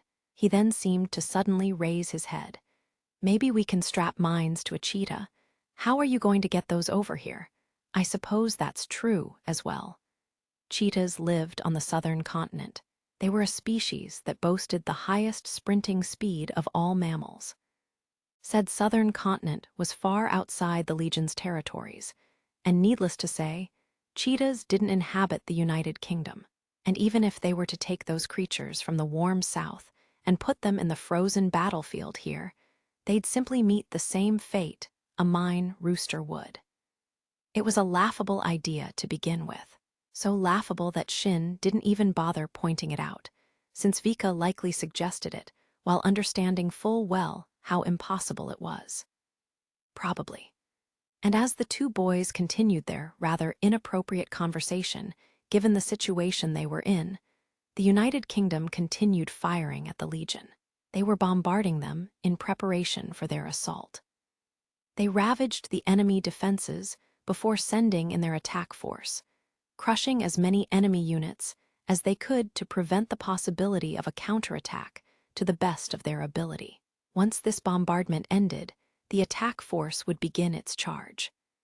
With that pressure in mind, perhaps one couldn't blame these young soldiers for their banter. As they fired all the thrones, the Zentors fell silent, breaking down and billowing flames from the intense load.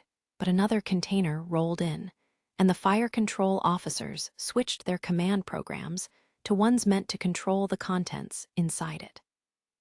The throne's target was the first row of the Legion's defensive lines, which consisted of heavily armored types that'd been gathered to break through the United Kingdom's defensive lines. But the contents of that container, as well as the control program in charge of it, were meant to strike at another target. While the switch to the second container took place, a flurry of heavy artillery and mortar fire rained down on the enemy lines. The thrones opened up a hole in the enemy formation, and the concentrated fire struck the rear lines behind it. They aimed at the defensive facilities and echelons in the rear, up to the very limit of their firing range. Thoroughly and carefully, the storm of bombardment plowed an invasion route open. To buy more time for the switchover, the United Kingdom even brought in range-extended base-bleed missiles. And then, the switchover of the Zentors' firing program was complete. The new projectile was set on the electromagnetic catapult, which resumed firing. Large cannon shells howled as they were launched into the air, drawing arcs through the sky as they joined the flurry of projectiles falling down on the battlefield.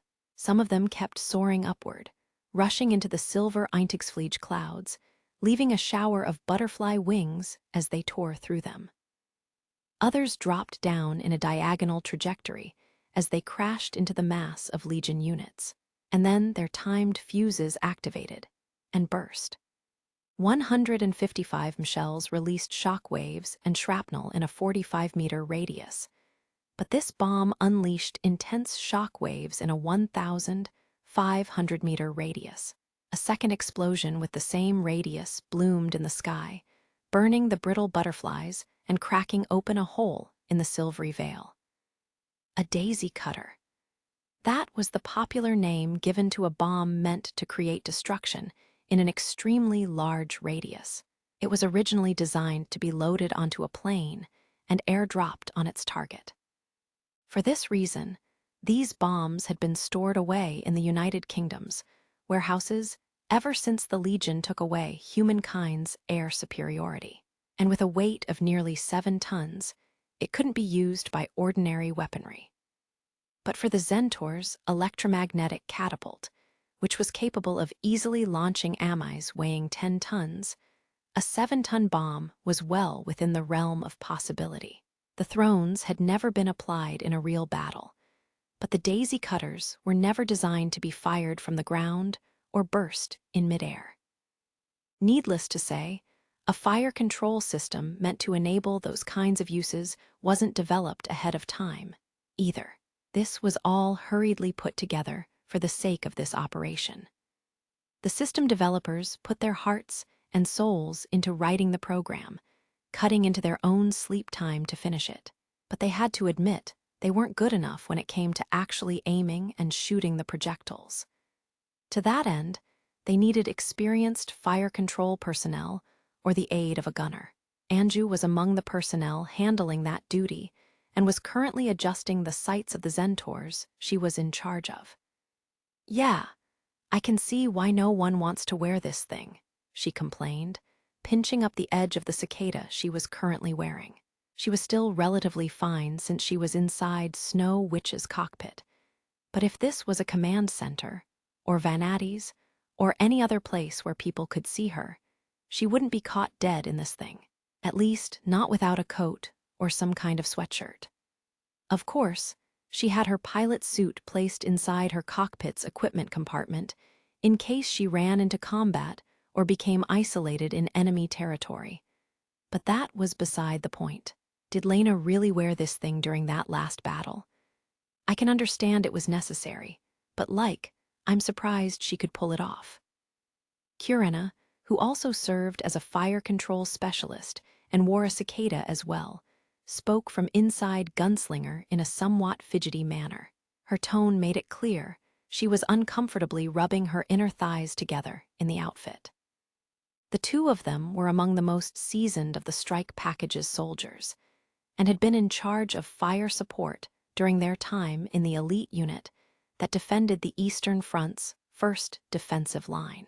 It was only natural that out of everyone who'd been left behind to offer artillery support for this operation, they'd be the ones handling multiple Zentors.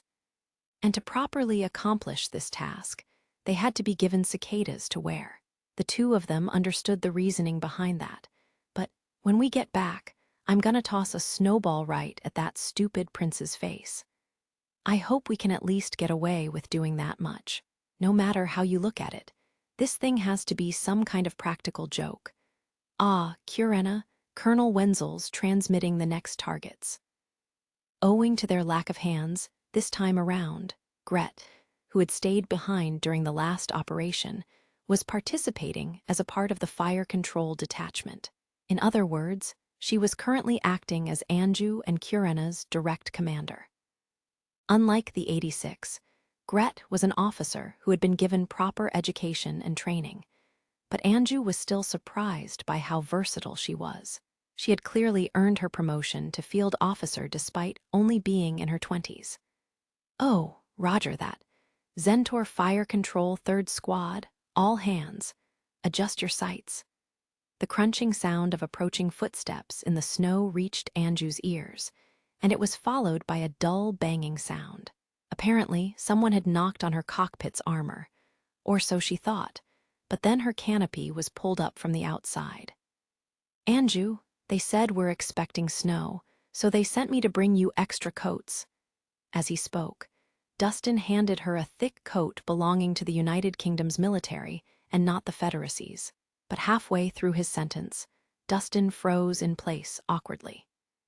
He was sent to help the fire control team just like Anju, but apparently there was some leeway between cooling the Zentor's rails and exchanging the capacitors. So he used that time to go between the rows of juggernauts, handing out protective clothing. And while that bit of consideration was quite typical and kind of him, his silver eyes widened as he looked at Anju, or rather at the curvature and lines of her body, which were accentuated by the cicada. Anju stared back at him and froze in place. Her alabaster face flushed a vivid shade of red, and almost reflexively, a sound erupted from deep within her throat. Suddenly, a shrill scream pierced the cold wind blowing through the area the 2nd Zentor Fire Control Squad was placed in. Eek! Whoa! Those two shouts were swallowed by the thick snowfall, and so no one, with the exception of the 2nd Squad's processors, who had to stifle their laughter, heard them. The final burst of large shells caused a massive flower of flames to bloom in the sky. This last barrage crossed a distance of 40 kilometers, penetrating into the Legion's territory. But the bombardment that preceded the assault wasn't over yet. As if to make doubly sure their bombardment would be successful, a group of black wings crossed over the ridges, roaring as their jet fuel burned. Gray shadows darkened the sky for a moment. It was a formation of impressive size and number, made up of both old and new bomber jets. They soared from the United Kingdom's runway and headed into the Legion's territories, while completely unmanned and operated by autopilot. They flew into a sky where they lacked air superiority, where the Eintagsfliege and the Stachelschwein lay in wait. The surviving legion responded promptly, of course. Lock-on alerts blared through the deserted cockpits of the bomber jets. The Eintagsfliege swarmed the aircrafts, plunging into their air intakes. The jets' high-temperature engines attracted anti-air missiles, while the mechanical butterflies combusted inside their engines. The 4 engines that kept the bomber jets' 200 tons of weight aloft burst into flames one after another. And yet, the jets didn't stop. They crossed the peaks and began a soft descent as they slanted forward, picking up speed into what was eventually a full-speed crash. The Eintagsfliege destroyed the engines that enabled these massive metallic birds to shake off gravity and take to the skies. Even with the engines destroyed, they still achieved enough altitude and inertia to fly over the mountain peaks. And that altitude and inertia hadn't been undone, even with the engines destroyed and the planes beginning to crash. The bomber jets were still heading in the same direction they had before, straight toward the path the attack force was set to take.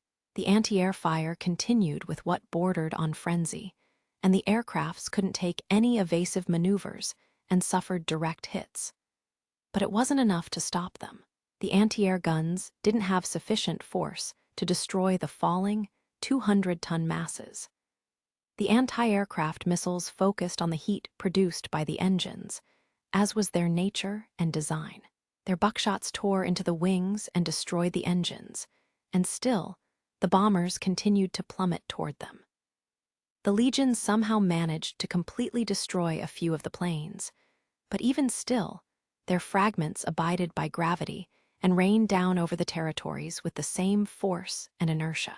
The aircrafts that still had their fuselage hole opened and emptied out their bomb docks. They had lost their shape as bomber jets by now and soared down like dying, bleeding birds using the last of their strength. As they crashed, they dropped containers full of ammunition and explosives, as well as their surplus fuel.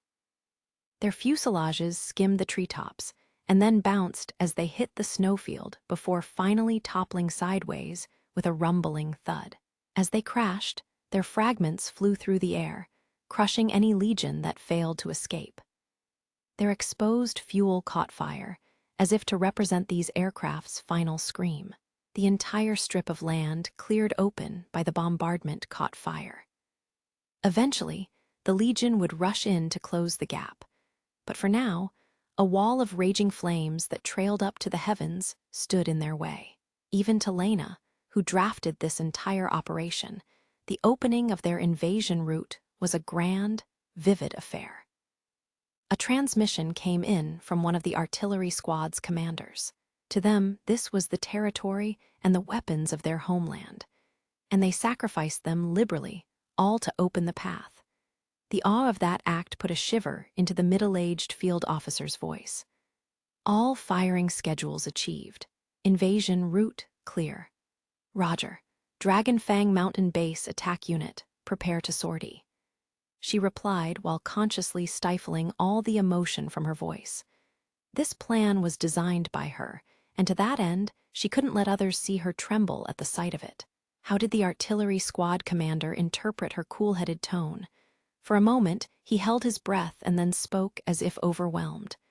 Van Addies, are you? What is it? The officer hesitated and then shook his head. If he didn't say it now, he might never have a chance to say it again. Such was the resolve of those who live on the battlefield and face death directly.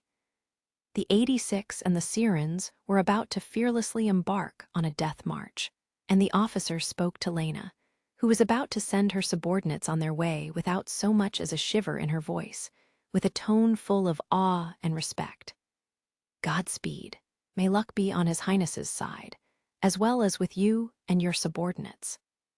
She had lost contact with the patrolling Amis, the Eintagsfliege blanketing the heavens, and even the precious dinosauria that had been gathered in the front lines to break through the enemy's defensive lines. With this, she realized the battle with the United Kingdom had begun. White armor, a personal mark of a goddess leaning against the moon. The supreme commander unit known as the Merciless Queen. To her, this bombardment, which went beyond mere thoughtlessness and entered the realm of utter recklessness, was well within the realm of possibility. She didn't foresee the means they had used, of course, but the sheer scale of this offensive was, to an extent, predictable. They tore open at least half their invasion route's length using bombardment and self-destructing weaponry, and kept it open with walls of fire. This was done to lighten the load on the advance force. Most of the enemy's forces remained on the reserve defensive line, where they couldn't offer the advance force any support. But if they didn't resort to these measures, they would be ruined. And so she knew the United Kingdom would go on the offensive, even if it meant shedding their very lifeblood to do it. She was convinced of that much. At the very least, the unicorn's royal house would surely resort to it. Nobles and royalty were simply those kinds of creatures. They would waste their own subjects and wealth as if pouring water down the drain so long as it ensured their own survival. And that was why it didn't matter to her anymore. It was a trifling matter, she thought as she gently swerved her optical sensor. Why she made the Legion didn't matter anymore. She was a Legion commander unit. Identifier, mistress, that and nothing more. Mistress to all units in this echelon. None of the Legion answered her call. But as their creator, she knew none of them would fail to hear her orders or dare disobey them. Prepare to intercept the enemy. Exterminate all enemy units in sight. The strike package received the order to sortie. That single word they'd decided on ahead of time, that undecorated, emotionless utterance, reached Shin as he waited in the armored transport's cabin. Beneath his gaze was the snowy conifer forest. Beyond it, the flames burned incessantly.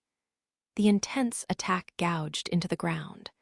No one moved within that route of scorched earth, surrounded as it was on both sides by walls of flame. The billowing black tongues of fire reached out to the heavens, where a hole had been opened in the silver clouds of Eintagsfliege. The blue that should have been there was dyed a dull, dingy black, polluted by the burning of jet fuel and metal. And beyond the path of flames and scorched earth, Shin could hear moans, screams, and wails of agony. The scores of mechanical ghosts still trapped on the battlefield. It occurred to Shin that this was very much an infernal sight. A quote from the Divine Comedy, from the early chapters of Inferno, came to mind. It was the line etched upon the gates of hell, "Through me is the way to the city of woe." But even if what lay ahead was hell, or even if they didn't have the first clue as to where they were going, if they didn't move forward, they would never get anywhere. Let's go. Lena watched from the command room's main screen as the row of vehicles took off. In order to lower the chance of an enemy counterattack, they departed as soon as the invasion route was open and before the enemy could block it off. The advance force hid not on the northern slope, where the artillery formation was, but on the southern slope, in a conifer forest near the reserve defensive line. The formation consisted of armored transports carrying the strike package's juggernauts and the alkenosts under Vika's command, as well as the scavengers following after them. Even scavengers, with their 10 tons of weight, hardly made any sound as they stepped through the snow. The snow and the dense row of trees absorbed the sound of their diesel engines, and the line descended the wintry slope silently. They looked like some kind of ominous funeral procession, or a sinister black serpent slithering downhill. With the processors who were in charge of long-distance fire, like Kurena and Anju, removed from their ranks, the advance force didn't have their total number of active juggernauts. And while the sirens were replenished, the alkenosts lost during the last attack could not be replaced in time, and a fewer number of them had to be deployed.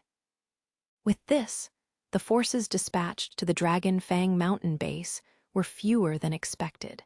Yet they did everything they could considering the circumstances, and Lena gave them the order to sortie. With this, she had nothing more to tell them. She detailed all the objectives, provided all the instructions, and relayed all the information they needed to know. Everything else was in the hands of the commander on the scene, Shin. Had there been any change in the situation, it would have been different. But there wasn't, and Lena had nothing to tell them. And still, Lena pursed her lips. She felt Frederica, who was gazing up at the screen with her arms crossed, sneak a glance in her direction. She thought her eyes, those crimson, blood-red eyes, just like Shin's, were asking her something. Are you okay with things as they are? Of course I'm not. She had nothing more to tell him, but that was just as a commander. As a person, Lena had more words to say to Shin than she knew what to do with. She had to apologize, because the reason they disagreed back then must have been her fault. The truth was, she wanted to speak to him, and she feared, just like she did when he stood before that siege path made up of dead alkenosts, that he might disappear if she didn't. She wanted to entrust him with her wish, one more time. But a commander in the middle of a mission couldn't display so much weakness. Or maybe it was just her ego and dignity, her pride as a commander who had been seasoned enough to become known the blood-stained queen, Bloody Riene. Maybe that was keeping her from expressing what she wanted to say. But as she hesitated, the words of that artillery commander surfaced in her mind once again. A soldier's belief was to say anything they had left to say when they needed to say them, because there was no telling if one would have a chance to say them after the battle ended, even if they were to meet again after the operation ended. Right now, the possibility that they would never meet again loomed before them, and if she was to fear this gap between them and let the argument they'd had stifle her words, or simply lose to her own pride, she would go on to regret for the rest of her life that she didn't speak to him when she still had the chance. She activated the parade. Her resonance target was set to one person. Shin. She could feel the presence of Shin's eyes widening in surprise through the path, connecting their subconscious to the collective unconscious of humankind. Colonel, I'm sorry about earlier. Lena cut him off. She somehow felt like if she didn't say it now, she'd never be able to. I was too intrusive. I should have waited until you were ready to talk about it yourself, but I didn't believe you'd tell me. And that was a mistake on my behalf, without a doubt. I'm so sorry. But I really do want you to tell me, and to rely on me. If you're in pain, I want you to say so. I want you to let me protect you, too. Both on the battlefield and outside it. Just like the way you take to the front line, and other times, try to protect me in smaller ways. I want to support you. Even if you won't tell me now, I want you to tell me someday. I want to be someone you can speak to, someone you can rely on. So, it's not that I don't rely on you. Yes, I'm sure you didn't do that intentionally. We just haven't spoken to each other enough yet. They hadn't spoken enough to be able to support each other, to believe in each other. And that's why, let's talk. When you get back, let's just talk. We can start from the most trivial, silliest things, and someday you can tell me about your pain. He probably couldn't answer that request yet. Shin fell silent, and Lena smiled at him. The sensory resonance didn't allow one to see the other person's expression, but it did transmit emotions to the extent a face-to-face conversation would. Someday, he could tell her about the scars he kept hidden deep within, and about the scar along his throat. So when the day came that he was finally willing to speak, please tell me. So, an armored weapon retained its performance so long as it didn't operate for long, needless periods of time. This was true of all Feldress and the Juggernauts. And so the armored transports raced through the burned bottom of the valley, with the processors in the front cabins and the Juggernauts locked up in the rear cargo holds. In order to defend from a potential enemy attack, a third of the processors remained on standby, sitting inside their Juggernauts' cockpits in the cargo holds. As such, many of the processors were missing from the cabin. Inside, Theo fixed his gaze on the girl sitting a distance away from him. She wasn't clad in the processors' steel blue flight suits or the combat uniforms of the drivers, nor was she in the dark violet of the United Kingdom's uniform or the Sirens Rouge uniform. No, She was wearing that irritating shade of Prussian blue, the Republic's uniform, but her silvery hair, unlike Lena's, was short. Major Penrose, was it? What are you doing here?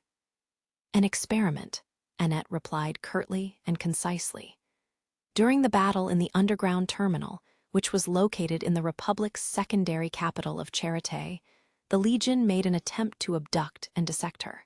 And during the last battle in the Ravitch Citadel base, the 86th Strike Package was pinpointed and attacked despite their move there being confidential.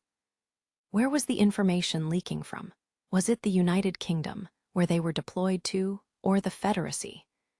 And if their communications were being tapped, was it via the wireless or the sensory resonance?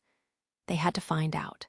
If they couldn't maintain the confidentiality and security of their transmissions, their future operations were in danger of being compromised. Last time, nothing happened because I wasn't in the combat zone, so I'll head out there and make my presence known through the communication lines. If the Legion go after me, we'll know they're listening in on our transmissions. This would help them pinpoint where the leak was. So you're setting yourself up as bait. You're a weirdo, you know that. A Republic citizen going this far for the 86. Annette picked up on the sarcasm in Theo's comment and gave a light shrug. We don't want to make the same mistake twice, right? Said Annette. At least, I don't want to repeat my mistakes more than once, so yeah, sorry, but I'll be holding back one of your units. Yuyuto, who had seemingly heard their exchange, spoke up in the mechanical, flat tone that was his trademark. Major Penrose, you'll be boarding with Saki, who was injured during the last battle. She can pilot her unit just fine, but full-on combat is too much for her right now. We weren't relying on that unit to perform in combat this time, so it's not a problem. Really, now, how considerate of you. I'm touched, Annette said dryly. Also, I'm here as insurance in case the prince dies. All you have to do to activate the detonation device is press a switch. But there's a chance the detonator might not go off due to an error. And you 86 aren't tech-savvy enough yet to handle the information terminal needed to operate it, right? I guess. The question of who their lack of knowledge could be attributed to was something Theo didn't bring up. The white pigs of the Republic were the ones who denied them an education. But he wasn't going to demand a technical officer the same age as him to take responsibility for that. Instead, he decided to wisecrack. Then how about you handle my usual reports for me, too, while you're at it? That's your job. That's what the army is paying you for. Think of it as training if you have to and do it yourself, she retorted at him at once. Besides, I said you're not tech-savvy yet. The officer in charge of your education told me you guys pick up on stuff fast. And you'll be in trouble if you can't look things up on your own when you need to, right? Don't expect me to be there to help you when you feel like looking up porn on the internet. Theo scoffed at her. She definitely wasn't a feeble princess who couldn't do anything, though she was still different compared with Lena. If she was this strong-willed, it only meant they didn't have to go out of their way to be exceptionally cautious around her. I guess that's true.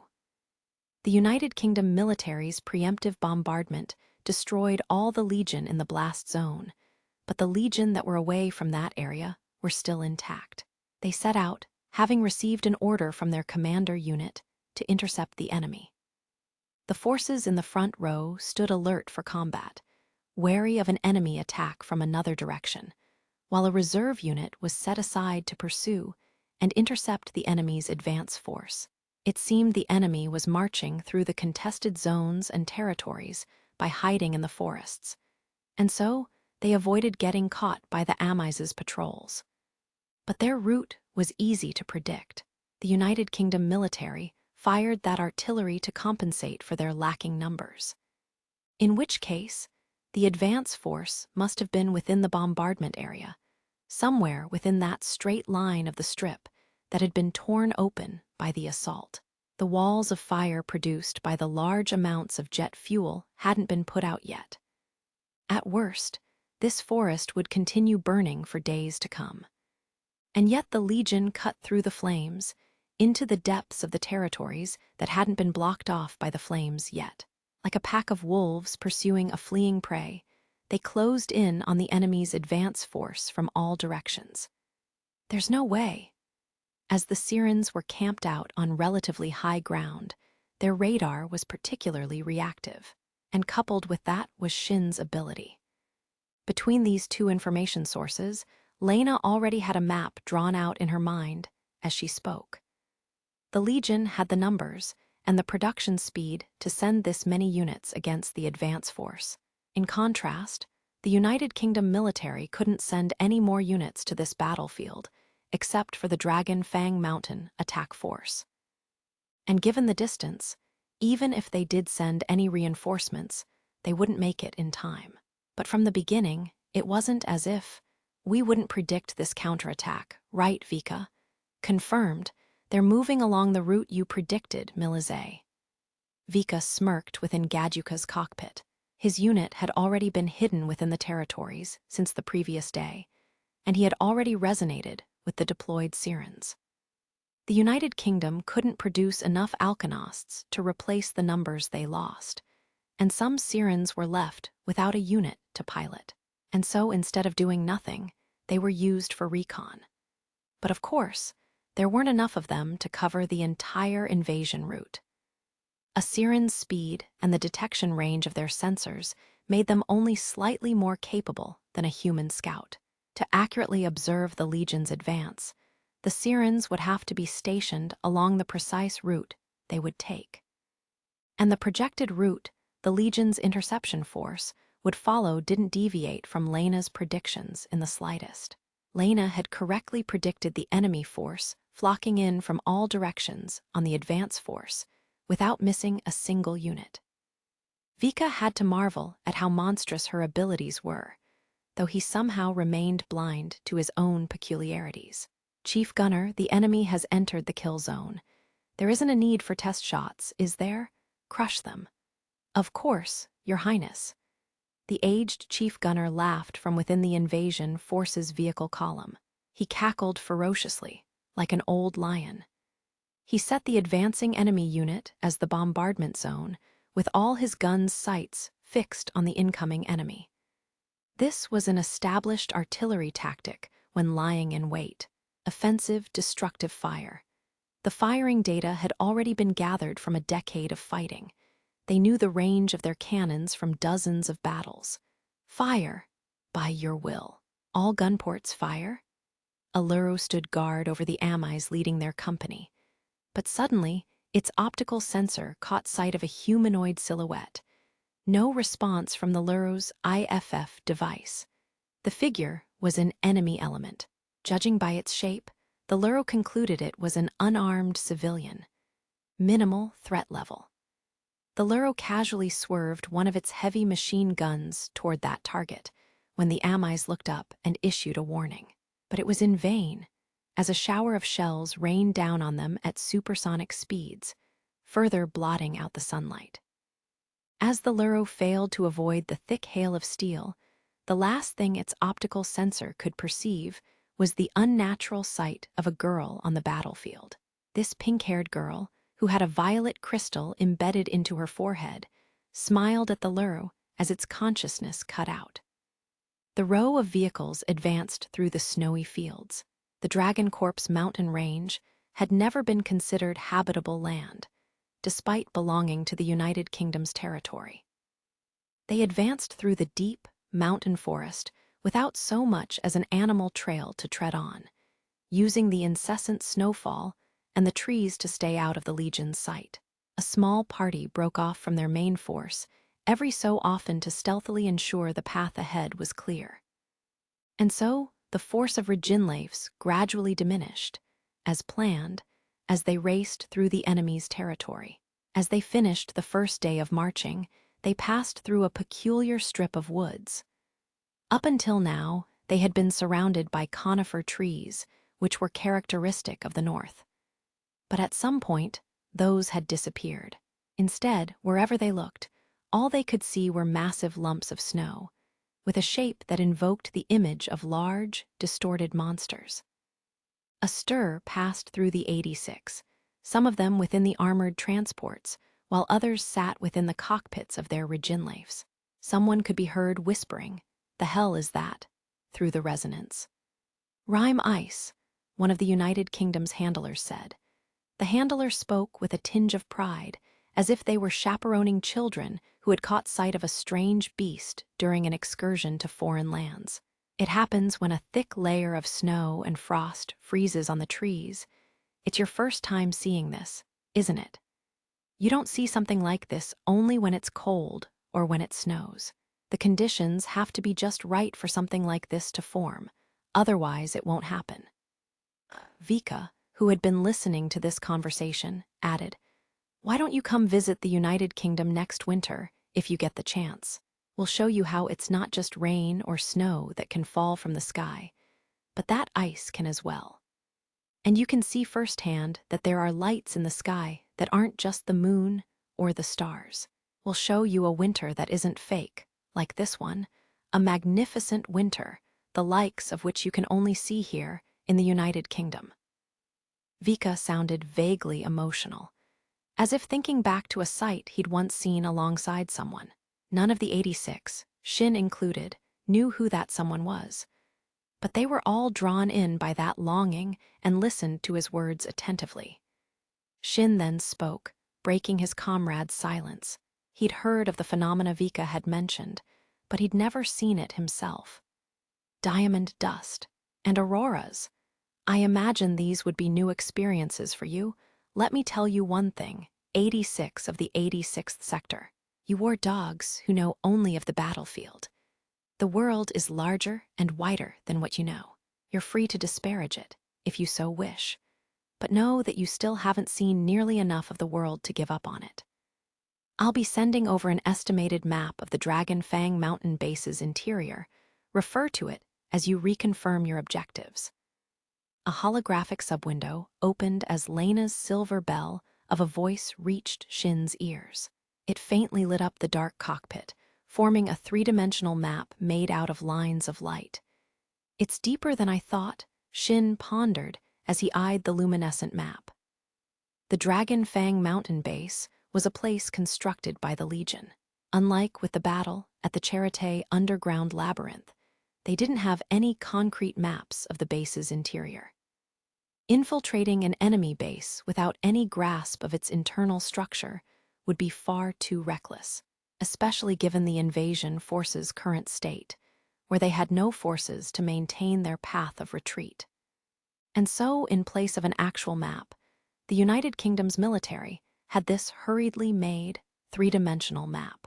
Using Shin's ability to trace the movements of the voices within the structure, they estimated the layout of the base's passageways and central facilities. After gathering this data, they spent a whole night employing all of Vanadis's computational power to produce this map. Shin's perception of three-dimensional movement was much weaker compared with his perception of two-dimensional movement, but the Luro and the Dinosauria weighed 50 tons and 100 tons, respectively. So the base's ground had to be solid enough to support that weight. And since this base also generated power and produced units, they could predict some facilities it would need to have. With these conditions in mind, they were able to draw a map with an estimated, if not as accurate as would be required, layout of the base. Still, it was better than charging in completely blind, even if not by much. As you can see, the interior of the base is divided into sectors. The first one is the surface sector, which is close to the mountain's base and seems to house the Weisel production unit. The second sector is located near the dormant volcanic pipe and is estimated to be the Admiral Power Plant unit. Apparently, it was built there due to the location's proximity to a heat source, which allowed for heat expulsion and cooling purposes. The power generation facility is located adjacent to the volcanic pipe, while its control kernel is a short distance away in an open area near the dormant volcanic crater. Both have passageways connecting to them, and areas of the map lit up in accordance to Lena's explanation. She transmitted the data using the communications network they'd established while setting up their path of retreat. This was done using the same method with which the Sirens that had infiltrated the Legion's territories transmitted their footage data 6 months ago. The third sector, a deep underground sector that's located adjacent to the dormant volcanic pipe, the presumed location of the merciless Queen. This sector was located at the center of the three-dimensional model of the base. Matching her words, a small point lit up deep underground. Though the opening in the mountain peak was currently blocked by chilled magma, the space had once been a volcanic tunnel. And right next to that area was the merciless Queen's sector. The function of this sector is unknown. We might estimate it's a command center for the Legion, but the number of actual Legion units inhabiting it is small. Captain Newson's observations state that the merciless Queen is the only one inside. Vika scoffed in an amused tone. I'm sure this sector has a title. Let us call it the Throne Room for lack of another name. The prince seemed to have shrugged as he said those disrespectful words without a hint of reservation. The division of roles hasn't changed since the briefing, right, Milizet? My squadron and the Claymore Squadron will handle the Admiral Control Colonel and Power Unit respectively, while the Thunderbolt Squadron seizes the Weisel. Nordlicht and Lykion will ensure the combat zone is blocked off, with help from what remains of the 1st Armored Corps remaining squadrons. And the Spearhead Squadron will handle seizing the merciless Queen, storming into a Queen's bedchambers. How barbaric. The strike package's processors had been broken up into 4 groups, with the 2 largest groups taking part in the mission. Because the 2nd Armored Corps had to maintain the escape route, their forces were greatly diminished, and so the 1st Armored Corps, which Shin's Spearhead Squadron was a part of, had to handle both blockading the mountains surrounding areas and attacking the base's interior. In addition, since this operation required accomplishing several objectives at once, thereby dividing their forces into battalions, as they usually did, the force infiltrating the base was made up of temporary divisions created by putting Juggernauts and Alkonosts in the same squadrons. Furthermore, the Phoenix's presence is not confirmed as of now, but we can be certain it's part of the Dragon Fang Mountain's defensive force, so in the event that it does appear, deal with it as you did last time. The Dragon Fang Mountain base was surrounded by walls on all sides and necessitated fighting in small, cramped quarters, making it an ideal battlefield for the Phoenix. The advance force was also essentially isolating itself by entering the enemy base, which made it easy for the enemy army to draw them in and wipe them out. The Legion would no doubt send their strongest forces to eliminate them. However, destroying the Phoenix is a low-priority objective in this operation. Avoid engaging it unless strictly necessary. Given the time you would need to retreat and how long we can keep the operation area blockaded, we only have 4 hours to complete this operation. Seize the base swiftly. Shin narrowed his eyes bitterly as he listened to the chime of her voice. He hadn't apologized for their argument before, but Lena did despite it not being her fault, and yet he still hadn't. Now wasn't the time for this conversation, of course, but once he returned, once the operation had ended, he wanted to apologize. He also wanted to have that conversation she'd mentioned. Roger, the Dragon Fang Mountain. The people of the United Kingdom granted the largest peak in the Dragon Corpse Mountain range that name out of awe and dignity. And like that name implied, it resembled a massive fang bared toward the heavens. Anyone looking up at it from the foot of the mountain would realize just how large it was. A pure white, acute ridgeline jutted toward the coal-gray sky. A conifer forest, too thick and too dark to allow for human entry, spanned the foot of the mountain. Amai's units patrolled the gaps in wary vigil. It was a region far removed from humankind's presence, but since it was a production base, there were Toss and Fusilier constantly coming and going. The snow was relatively thin along the path they took, which ended in a frozen, rocky incline that had an unnatural, metal blast door built into it. The nearby Amis were patrolling in a state of high alert, sensors raised. But in the following moment, a group of alkenosts lunged over their light frames and crushed them under their weight. Using the tree trunks as a foothold, the advance force raced through the treetops and leaped high through the opening to the forest. Before the Amis could counterattack or report the enemy raid, the Legion units were shot down by gunfire from directly above them. The stomped units were scattered to pieces. As the roaring of the guns still echoed around her, Lurch exclaimed through the resonance, "Clear! Sir Reaper, go at once." Shin didn't need to be told twice. Before the fire and smoke of the blast could dissipate, Shin piloted Undertaker through the opening. His optical screen displayed the defenseless blast door. Van Addies? Firing, T-5 seconds. 2, 1 impact. They'd fired off one precious missile that traveled close to the ground. One of the juggernauts exposed the blast door to a sight laser, which served as the guided missile's signal as it flew toward the door. And then, an explosion. The metal door bent inward and was torn apart like papercraft, ringing out with an explosion that echoed against the rock surface. Sensing with his ability that several unfortunate Legion units had been caught up in the blast, Shin ordered the fire suppression squad, led by Raiden, to fire inside. The most dangerous moment in an infiltration was when they were entering the structure. They only went inside the dark base upon confirming that the voices of the Legion lying in wait near the entrance had died out. Shin's optical screen went black and switched over to night vision mode a moment later. The sound of the tips of the Juggernaut's metallic legs stepping on the rock floor echoed heavily around them. They purged the leg gear they had on for advancing through the snow, and even the noise of the explosive bolts echoed deeply into the base as well. It was a wide space. This was likely where the Tossened Fusilier carried in grounded units or wreckage. It was a truck yard for loading and unloading newly repaired and produced Legion units, and covering the entirety of that room's high ceiling were all Alkenost units. Load canister shells and set them to mid-air burst mode. Fire!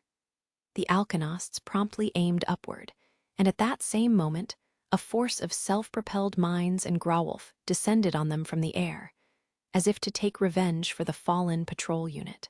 The lightweight Legion had hidden on the gantry cranes and in the undulations of the roughly chiseled stone walls. But to Shin, who could detect their presence through their constant wails, this did nothing to hide them from him. The fired 105 shells met the falling Legion. The canister shells burst, dispersing a buckshot that tore into all the self-propelled mines in range. Their wreckage clattered down to the ground as the surviving Grauwolf and the remaining self-propelled mines landed on the ground. The Juggernauts and Alkenosts dodged their fall and spread out in all directions. At the same time, a defensive unit made up of a corps of Luru rushed into the room just as the surprise attack was launched. The Juggernauts that lay in wait engaged them, and a battle began, with 88 and 120 shells whistling through the air. A melee suddenly broke out within this vast, dark hollow. Sitting deep within the base, which they dug into the volcano known to the people of the United Kingdom as the Dragon Fang Mountain, the commander unit known as the Merciless Queen silently whispered as she watched the transmission of the battle in the truck yard. "I see, so it really is you, Vika." Depicted in the course optical footage was a United Kingdom military Barushka Matushka, a commander's model with reinforced sensor and communication capabilities. Emblazoned on its cockpit block was a personal mark of a serpent coiled around an apple. The mark that was confirmed to belong to the high-priority target within the United Kingdom's army, identifier H. Vethrunger. She recalled the small child she'd spoken to several times over 10 years ago. He was a warped boy, cursed with a warped intellect and a twisted psyche. The prospect of going against human reasoning and ethics didn't faze him in the slightest. And yet what lay in the basis of his actions was a child's wholehearted, devoted affection and a desire to meet his mother once more. This happened before the war started. It had been a moment before she created the Legion. That child only wanted to see his mother again, and that wish eventually gave birth to the Legion War. A stepping stone on the way to human annihilation. Goes to show how good intentions, by their very nature, only bring about terrible conclusions. And that was a lesson that this wise child, wise, but all too ignorant of the ways of the world, had surely learned by now. And she switched to another feed. It showed an image of a white felldress racing about as it pleased, a felldress with a personal mark of a skeleton carrying a shovel, which was registered in the Legion's database as a high-priority target. The target in question being its pilot, of course. Despite being former military personnel, she had never set foot on the battlefield. And to her, that personal mark seemed all too ominous, as if the skeleton was symbolizing the grim Reaper itself. This enemy was seasoned and experienced enough to brand themselves with such a symbol. She did not know the name of this pilot, with his coloring so characteristic of the Empire's ruling class, despite the fact that he could in no way be descended from such nobility, and she likely never would know. Belager. Gadjuka's enhanced radar caught the signal of a self-propelled mine that attempted to lunge at it from its blind spot. It was a child-type self-propelled mine, made in a form that was meant to stimulate the parental instincts hardwired into the human mind, but Vika unflinchingly directed Gadjuka to kick it away. The self-propelled mine, clad as it was in the clothes of a Republic child, which were by no means fitting for the United Kingdom's frigid climate, was bent beyond recognition and sent flying. Anti-personnel self-propelled mines unleashed metallic pellets as they exploded, but those couldn't hope to damage a felldress. As such, the only self-propelled mines in this base were anti-tank models. Those were equipped with heat warheads, but they didn't do enough damage unless they were detonated in close range. Because of this, self-propelled mines didn't pose much of a threat so long as one kept their distance from them. But despite already having lost the perfect position, the child-type self-propelled mine detonated its self-destruct device. An invisible shock wave rang through the darkness, but what spread out in the wake of that blast was not pellets or metal jet, but an odd, glittering, silver smoke. The warhead had exploded at a close enough range that the Gadjuka was incapable of evading it. The smoke screen was thick enough that Vika couldn't see his unit's legs, and in addition to blinding out his optical sensors, it also temporarily scrambled his radar. This disturbance was likely due to the plastic shards of aluminum disposition that were hidden in the smoke and refracted the radar waves. This self-propelled mine wasn't an anti-personnel or an anti-tank model. If they had to give it a name, it would be the chaff model. What a nuisance if these were to be implemented alongside the already existing self-propelled mines, and they no doubt would be. Then one would be hard-pressed to fight off their combined attacks unless one had the same ability as Shin. Vika narrowed his eyes at the sound of the gravel being stomped on again. It's coming from behind me. Looking around, he found himself surrounded on all sides by Amis. Once the smoke cleared and their lines of sight were restored, Grauwolf descended as well, followed by a large number of self-propelled mines. I'm surrounded, am I? Well now, among this group of lightweight felldress, which included juggernauts and alkanosts, his Barushka Matushka was the only heavyweight unit, and it was made for commander specifications, with enhanced sensor and communication functions. It was only natural the Legion would assume he was the invasion forces commander, or maybe they recognized the personal mark emblazoned on his canopy's armor as one that belonged to a United Kingdom commander. Noticing Gadjuka was surrounded, Raiden turned werewolf to face him. Vika could hear someone clicking their tongue through the resonance. But Cheka, Lurch's unit, simply remained still and seemed to stare at him. Vika used Cheka as his attached unit's vanguard and hadn't ordered her to protect him in the first place. A smirk played over Vika's lips, a composed, arrogant sneer. "Don't underestimate me, you pieces of cannon fodder." The United Kingdom was different from the Federacy, which let armored infantry escort Feldress and handle the lightweight Legion types like the Grauwolf, Amis, and self-propelled mines. There was a stark difference between the two in terms of their technological edge and metal deposits.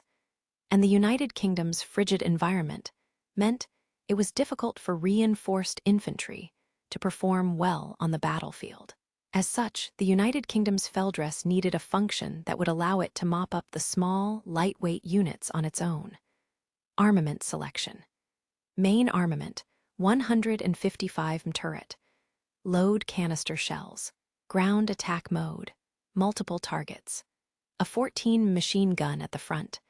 A 7.62 coaxial machine gun. Armor-piercing rounds loaded. Grenade launchers, open all gun ports. Anti-armor explosive projectiles loaded. Top attack mode. Sights set. All armaments locked on. Fire.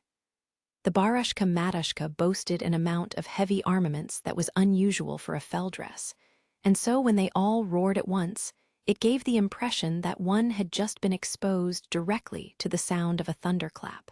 It had a 155 back-mounted gun turret, with 2 machine guns attached to it. 2 40 grenade launchers rested on the top of the fuselage, like dorsal fins. Each of these armaments was locked onto a different enemy as it fired. Projectiles and bullets whizzed all around Gaduka, like a balsam flower releasing its seeds.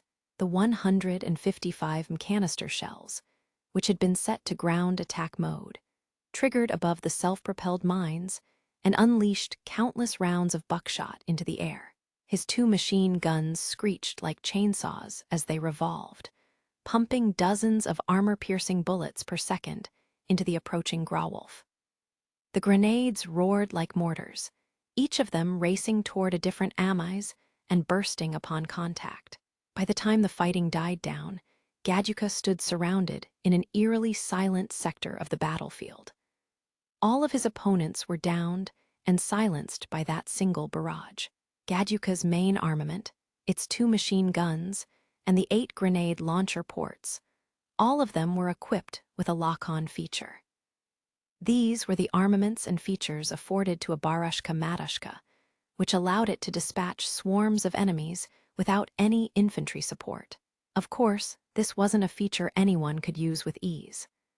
Vika chose to manually set all the targets at once by himself, as he judged it would be faster that way. But an ordinary pilot required AI support to actually make use of this hard-to-handle system. And yet, that was the only way the United Kingdom survived the Legion War when their Feldress were inferior in performance, and their forces were fewer. "As impressive as ever, Your Highness. There was no need for me to intervene, yet again," Lurch said with a smirk. Raiden let out a surprised "muh," making no attempt to hide his astonishment. "Not bad, Your Highness." Usually, there would be a difference in age between an officer and his subordinates, but I've been in the army since around the same age you lot were enlisted. It wouldn't do if I couldn't handle this much.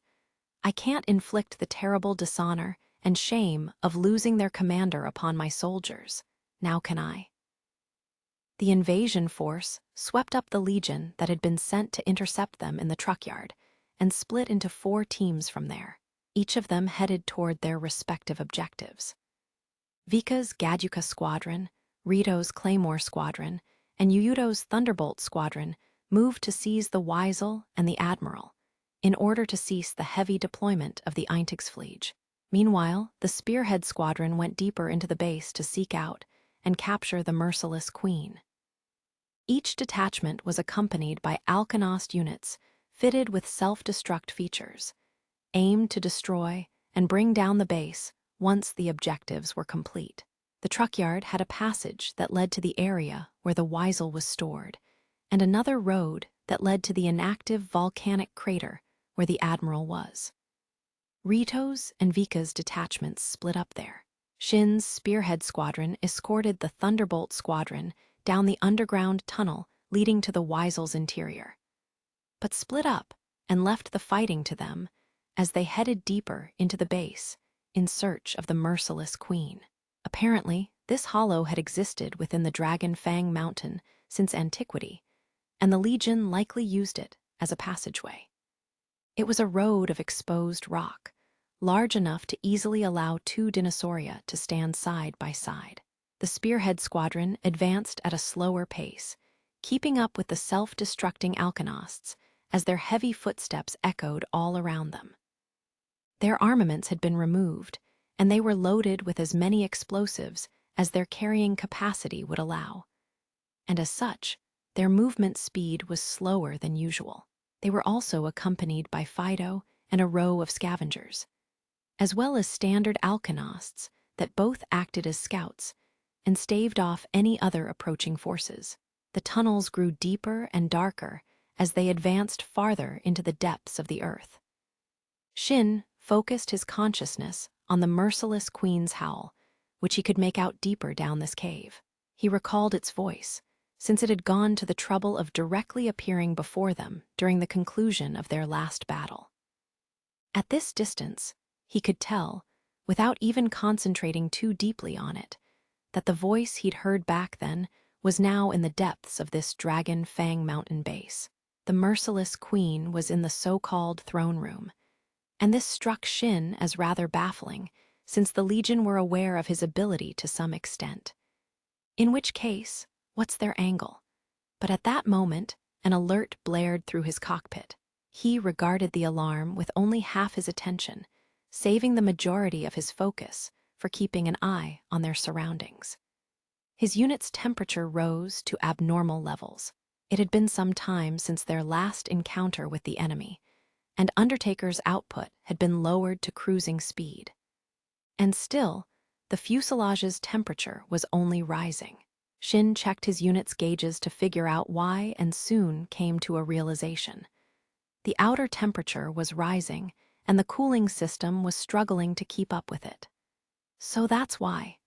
They should have considered this.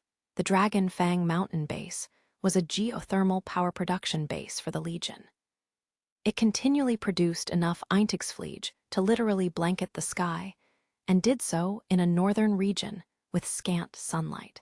To that end, building their power generator inside a volcano, which produced heat energy, was more efficient.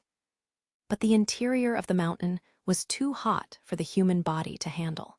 A facility made by humans would normally take measures to regulate the temperature, but the Legion were far more resistant to heat and had no need for such cooling. Shin could hear Raiden part his lips to speak. He'd likely gotten the same alert. Shin, this is... Yeah, we can't stay here for long. All units, we're making a minor change to our plan. I don't think we'll be able to last 4 hours in this heat. The cooling system was effectively screaming as it attempted to fight against the external temperature. Handling the operation for much longer was unlikely. And on top of that, and I probably shouldn't need to tell you this, but if we run into magma, don't go near it. Your rigs won't be able to take it. Aluminum alloy is weak to fire. I see. Hence this odd formation and the width of the road. Vika had anticipated ambushes, but for some reason, they were being attacked by armored divisions made up of Luro and Dinosauria of all things. As he faced yet another wave of armored enemies, Vika whispered those words bitterly. The heavyweight Legion types had thick composite armor, which insulated them from the outside temperature. The lightweight ones, in comparison, weren't so resistant to the heat. Their thin armor easily transmitted the high temperatures into their internal mechanisms, on top of being types that were already prone to heating up due to their proclivity for high-speed, high-mobility combat. This was why they didn't run into lightweights, except for the truck yard. And this weakness to high temperatures was shared by the Juggernauts and Alkenosts, which were also lightly armored and made high-mobility combat their forte.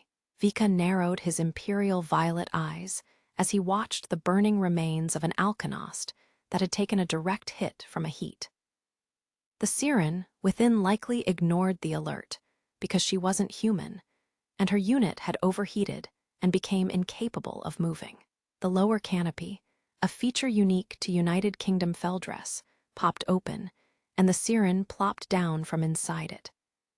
The inside of the fuselage was likely already aflame. The siren, who crumpled to the ground, was already so consumed by the flames that her human form was only barely discernible. Their uniforms weren't equipped with fireproofing measures, since they weren't expected to survive combat. The United Kingdom hadn't had the leisure to grant these inhuman girls with these most basic of features for a long time now. "You did well, Yanina, I'm sorry." He sent a self-destruct order, which fried the siren's artificial brain. These girls lacked anything reminiscent of fear and pain. But Vika's sensibilities weren't so skewed that he would enjoy watching something in the shape of a human being burned to death. And of course, if the so-called ghost within the siren were to continue screaming, it would only serve to further strain Shin, who was on the same battlefield as them. Apparently, during the strike package's first mission, all the sheepdogs in the operation area activated at once, which put such intense stress on Shin that he had passed out. Vika had no intention of letting that happen again here. I imagine the Claymore Squadron is in a similar situation while they make their way to the power generator. In terms of both temperature and the enemy composition, we should probably assume these conditions apply to the entirety of the Dragon Fang Mountains tunnels. Vika considered this likely meant the Phoenix wasn't present in the base. It too was lightly armored and optimized for high-mobility combat. Perhaps it wasn't stationed here at all, since this battlefield was so unsuitable for it. But anyway, I don't like being underground. Let's finish this operation quickly and head back. The tunnels seemed to twist and turn as they headed deeper underground. Shin's squadron eventually arrived in a large, open area reminiscent of some kind of ancient temple. Pillars of crumbled rock unevenly dotted the place. They had crumbled, yes, but they were still tall enough to require one to look up to see them. There was plenty of open space and spots to take cover, and the area was wide and tall enough to maneuver around while jumping. A perfect battlefield for the juggernauts. But upon noticing the heat distribution, Shin narrowed his eyes. All over this underground, temple-like space, turrets of invisible, hot air spewed out like geysers. There was probably a crevice somewhere nearby that connected to some heat source farther underground. These invisible walls of smoldering heat were spread out across this wide space, like some kind of elaborate labyrinth. "Touching one of those will probably overheat our rigs and stop us from moving," Theo said. "Fighting here's gonna be a headache. Let's get out of here." "I'd love to do that, but..." An enemy unit slowly rose up from behind one of the crumbled pillars. Shin perceived its presence with his ability before it appeared. It had a familiar voice. Perhaps it hadn't had time for repairs, because 2 of its machine guns and 1 of its legs were missing.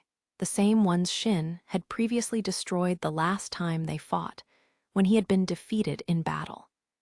It was the Dinosauria that got away from the Spearhead and Brisingamen squadrons. The Shepherd that was presumably an 86. "We've been ambushed." At that distance, its battle cry-like howl rumbled in Shin's ears like thunder. Shin narrowed his eyes as he listened to that voice. It was familiar. He already remembered who this voice likely belonged to. It was a far clearer and more accessible recollection than those of his hometown and family, which had sunk into the darkness of his memories. He thought back to his first year, after being drafted to the front lines of the 86th Sector. He remembered the voice of a boy he knew from that period of time, when most processors lost their lives. It's about time you think of a personal name, isn't it? How about Balaguer? It's a god's pseudonym. You've got pretty red eyes, after all. He had said that and smiled, and then went on to die in his very next battle. Captain, the name Shin whispered was that of a comrade even Raiden didn't recognize.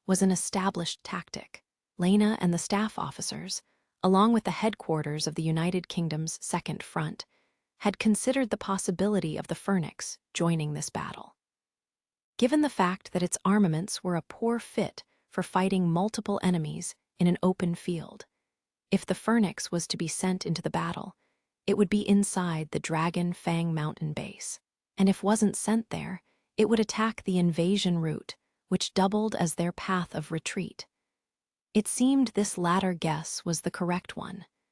It was far enough for the 2nd Armored Corps, which guarded their escape route, to prepare to intercept it. But just as Shin prepared to warn the other units about the point the Phoenix had appeared in, it dawned upon Shin. No, that's wrong. The Phoenix wasn't heading toward any unit that was guarding their path of escape. It was going north. Toward Lena, be careful. The Phoenix is heading for the command center. Upon receiving his warning, Lena was overcome not with surprise, but apprehension.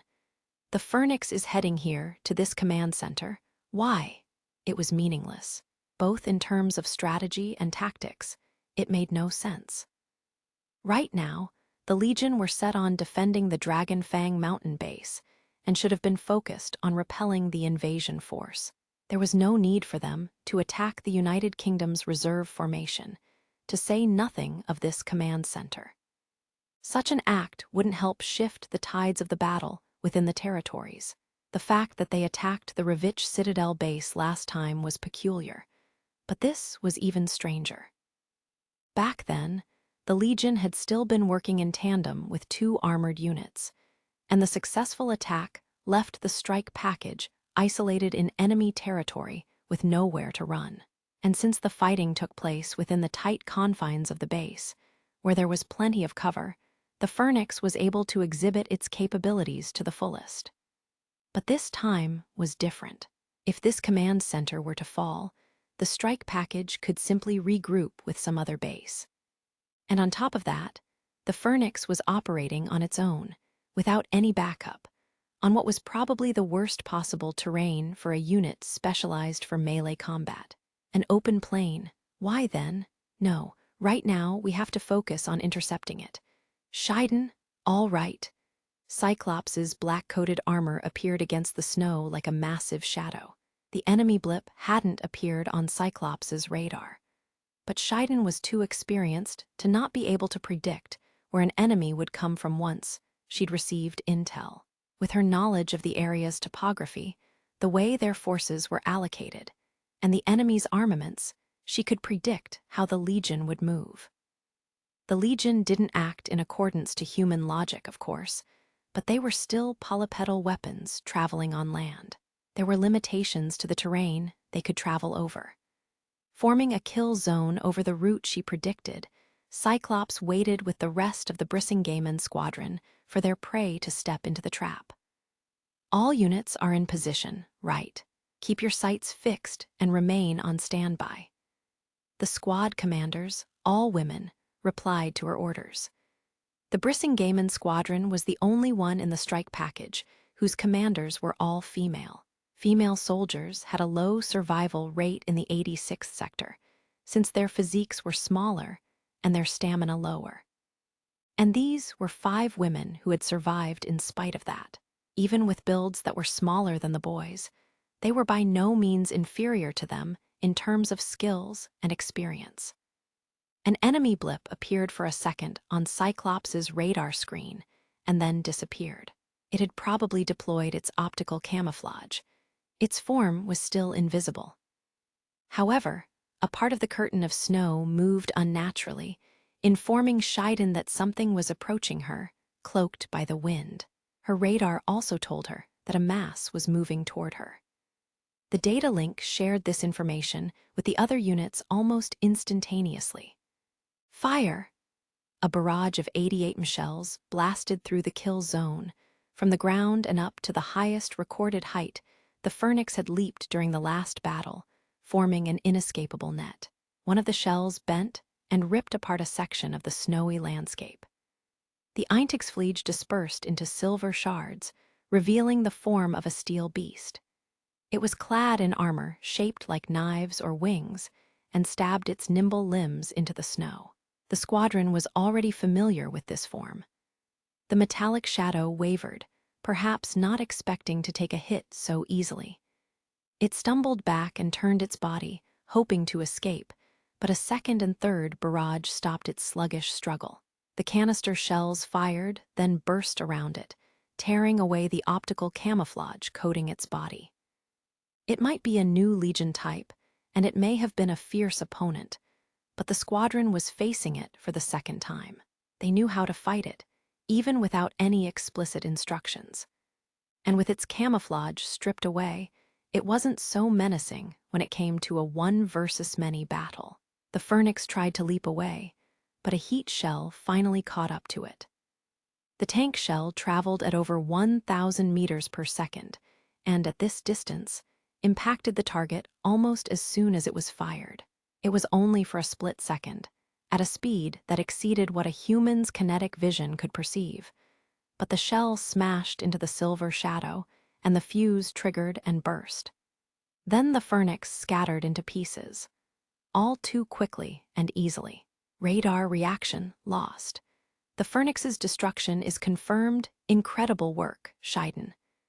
Lena heaved a sigh of relief, standing in the command center a long distance away from the kill zone. Scheiden, on the other hand, wasn't convinced.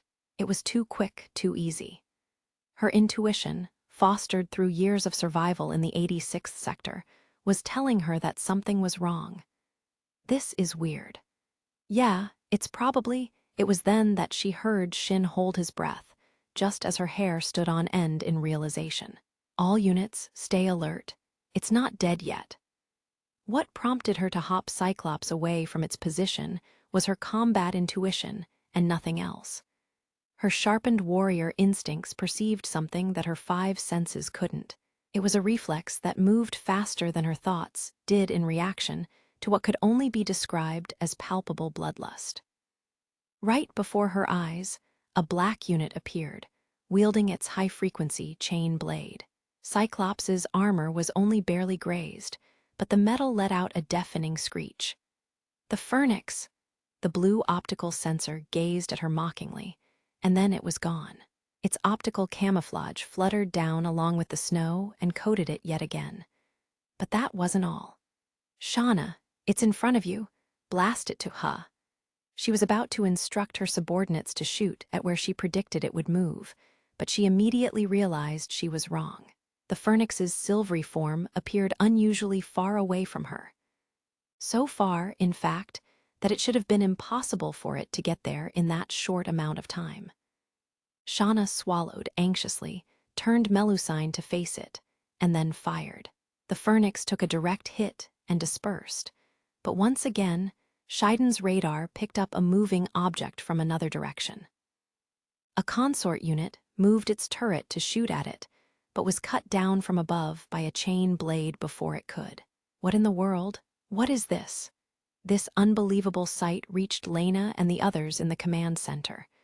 What manner of trickery is this? Frederica marveled. Look at that speed. Isn't it faster than last time? Or what, is there more than one of it now? But if that's the case, how are they deceiving Shin's ability when he's actively trying to track the Phoenix? Lena wondered aloud. Gret then spoke, and Lena could sense her leaning forward through the resonance. It's a dummy.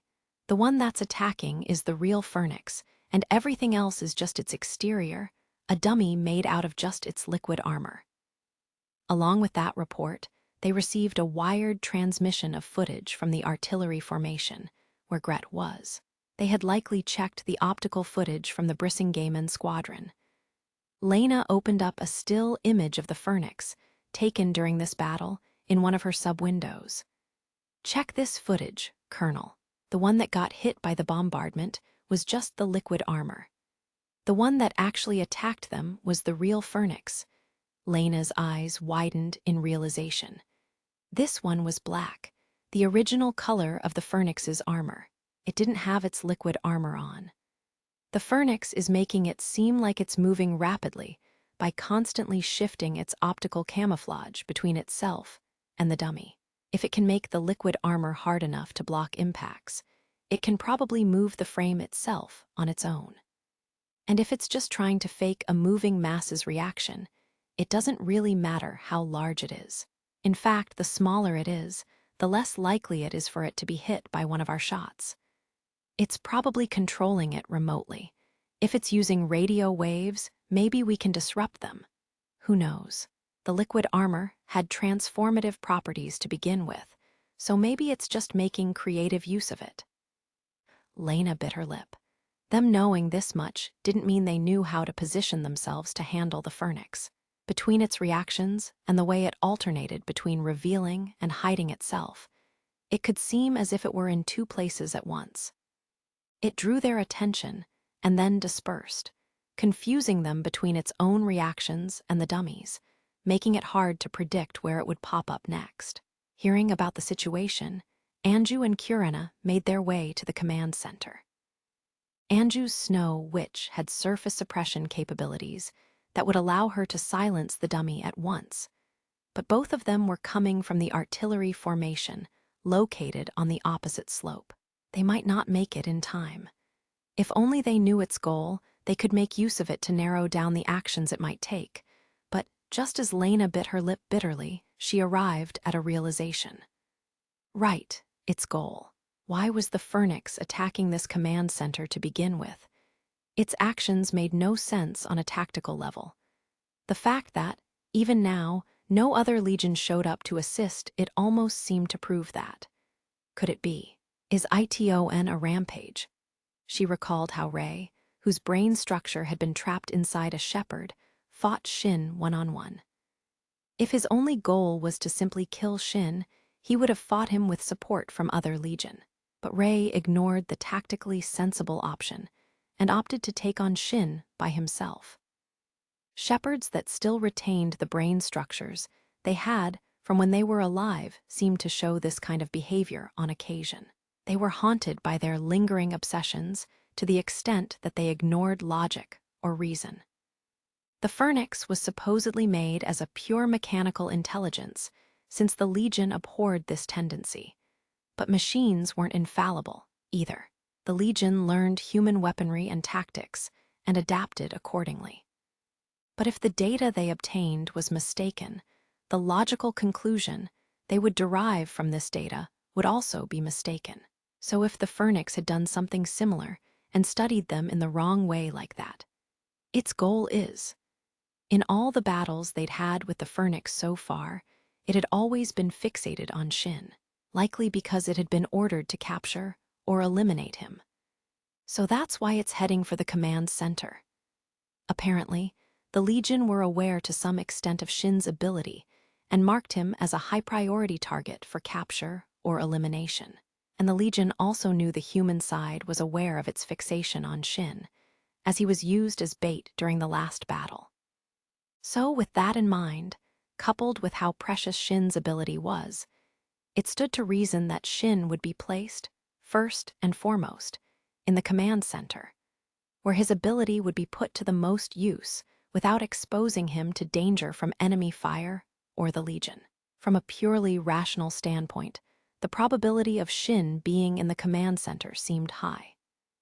And that was why the Phoenix was attacking the command center, despite its lack of strategic significance. And if that was true, the Phoenix really wasn't working in accordance with the Legion's commands. Shin was currently in the Dragon Fang Mountain, and the enemies within the base likely knew he was there. But for some reason, this information hadn't been relayed to the Phoenix. Likely since that wasn't related to the Phoenix's initial objective. In which case, if it didn't know Shin wasn't actually here, if it didn't know where Shin really was, Colonel Wenzel, take over command for me if anything happens. Colonel, what do you mean by? No. All control personnel, please evacuate Brissingamen Squadron. There are multiple enemy signals, but only the true Phoenix is capable of attacking. In which case, if we narrow down its targets, we should be able to predict its trajectory. And if we know where it's coming from, we can fight back. Unlike normal conditions, she kept the wireless on. The Legion didn't understand human speech. But if they detected a place transmitting radio waves, they would assume it corresponded to a headquarters of some sort. And a precious, well-protected military asset would be kept in a heavily protected place like a headquarters in order to economize on defensive facilities. Lena took a deep breath, and then she spoke in a loud, dignified voice into the microphone. Her channel was set to all bandwidths in an attempt to draw out that distant beast. Vanatti's HQ to all units? And indeed, an invisible something hiding in the snow took off in a fury. Upon hearing Lena's voice through the resonance and perceiving that the Phoenix had moved in response to it, Shin froze up. "The hell do you think you're doing, Your Majesty?" "Lena, what on earth?" Shaiden's and Theo's exclamations struck Shin as awfully distant. His thoughts were rushing in a speed that bordered on panic. What is she doing? That's crazy. She used herself as bait and then let the enemy know about it. But since she'd asked Gret to take over for her if the worst happened, it meant she was perfectly prepared for that scenario. Shin heard something creak. It was his teeth grinding against one another. She did it in the Citadel base, and now here, too. Why is she always so keen on recklessly risking her life like this? Even though he didn't want to lose her. Even though he still hadn't apologized for that argument. No, even if he had no such regrets, he wouldn't have wanted to lose her. It's like he'd been told, even if he didn't wish for anything, even if he lived on the pretense that he'd given up on everything, losing someone still hurt in the end. Maybe being filled with regrets and not saying anything hurt more, but loss hurt regardless.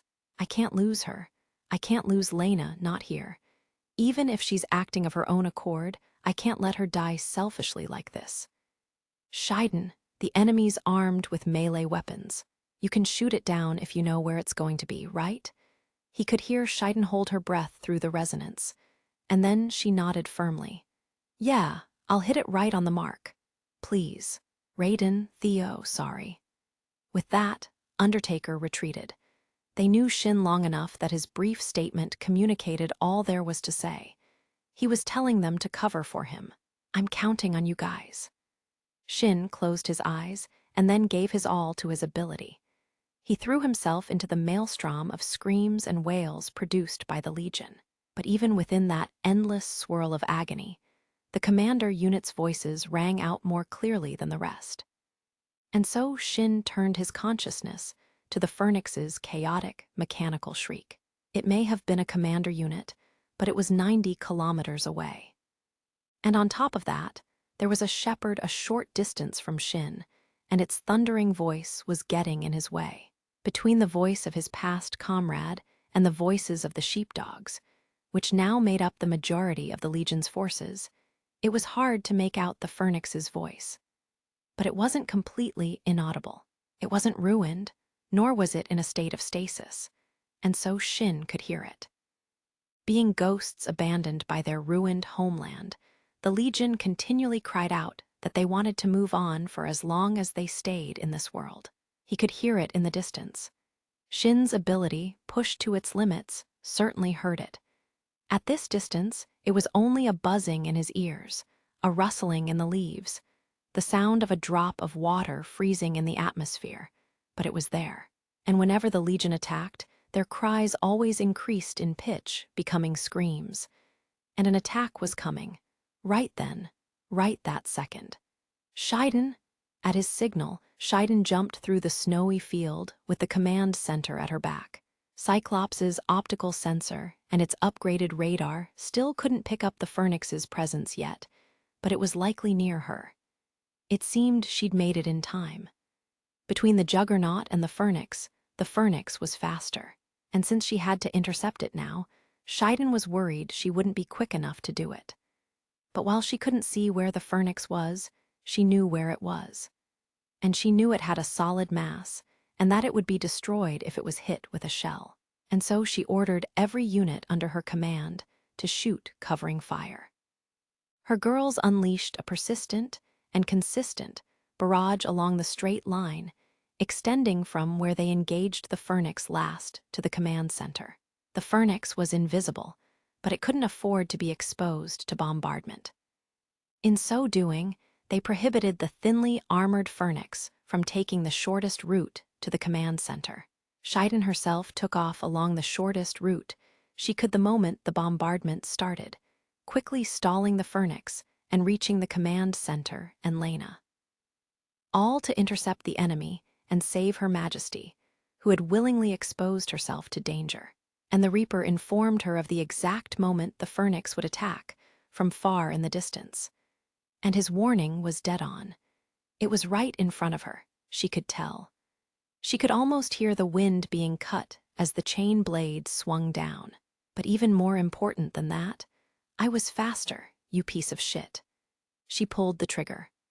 Her back-mounted 88mm smoothbore gun roared as it fired. And while this shot was weak when fired at long range, it packed one hell of a punch when fired point-blank. Racing at 16.0 meters per second, the buckshot traveled at full speed, its force entirely unmitigated, and dug into the scenery before her eyes, which contorted and twisted eerily. The Dinosauria was a steel monstrosity that weighed 100 tons and was armed with the unrivaled might of a 155mm smoothbore gun. It was capable of dashing at a speed that was only slightly slower than a Reginleif. Even the Federacy's state-of-the-art models couldn't hope to defeat it one-on-one. This was especially true on a blistering, volcanic battlefield such as this, where walls of invisible heat limited their mobility. To make things worse, the Dinosauria rushed toward them while employing crafty yet cautious tactics, as if it were actually one of the Republic's aluminum coffins. It was once an 86, and likely a name-bearer at that. It was reading their intentions like an open book. And that, coupled with its terrain advantage and superior machine specs, gave it an overwhelming tactical advantage. But even as they fought, protecting the non-combatant Alkenosts that were prepped for self-destruction, the Scavengers and the now immobile Undertaker, Raiden, and Theo still did battle with a smile plastered on their lips. After all, we can't afford to lose this. If we let it pass through now, we'd never live down the shame. Sorry, I'm counting on you guys. His voice felt somehow desperate. It was the first time they'd heard him speak like that, for all the years they'd known him. Shin had changed. He'd left the 86th sector and met that kind-hearted handler from the Republic, and if he wanted to protect her, it was up to them to help him. At the end of the day, they were just 86 like him. Those who fought alongside him on the same battlefields and would likely die ahead of him. And that meant they couldn't save Shin, who took it upon himself to bring the deceased to their final destination. It was then that the cold sensation of a siren, cold like the skin of a cadaver, joined the resonance. If you two kind gentlemen will allow it, I, Vera, will open a way for you. Please use it to pass through. And as she said this, the siren, Vera, drove her Alkenost forward. She ignored the heat geysers they had avoided so far and rushed the Dinosauria, firing as she did. Her shots bounced off its front armor, incapable of penetrating it. The Dinosauria regarded her with a sidelong glance, not even bothering to counterattack as it handled the Juggernauts and the other combatant Alkenosts. True to the Dinosauria's judgment, Vera's unit crumpled from overheating.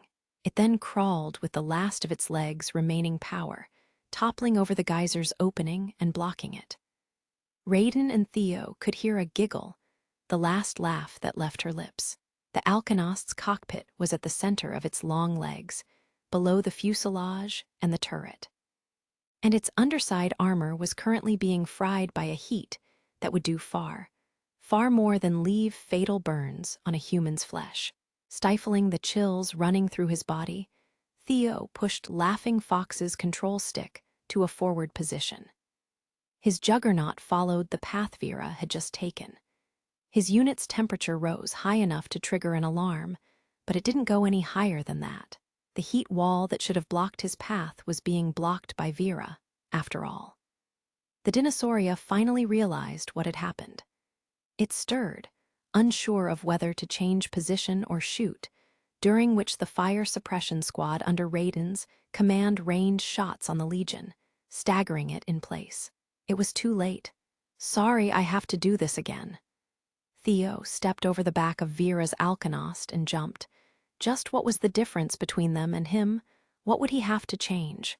Theo didn't know yet, but even if he had to do something to save his friends, Theo couldn't see himself ever acting the way Vera just did. He couldn't and wouldn't be able to do that. Theo didn't want to die, and his death would probably make people sad. That wasn't what he wanted. And maybe that was really all that set him apart from the girl who had just died in front of him. For now, that was the only difference. He fired a wire anchor into one of the stone pillars and propelled himself upward by reeling it back. In the air, he took aim at the Dinosauria's top rear armor. The two machine guns that should have been there to stop them were missing, since Shin had previously destroyed them. "I don't know who you used to be, but go back to where you belong." He pulled the trigger. The rapid, high-speed shot hit the Phoenix's black armor and tore into it. The tank shell impacted the turret from directly above and pierced through the Dinosauria. Both Legion units let out an inaudible scream, one with its nondescript, mechanical words, and another with the voice of its past death throes. And the Dinosauria's massive form crumpled down into the hazy, rocky ground with a loud rumble. Bits of the Phoenix's armor sprayed into the air like blood splatter as it crashed to the ground with a somersault. It rolled twice, thrice, and then somehow managed to hop back to its feet. The next moment, the liquid armor dummy self-destructed. The dummy put all its energy into this suicide attack instead of moving, firing off bits of its armor in a blind assault. The juggernauts reflexively pulled back, their armor pelted by the shower of metal. It didn't penetrate their defenses, but it did stagger them. And in that moment, the animalistic black shadow bolted down the snowy incline, heading south. Sensing both the bombardment far to the north and the battle taking place right in front of him with his ability, Shin finally heaved a long sigh of relief. Lena watched the Phoenix run away through the command center screen. I'm sorry, Captain Newson. It got away. The Phoenix is leaving the command center's vicinity and heading for the Dragon Fang Mountain. I'm tracking it, Colonel Milizet. It's heading this way, like you said. It probably assumed that if I were there, I'd have come out by now. In contrast to Lena, who was grinding her teeth in frustration, Shin reacted composedly. That was likely because his ability was helping him follow the Phoenix's movements. Still, his voice was so absent of emotion that it almost felt cheeky to Lena, who had failed to finish the enemy off. If it's coming after me, that makes it easier for us. The Spearhead Squadron will intercept it. How's the situation on your end? Lena pursed her lips at that question. Both the Brissingamen Squadron and the command center are intact, but Aide Rosenfort and Control Aide Ares were both injured. Apparently, their lives aren't in any danger, but they were deemed incapable of continuing their duty as control personnel and were sent back. They were hit by a stray shot when the Phoenix's last dummy self-destructed. They had the misfortune of being struck by the armor bits as they were evacuating the command center, while on the road leading to the reserve formation emplacement. Apparently, one of the dummies had crept close to the command center. She could feel Shin doing his best not to click his tongue in frustration. Frederica may have wished for it herself, but Shin was seemingly ashamed of letting a girl who was only slightly older than 10 escort them to the battlefield. Roger that. Since the command center's position was exposed, we'll move to Van Addy's. Considering Aide Rosenfort had to retire from the battlefield, our ability to control and observe the battlefield has fallen somewhat, but it doesn't impede our ability to continue the operation. Having said everything she had to say as the operations commander to Shin, who was the tactical commander on the front lines, she then mentioned something else. He'd honestly, truly saved her. He did, but Captain Newson, regarding how you gave Second Lieutenant Ida firing instructions earlier, you don't need to do that. Don't worry about what's happening on this side and focus on your battles. You don't have to do something so reckless. Shin was on the front lines and in the middle of fighting a dinosauria. He'd likely left the fighting to Raiden, Theo, and his other squad members so he could focus on providing reconnaissance for Shiden. But still, he was right in front of the enemy. One wrong step, and he'd have been killed, and yet she could sense Shin tightening his lips. He seemed oddly displeased, in an uncharacteristic show of emotion compared with his usual, indifferent self. He then parted his lips to speak, making no effort to hide that emotion. No, it was the same voice she'd heard in the Revich Citadel base, but this time it felt firmer than before. Lena furrowed her brows. "That's an order, Captain. I refuse." "Shin, I refuse that order. Are you even one to talk like that, Lena?" Lena realized that, at some point, she'd been set as the sole target of Shin's resonance, and that he didn't call her by her rank, as was necessary in the middle of an operation, but by her nickname. "You were the one who ordered me to return safely. So wait for me. We can't complete that objective if we don't have anywhere to return to, so let us return Lena." And at that moment, Shin was filled with something like indecision, like hesitation, like doubt. No. Pressed by an even stronger emotion, he fell silent. And with that emotion constricting his throat, he finally said those words, as if painfully coughing them out. "Please don't leave me." He sounded like he was imploring her. Like a child squatting on a mountain of corpses in the center of the battlefield, reaching out for a hand of light he could just barely make out, as if trying to grasp this hand that could disappear at any given moment. "I'll come back, for sure, so don't leave me behind. Don't tell me not to protect you when you're in danger. I don't want you, of all people, to order me to abandon you." "Shin, you've asked me about this a few times already. If there's anything I want to do once this war ends, you told me I'm allowed to wish for things, even if I can't see the world as beautiful." Lena, these were the words he'd intended to say a few times already. The wish he was able to voice in front of Eugene's grave. But even so, saying it now overwhelmed Shin so much that he could feel his vision swimming. "I want to show you the sea. I want to show you things you've never seen before, places you can't see unless the war ends. So when it does, if we survive, let's see the sea together." This was what he had wanted to say for the last 6 months, his reason for fighting his wish. But saying those words now, making that wish to Lena, scared him. Reaching out to something, wishing for it, longing for it from the bottom of his heart, to see it as truly precious, only to have it mercilessly snatched away, the thought terrified him. He had always been afraid of having hope, because everything he'd ever hoped or wished for had been taken away from him once before. He'd learned time and time again that he could never wish for anything. And so, at some point, he gave up on wishing altogether. He'd even stopped thinking about it. Wanting something, wishing for something, caused nothing but pain.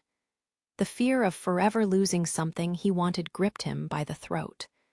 The terror of it clouded his vision, but he still didn't want to lose her. He couldn't stand the idea of having Lena snatched away from him, even if it was by her own hands. His fear and his selfishness were making his head spin. He still couldn't see the world as beautiful. He couldn't even begin to imagine the kind of future he wanted. He was a monster that had stepped over the corpses of others, and there was no changing the past.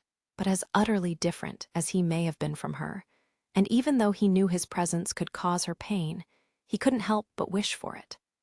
The one and only wish he eventually came to desire. "So please, that's the only thing I can wish for right now.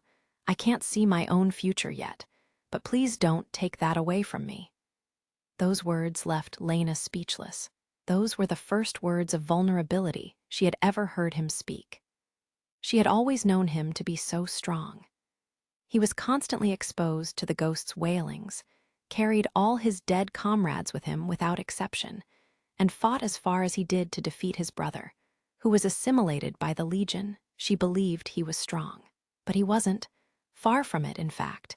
He was a weak, cowardly, fragile person. Don't leave me behind. She'd once used those very same words as she'd pleaded with him right before he left on his death march. And those were the words Shin had wanted to tell others for so long now. To his comrades, to his brother, to all those who had been snatched away by death. But he had entrusted himself with the task of carrying the memories of those who died, so he couldn't say those words to anyone, even though every step of the way he longed to say them. Don't leave me behind. Don't die and leave me all alone. We're off, Major. Being able to say those words back then had likely been an ever-so-thin thread of salvation to hold on to. Of course, the words left her lips all too naturally. It wasn't that he didn't rely on her. She'd been entrusted with his wish for a long time now, and so she had to see it fulfilled. She was the one who had told him he was allowed to wish for something. She had to answer those words, those two wishes he'd entrusted her with, despite the cruelty of the world. I would never leave you behind. After all, you waited for me, even after I told you not to leave me behind. Voices she'd once heard and scenes she'd once seen surfaced in her mind.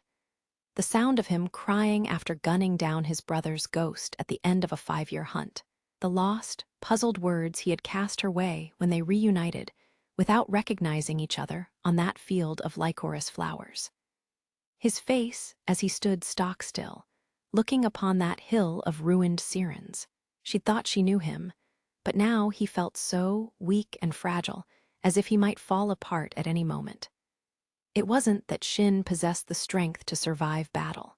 He simply struggled with all his might to live, leaning on the pride that allowed him to fight to very end, the only bit of honor he had left to rely on as his crutch. He wasn't immune to injury. He was simply so wounded that nothing could hurt him anymore. He truly had nothing left to support himself with except for that pride. And so, she couldn't stand the idea of hurting him again, of being another burden that would weigh him down. I will never leave you behind. I'll always be waiting. I promise.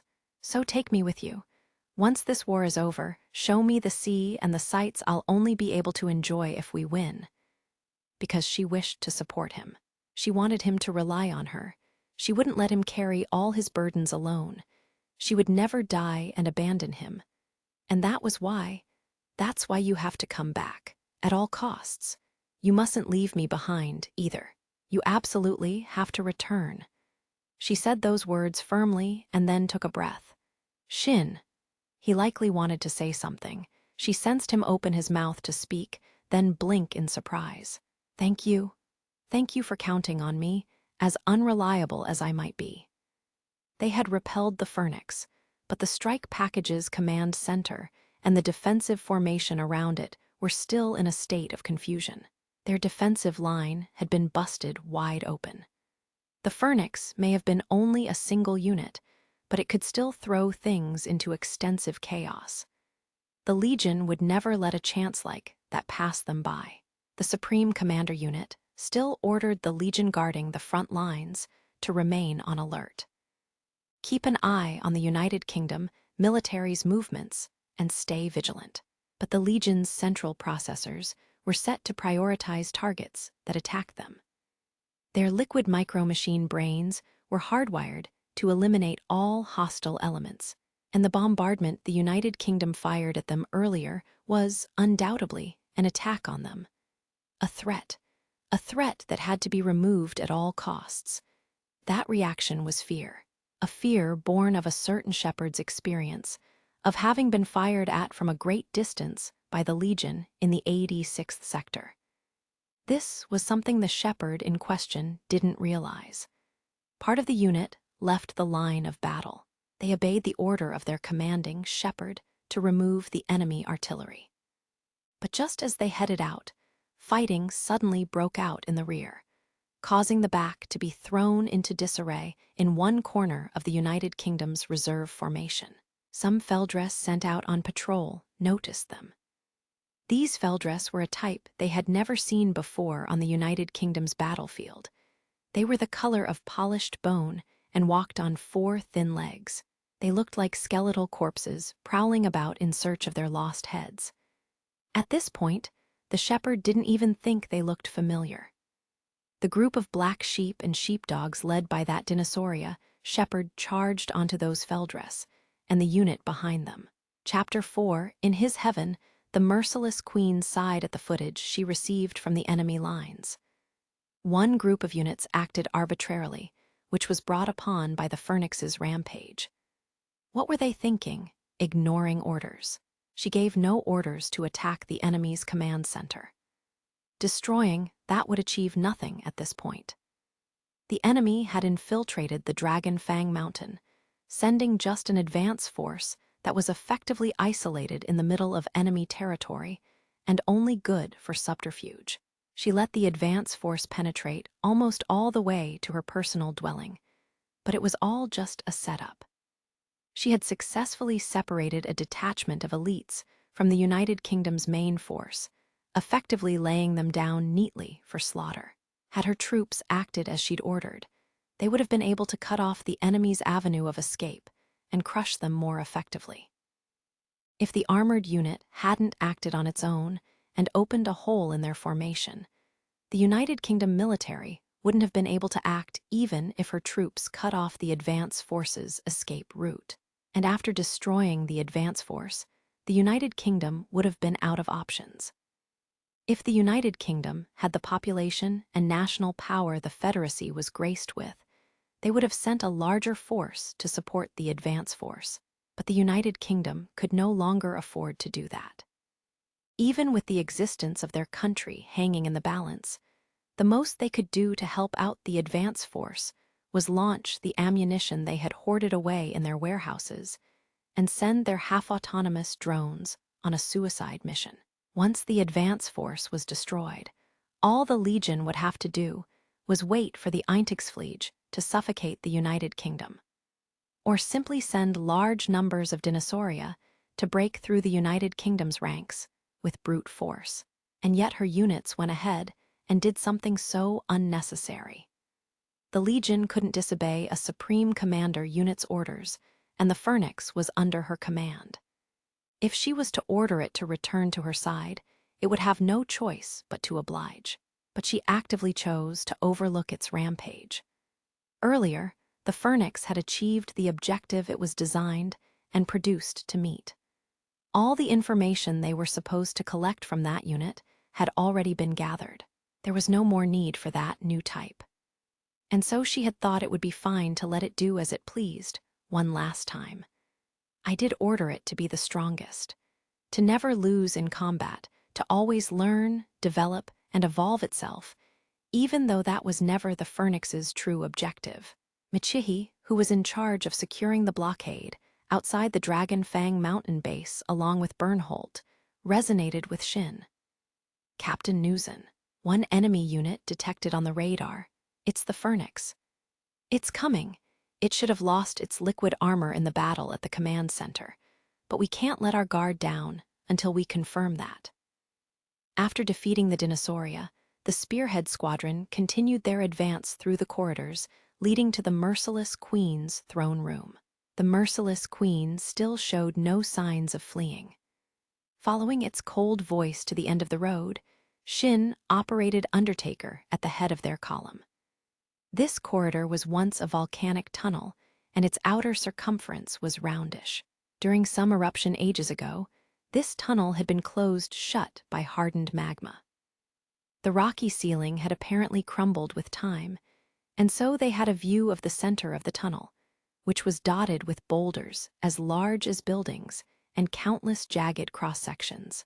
They traveled down the tunnel, which was built like a spiral staircase around a massive, oddly shaped spire of rock. The spire resembled the fossilized form of some giant, draconic, primal beast. There was probably a crevice that connected to the mountain's surface somewhere, since faint light was streaming down on them from the top of the spire. The temperature in this tunnel was much more manageable, which meant cold air was probably flowing in from another location. Take it out if possible, but don't do anything reckless. If you think any attempts would make maintaining the blockade difficult, let it go through. If they were to engage the Phoenix, there was a chance they would suffer losses or even be wiped out. And at that point, the troops inside the facility would be trapped without a way back. They were in the middle of the Legion's territory, and there were Legion forces outside the Dragon Fang mountain base. Michihi likely realized this, because Shin could sense her frown through the resonance. "We can do without that consideration, Captain. I know I might look like a baby bird to you, but I'm a name bearer too." "No, Missy, you got that wrong." Bernholt cut her off, swallowing nervously. His voice was thick with tension. "That fucker ain't after us. Captain." Footage data wasn't usually shared between juggernauts, since the volume of data taxed the system, and they currently needed to use a relay to maintain wireless communications with their outside forces. But still, Shin's ability allowed him to hear enough of what went on outside to get a grasp on the situation. The Phoenix had probably jumped. It leaped high, right in front of Michihi and Bernholt. Like a snow leopard using a rock face as its hunting ground, it sprinted upward, its speed unimpeded. It then jumped again, but disappeared in midair. It had likely abandoned its bestial fuselage and split itself into the form of silvery butterflies. Apparently, there was an entrance into the mountain near the top which was perhaps something they should have guessed and expected. This base served as a supply depot for the Eintagsfliege, which were constantly airborne, meaning the Legion had likely created an entrance leading out to the sky somewhere in the name of efficiency. It's presumed to be in pursuit of the Spearhead Squadron. Estimated arrival time, 300 seconds if it takes the shortest route. Well, the former report was probably right, but the latter one, I'm not so sure about that. A whisper-like scream, reminiscent of the sound of butterfly wings, gathered near them. The pitch of an almost indiscernible mechanical voice's wail grew louder in his ears, and suddenly his radar picked up the presence of the Phoenix. It was above the Spearhead Squadron. Watching through his unit's optical sensor as the silver shadow plunged down toward them with the rock face at its back, Shin confirmed that his automatic aims reticle had locked onto it and pulled the trigger. The Phoenix was greeted by the booming sound of a cannon shot that reverberated through the closed space of the volcanic tunnel. The heat missile flew forward, apparently moments away from piercing through the silver frame. The Phoenix probably intended for this to be a surprise attack, but that was meaningless against Shin. He was capable of predicting where the enemy would be, and he knew the Phoenix was capable of surviving a damaged fuselage by turning into liquid micro-machine butterflies and switching over to a brand new shell. After all, the Phoenix's true form was the liquid micro-machines that comprised its central processor. To that end, it didn't have to go through a path occupied by the strike package and needlessly fight when it was already damaged. It would be much faster for it to turn into a swarm of butterflies, infiltrate the base through a small gap, and don a new unit and liquid armor. And all armored ground weapons, ever since the treadmill-type tanks of old, had their weakest, most vulnerable point located at the top of their turrets. And so Shin knew if it would attack them, it would try to strike them down from above. The Phoenix was plummeting down, and the rocket was hurtling toward it. The Phoenix then brandished its wing-like chain blades once, stabbing them into the cliff face. This made it break, and its animal-like form swung like a pendulum due to the inertia, landing with an arc against the wall. The timed fuse on the heat missile detonated after a delay.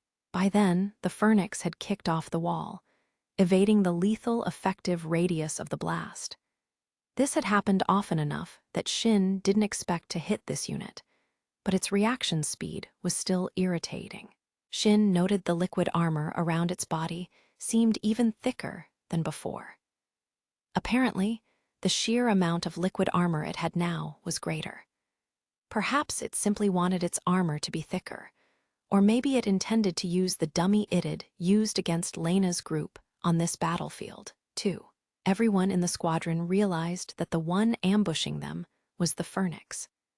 Just like in the Revich Citadel base, Everyone spread out with the intent of surrounding and overwhelming it with a barrage of gunfire. They positioned themselves so they wouldn't hit one another, while remaining outside the range of the Phoenix's weapons, and prepared to shower it with shells. The scavengers and self-destructing alkenosts moved back to a position where they wouldn't get in the way. The sound of someone breathing deeply echoed over the resonance. The Phoenix began falling toward the center of their encirclement. Even it couldn't hope to change trajectory in midfall, and gravity pulled it down into the open maw of the trap below. The Eintagsfliege activated its optical camouflage, which sparkled like powder snow or like shards of stars, and hid the Phoenix's silver form from both human eyesight and the radar's detection. That seemed odd to Shin. What was the point of using its optical camouflage now? Hiding itself at this juncture made no sense. It couldn't change its falling trajectory, so they would aim for its landing point. What was it trying to hide then? Maybe it was something that would become clearer the longer they fought. Perhaps this something was what allowed the Phoenix to maintain the element of surprise. It's prepping a ranged weapon. All units, take cover.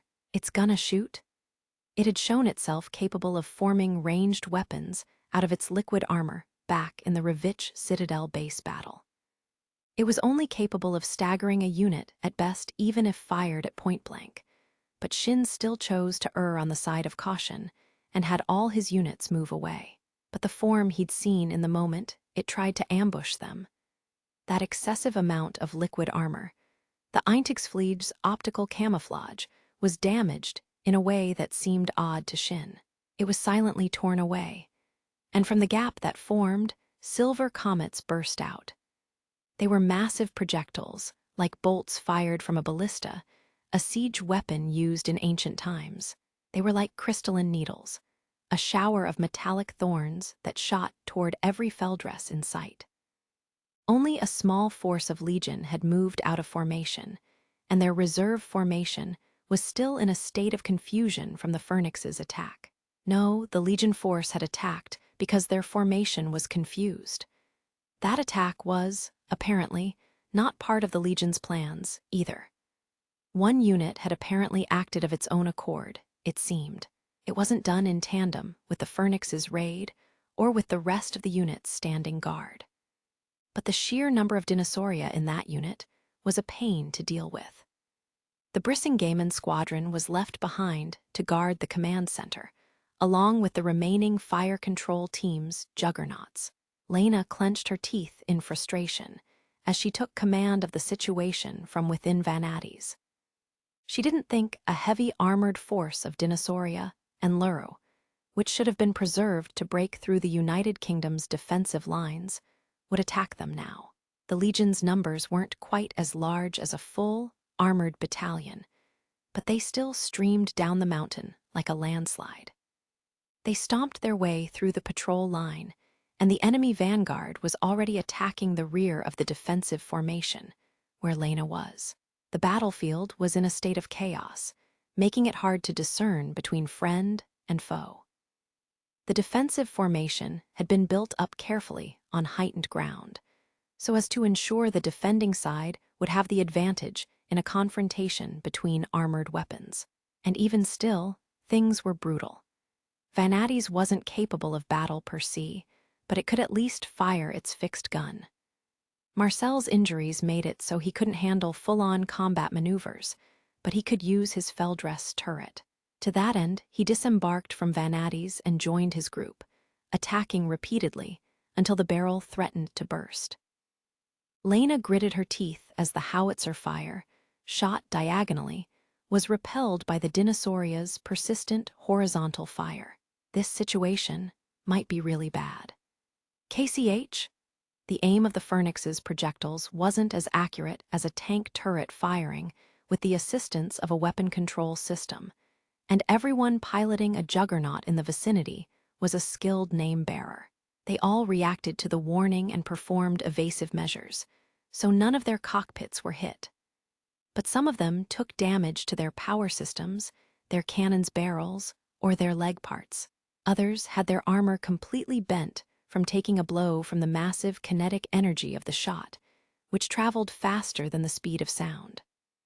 Some alkenosts, which were overall less organized and less trained than the 86 were, had their cockpits blown clean off from a direct hit. Undertaker was the only one who hadn't been aimed at by the shot. Shin was left speechless at the nightmarish sight. It wasn't that they weren't wary of a potential ranged shot. This was a closed space, but it was fairly wide, and everyone stood outside the effective range of the attack the Phoenix showed at the Revich Citadel base. But the range of that attack had been temporarily extended and granted enough force to knock a juggernaut out of commission.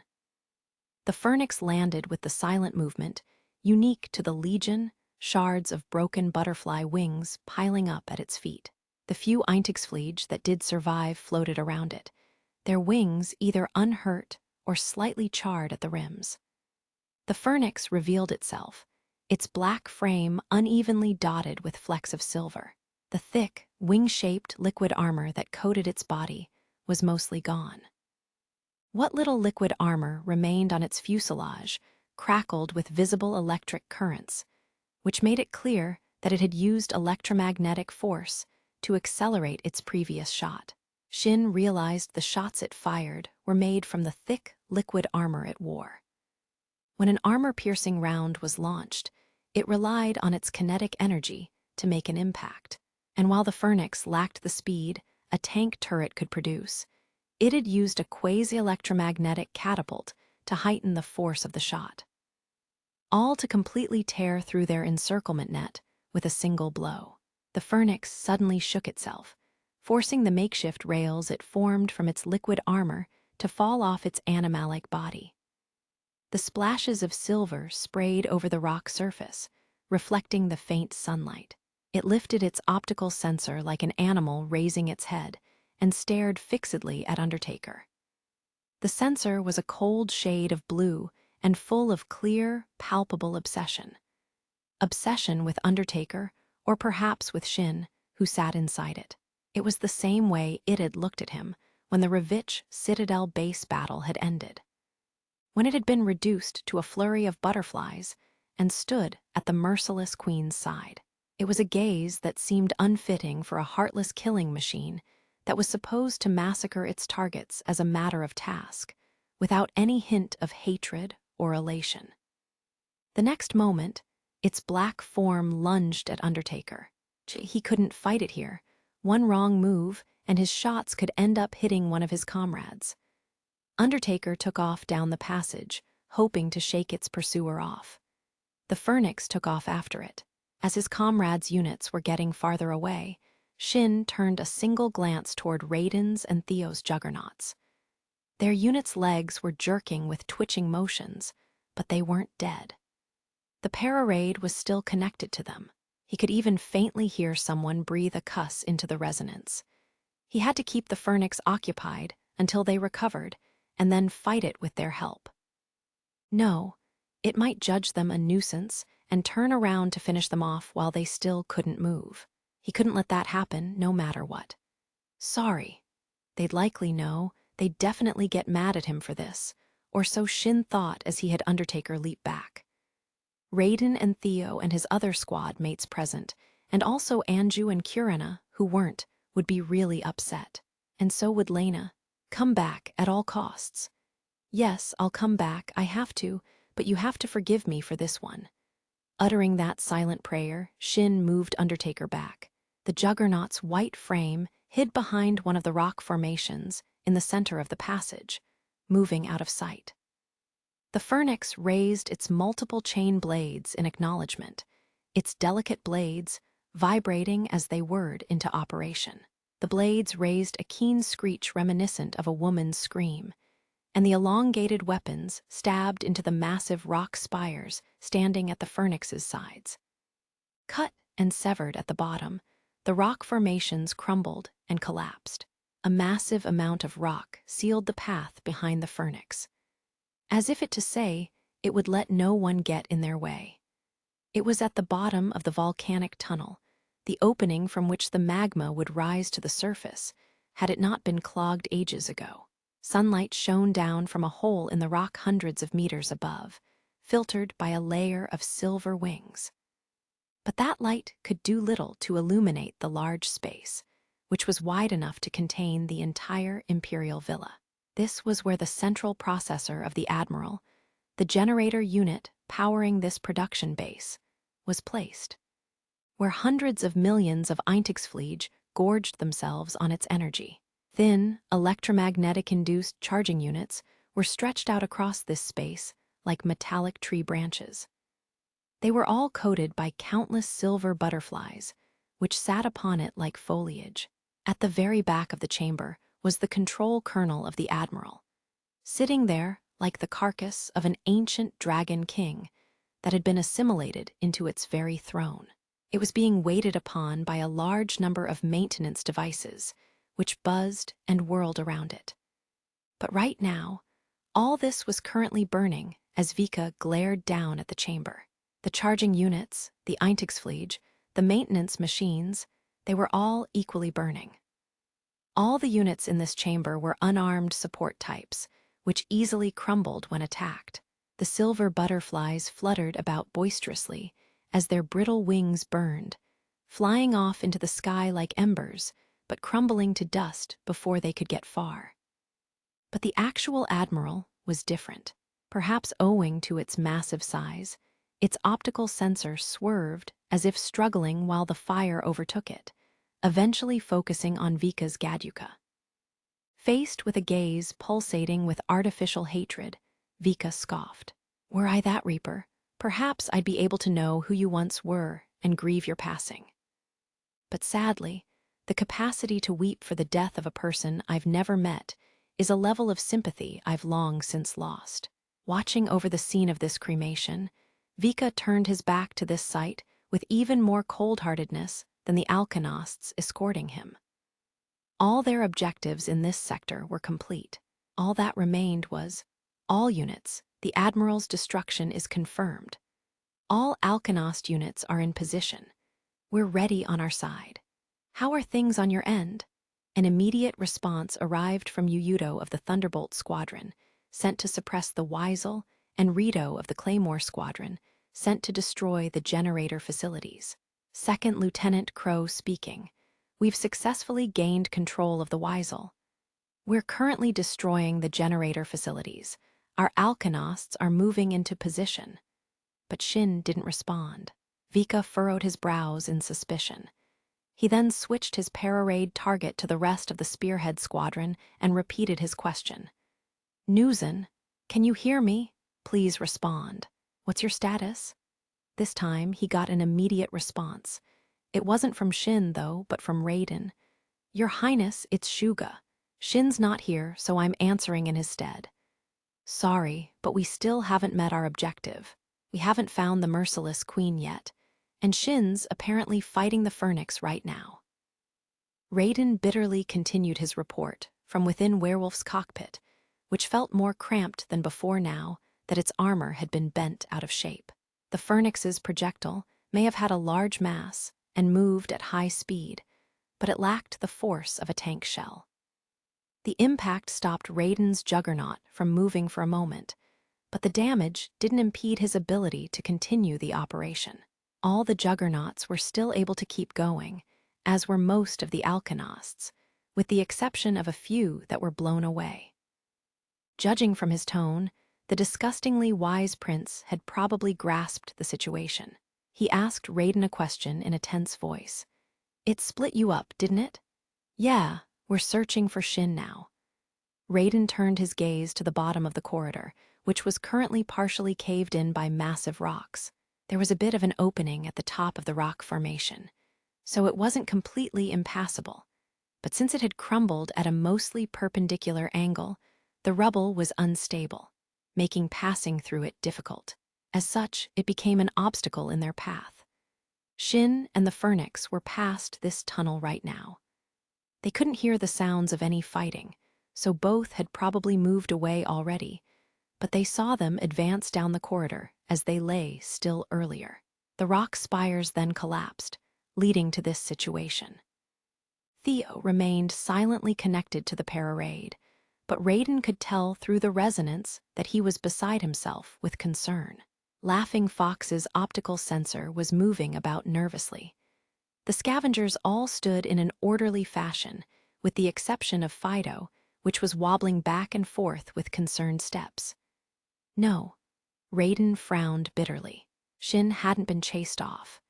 He had willingly moved away from this position to face the Phoenix one-on-one, all so Raiden, and the others wouldn't be caught up in the fight. To protect them after they were shamefully beaten by the Phoenix. That idiot, Raiden forcibly cheered himself up by thinking about finding Shin and smacking him senseless. But right now, they needed to go to his aid. The Alkenosts were currently investigating the nearby passages in an attempt to find a way around the rocks. Their objective, the Merciless Queen, would likely also be at the end of this passage. But so long as they didn't have a functional map, they couldn't hope to find it. Vika seemingly suppressed the urge to click his tongue. Understood. We'll wait for as long as we can. They needed Shin's ability if they were to find the Merciless Queen, but the mission's top priority was still the destruction of this base. Thanks. Don't worry about it. In operations like this one, unpredictability is an inevitability. Racking one's mind over how to overcome that is a commander's job. It's nothing you need to fret over. Raiden. Raiden raised his head at Theo's call. Down there in the shadow by the rocks. What's it doing there? Theo spoke, gazing fixedly at where his Laughing Fox's optical sensor was turned. Raiden doubtfully turned his own unit in that direction and found, what? A lone Ami's unit, its armor as white as moonlight. It stood in front of the rock wall where the corridor split. Though it was beneath them, it gazed up at them like a queen lording over and looking down upon her subjects. Its round, full moon-like optical sensor shone yellow, with a coldness that felt eerily human. It lacked the 7.62 all-purpose machine gun and 14 heavy machine gun the Amis were usually equipped with. It lacked armaments to an unacceptable extent for a frontline unit, as if out of arrogance. And etched upon its armor was the personal mark of a goddess leaning against a crescent moon. The Merciless Queen, not just Raiden and Theo, but the rest of their squad mates, and the Sirens all fell silent. The same question was on everyone's minds. What is it doing here? The Merciless Queen suddenly looked away and turned around, walking off with the silent footsteps so characteristic of the Legion, except it also moved at the leisurely pace of a lady enjoying a stroll, which was entirely unlike the Legion. It strode across the stone wall and into one of the corridors that branched off, disappearing down the passage. It was as if it was beckoning them to follow, mocking them. Raiden's eyes widened in surprise. How did it get here? Let's go after it. Raiden, but what about finding Shin? That thing's chamber should be beyond that wall. Theo was astonished. They originally went down this passage to find the Merciless Queen. Below this location was the sector they dubbed the throne room, and Shin said the Merciless Queen hadn't escaped. Which meant even while they were fighting the Phoenix, it should have still been down there. But somehow that same Merciless Queen had traversed the rubble and was now before them. There was no real proof, but this was likely the best lead they had. The path she took is a detour. It's one thing after another. Turning off the parade for a moment, Vika finally clicked his tongue in frustration. Fighting had broken out around Lena's command center and the reserve formation, and now Shin was missing. Lurch, who had been listening in, called out to him, "Your Highness," about what Sir Werewolf just said. Vika couldn't help but snicker at her imploring tone.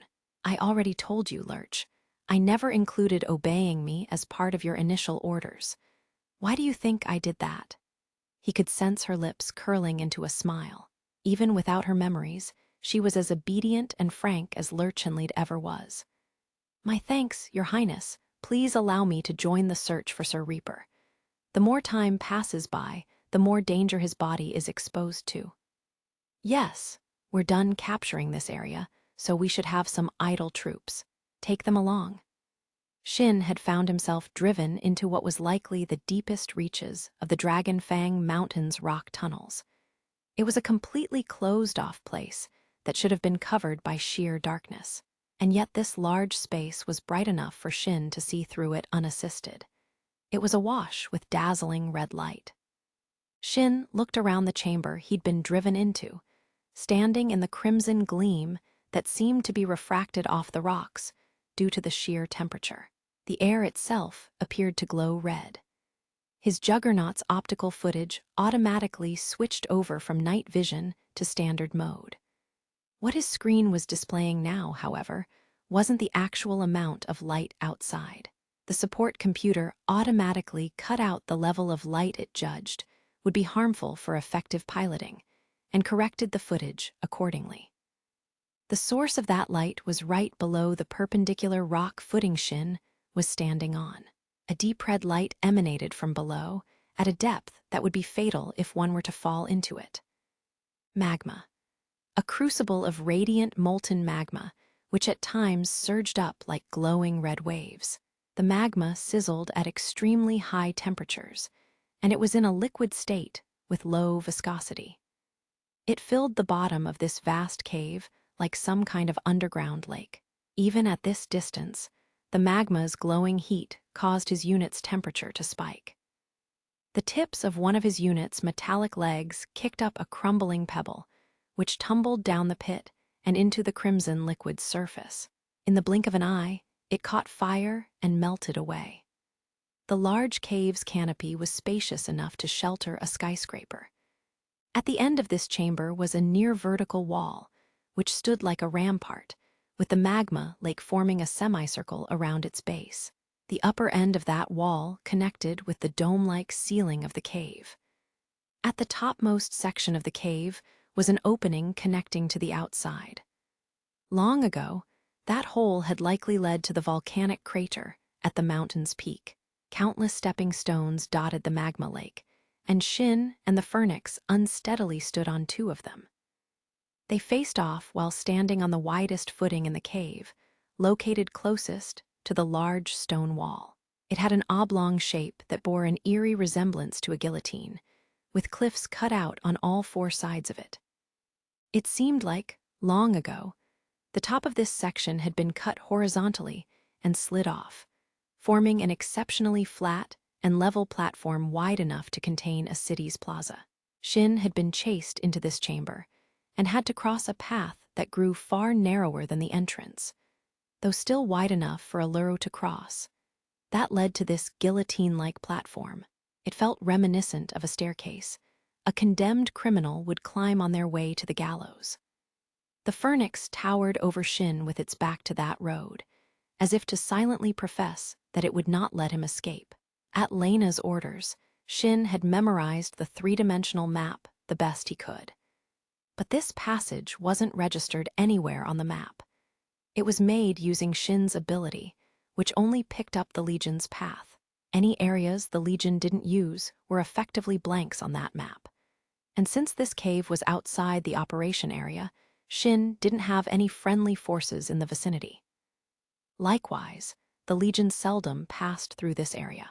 Judging from the faint, multi-legged tracks and the empty container left lying in the corner of the guillotine platform's rim, they likely used the magma lake as a waste processing site, and the Phoenix had intentionally cornered Shin in this place. You must be really dead set on settling this with a duel. The Legion weren't made to have any concepts of glory or honor, but it wasn't impossible. Shin, at least, knew it could happen. 2 years ago, during the special reconnaissance mission, he'd seen a shepherd blast one of its own comrades to pieces out of a desire to keep others from interfering with its duel. At the time, that Dinosauria, or rather, his brother's ghost, which resided within it, was obsessed with killing Shin. And so even this Legion, which didn't harbor any such thoughts or any parts that stemmed from a human origin, built to avoid the same issues as shepherds, which could be misled by the thoughts of the neural networks they assimilated, acted in this way. The Phoenix stirred, its black fuselage rising up. It raised its 2 front legs while its hind legs remained on the ground. At the same time, some of the armor and frames surrounding its front legs deployed and changed shape. Its front legs folded up, and their surplus parts turned into extra armor that protected its flank. The shaft section of its front legs elongated, and the part that corresponded to its heel stuck out. The sharp tip of the shaft gouged into the surface of the rock. Its back and head bent backward, but it was not standing upright. Its center of gravity remained in the front of its form, leaving it in a forward-bent posture reminiscent of a prowling predator. The end result was something that resembled a small theropod dinosaur, a Deinonychus. Its chain blades flowed backward, forming a tail that kept it balanced, and something that was like a plume or a mane across its back. It was the ferocious shape of a nimble, primal predator. No, there was something about the way it stepped over the ground on two legs, and the way its hands were too long for a dinosaur. It's imitating humans. At first, it had been closer to an animal, but now it forcibly took on a human form. This was perhaps the correct choice for a learning, self-evolving combat machine. When Shin fought it in the Charité underground labyrinth, he defeated it by casting aside his juggernaut and dispatching it using his own body and gunfire. And during the battle in the Ravitch Citadel base, it was defeated when Lurch abandoned her own unit to engage it. Up until now, every time the Phoenix was defeated, it was at the hands of an opponent in human form. So perhaps it wasn't entirely implausible for it to assume that a bipedal form was ideal for combat.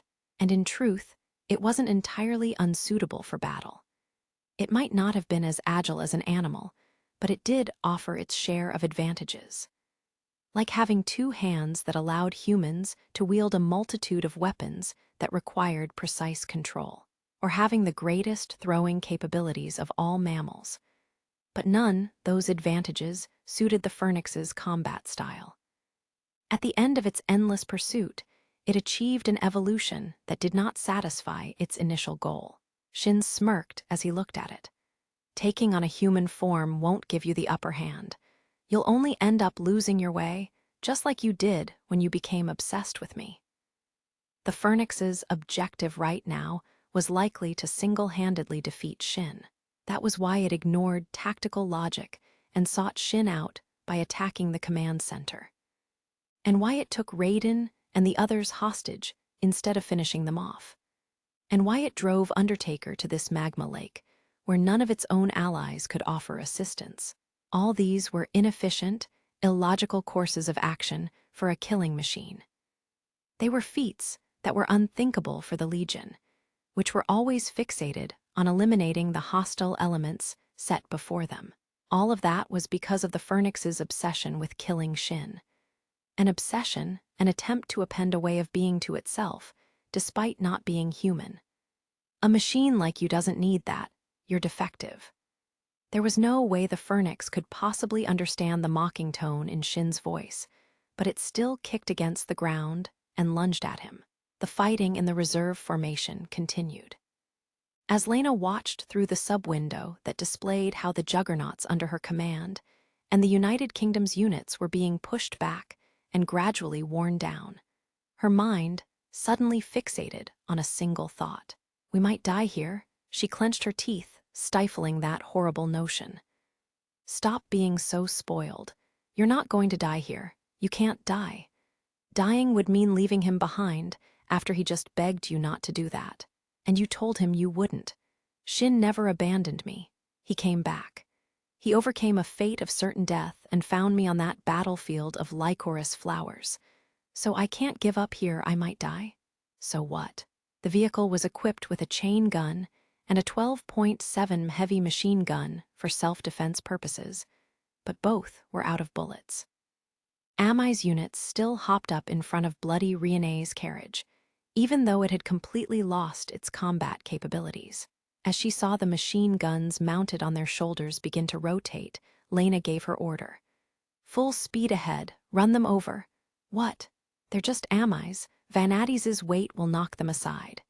Yes, ma'am. Hang on tight, Your Majesty, the driver exclaimed, bracing himself for the worst. While it was lightly armored compared with a tank, the armored command vehicle was still covered in 30 tons of metal. Its diesel engine howled viciously as it charged forward.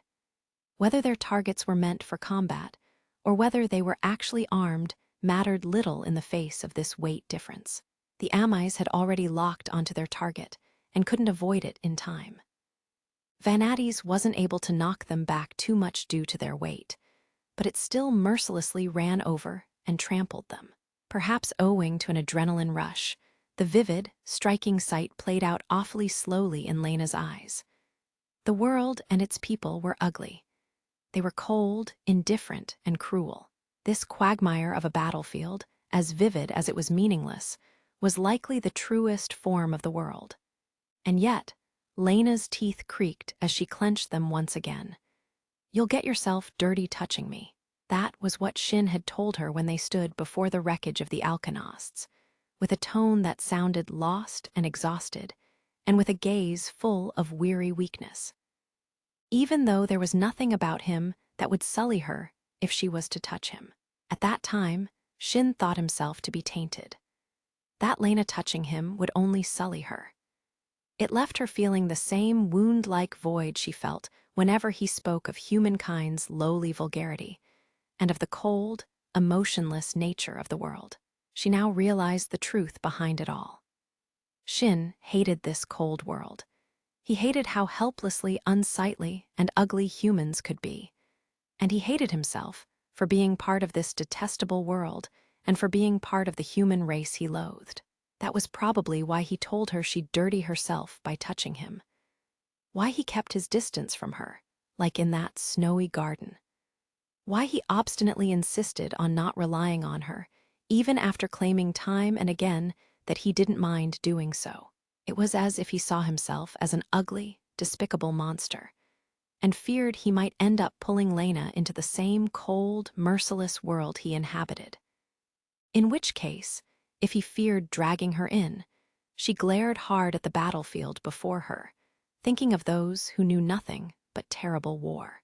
"This is the merciless world you see, isn't it? You don't really want to stay here, do you?" Shin wasn't in front of her. All she saw was a battlefield full of turmoil, extending as far as the eye could see. It wasn't that he didn't care about the future. It wasn't that he was incapable of wishing. It's that he was still afraid of being so mercilessly stripped of wishes and hopes yet again. He really wanted to have faith, but the cruelty of this world had stolen his ability to dream. In which case, if the only thing he had was the pride of fighting to the bitter end, if he didn't even have the strength to wish anymore, if his heart and even his future had been whittled down by this world, she would fight in his place. She would fight this ugly world Shin saw, the cold world that shackled him, so that he could see his wish fulfilled once the war ended. She couldn't afford to die. Vanadis kicked up clouds of smoke and rumbled as it landed on something straight ahead of it, steel-colored armor and a massive 155 turret, a dinosauria. Vanadis's tackle may have been able to push back a 10-ton Amis, but it would do nothing to phase a 100-ton steel monstrosity. No, it wouldn't even have the time to do so. The tank turret had Vanadis in its sights, as the dark void of its 155 caliber muzzle stared straight at Lena. Oddly enough, she felt no fear. To the contrary, she glared straight on at the darkness that threatened to kill her. "I won't die. I can't die. Like hell I'll die." I still haven't, that moment, an APFSDS shell skewered the dinosauria's turret. The depleted uranium round dug into the thick armor plates with an eerie sound, which was followed by the roar of an 88 cannon firing against the steel frame. The dinosauria instantaneously fell silent, like a man shot through the temple. Its frozen form fell apart a moment later as it crumpled like a marionette with its strings cut. "Huh!" Lena gazed at its massive form with astonishment. What had just happened? The armored command vehicle's driver likely felt the same way. Something landed next to where Vanadis had stopped, something with audible footsteps. Something that wasn't a legion. Van Addis's optical sensor focused on that figure. It had white armor, like the color of polished bone, and a body shaped like a headless skeletal corpse. A juggernaut. Below its canopy was a personal mark of a rifle with a scope. Gunslinger, Kurena's personal unit. "You still alive in there, Lena?" Her blunt voice rang out from the wireless and the sensory resonance at once. As far and long ago as the 86th Sector's battlefield felt by now, Kurena still interacted with her in the same way. This girl was curt, but full of emotion toward her comrades. "He asked me to look after you. If you die, I won't be able to look Shin in the eye, so stop pulling crazy stunts that might get you killed." Granite is normally hard and fine, but prolonged exposure to high temperatures can make it awfully brittle. It's most remarkable with low, rocky areas that are close to a heat source. When stepping or landing on top of it as a footing, it has a tendency of crumbling away. And so little by little, Undertaker and the Phoenix clashed as their range of movement gradually diminished. The smallest of the rock footholds dotting the area was roughly the size of a civilian house, while the largest ones were the size of a city sector. Their heights weren't uniform, either, with some of them being so low that they couldn't descend to them, while others towered over them like walls, being too high to hop onto. Both units leaped around the footholds, even relying on the wall-like surfaces of the higher ones. A shadow of black and a shadow of white, both of them optimized for melee combat, clashed as each aimed to rip the life out of the other. Shin fired a shell for what felt like the umpteenth time, but his opponent moved so quickly. His shot greatly missed its mark and flew away into the horizon. Damn it! Owing to its extra armor and 88 gun, the Juggernaut was significantly heavier than the Phoenix, which translated to a gap in the range each of them was capable of jumping. As such, Undertaker was limited in the number of footholds it could stand on, while the Phoenix could freely stand atop even the thin, cone-shaped rocks. Shin was being toyed with. He did have the advantage of a turret capable of long-range fire. But the Phoenix lunged and suddenly braked with speeds that allowed it to shake off the automatic sights of the Juggernaut. Aiming at it without any allies to assist him was difficult. Mid-jump, Shin launched an anchor into one of the walls to change his trajectory, but the next moment, the rock the anchor had dug into was cleaved clean off. Undertaker kicked off from one of the lower footings that was too hot and smoldering for it to stand on. The Phoenix darted after it in pursuit. With its anchor having missed its mark, Undertaker plummeted toward the magma lake. Shin somehow managed to use his other anchor to reel himself up to another foothold. As soon as he landed on it, the Phoenix rushed it from a steep angle, as if it had ignored gravity altogether. Since it only used 2 legs to walk now instead of 4, the Phoenix's humanoid form looked like it wasn't as suited for high-speed movement. But that couldn't be further from the truth. It was moving even faster than before. The pointed tips of its exposed shafts stabbed into the rock face. The ability to ground itself more firmly allowed its actuators to efficiently transform more of their output into propulsive force. The Phoenix propelled itself forward by kicking against its foothold, its metal legs screeching as they rubbed against the rocks. This form had been optimized for fighting Undertaker. It had even forsaken its initial form to do that. If you choose to be on the battlefield, this is how you ought to look. As Shin focused on this battle to the death, that inappropriate thought crossed his mind. A being that was made for combat ought to exist for nothing else but combat. Those who elected to live on the battlefield were right to reject everything but the functions needed to fight. You say you'll fight on, but you won't discard your body, which isn't fit for battle. It was just as Lurch had said. The 86 were imperfect. But even so, they didn't want to become beings meant only for combat. That was no way to live. He believed this now, even though he had believed the opposite in the past. Back when he first took on the name Undertaker, the name Reaper, before he met Raiden and his other comrades, before he had friends he could fight alongside with. A part of him did believe that not having a heart would make everything easier. He truly believed that not having emotions would help him live longer. But that wasn't true. A slash was coming his way, and Shin wasn't in the right position to evade. He used his stopped blade to toss one of the containers lying nearby into the path of the slash. The container's inertia pulled the Phoenix's chain blade off its course, while Undertaker pathetically scrambled away beneath it like some kind of injured animal. A bit of Undertaker's leg armor fell off as the blade skimmed it. You can still find happiness with someone. Was that true? Perhaps it was. Shin still didn't know what he wished for or what he should wish for. But then he thought back to times in the past, in the barracks in the 86th sector, and the other barracks in other wards he'd served in. He thought back to the comrades he'd lived with briefly, before he parted ways with them because of death or assignment changes, and the time he'd spent with them. He thought back to the moments when he'd laughed with them over the dumbest, most trivial things. Those were the times when he didn't have to think of battle. He'd never forgotten about it, not entirely, but he didn't have to think of combat. Ever since those times in the 86th sector, he had more than pride to keeping him going. He had always wished for more than just that. Rito and the rest of the Claymore Squadron were given orders to aid in the search for Shin. "Roger that. All right," he replied to the orders, and then glanced to the side. A group of Alkanosts had advanced this far with the Claymore Squadron.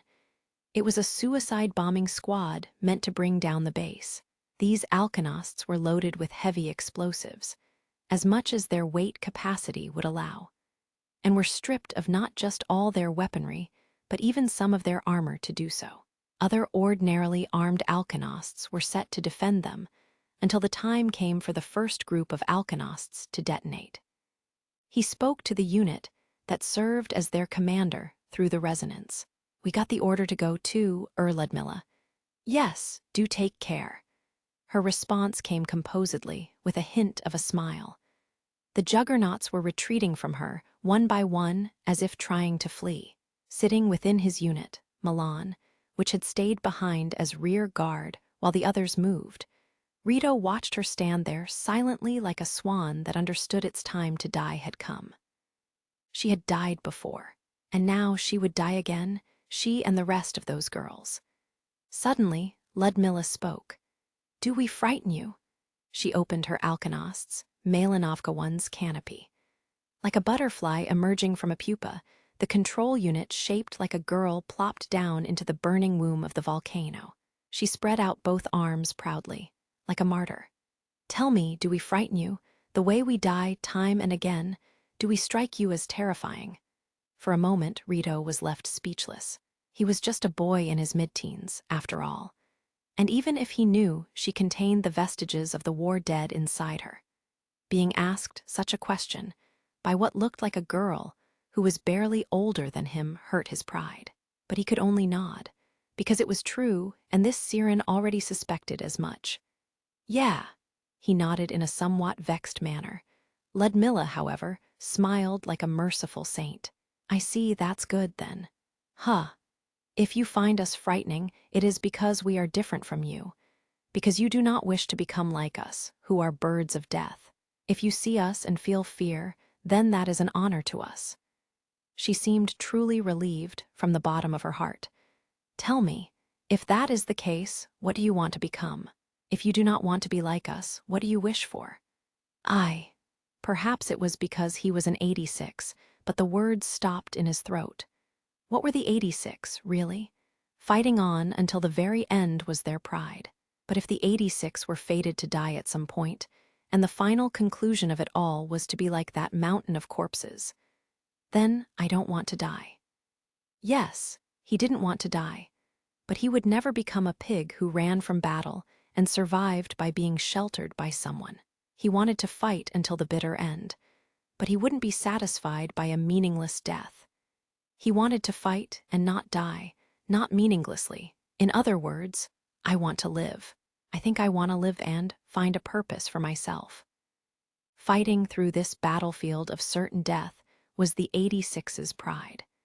the thing they'd once decided for themselves, the thing they wouldn't relinquish even if everything else was taken from them. The desire to live on proudly even in the 86th sector, even in this world. Death was not a way of life for the 86. After all, they were the ones who lived on. No matter how fickle or how short a life it may be, they lived defiantly until the very end. But it felt like, at some point, Rito had forgotten that. We might die fighting, but we're not fighting just to die. All we wanted was a purpose. It might sound like self-satisfaction, but we want to live a life we can be satisfied with and die in a way we can accept. Even if they were sure to die sooner or later, this was the one thing they could not give up on.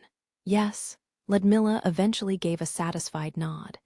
She fluttered her eyes shut, as if to say this was the answer she wanted to hear.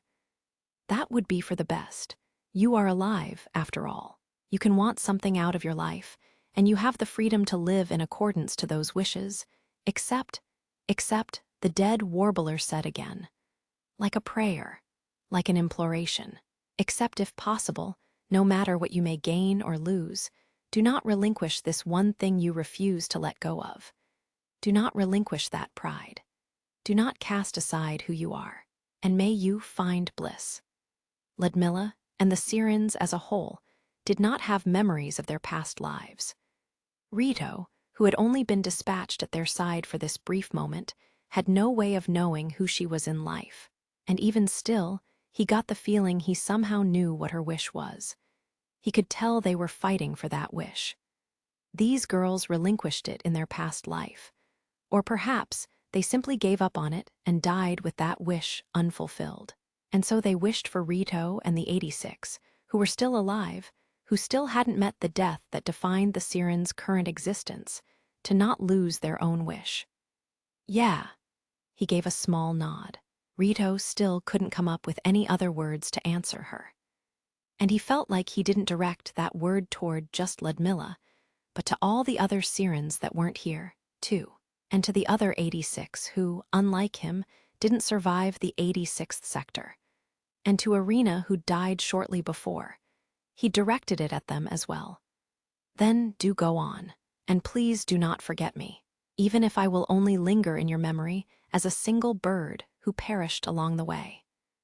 Right, but Rito spoke to this bird standing before his eyes, who was as frightening to him as she was tragic and pitiful.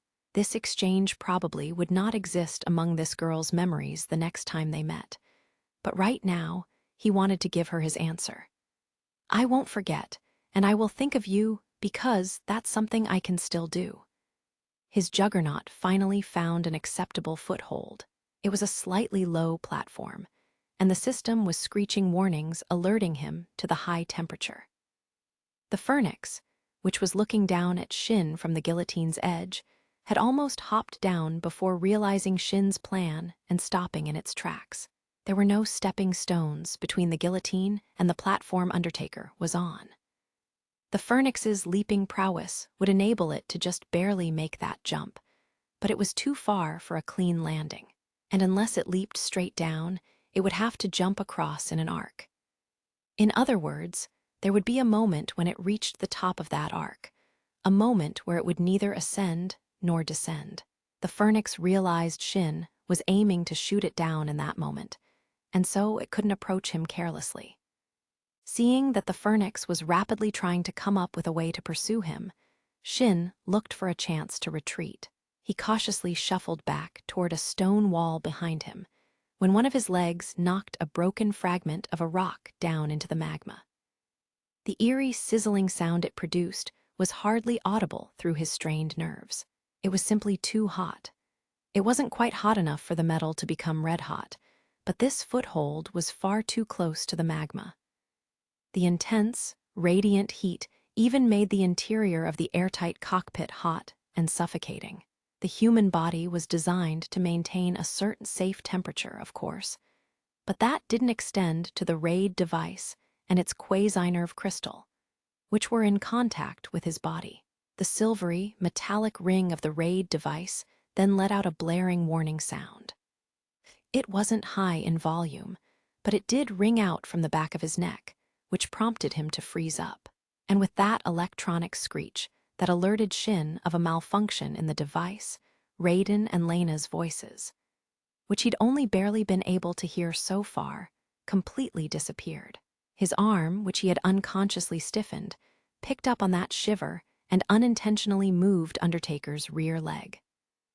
The claw tip of his leg, which was barely on the foothold, slipped off ever so slightly. Shit! Undertaker just narrowly lost its balance. It stumbled a bit, and he could easily get back up. In no way did he completely fall off or take an irrecoverable misstep. But they were fighting above a pool of magma, and falling in meant certain death. All of Shin's focus had shifted to his left leg for a moment. The Phoenix didn't miss that chance. It moved in to attack. It extended the chain blades on its back, using them to hook one of the containers lying around. It then used another chain blade, which had been turned off, to fling the container. It was empty, but it was still a massive metal object, and it was being thrown at full force. It was heavy enough to stagger a juggernaut if it landed a direct hit, but as an attack, it would only be a deceptive distraction. There was no way the Phoenix was assuming Shin would fall for this, and actually fire his unit's turret to hit such a simple target. But the container didn't reach Undertaker, and instead started pointlessly plummeting halfway through. Seeing this, though, made Shin's hair stand up on end. The container started falling too soon.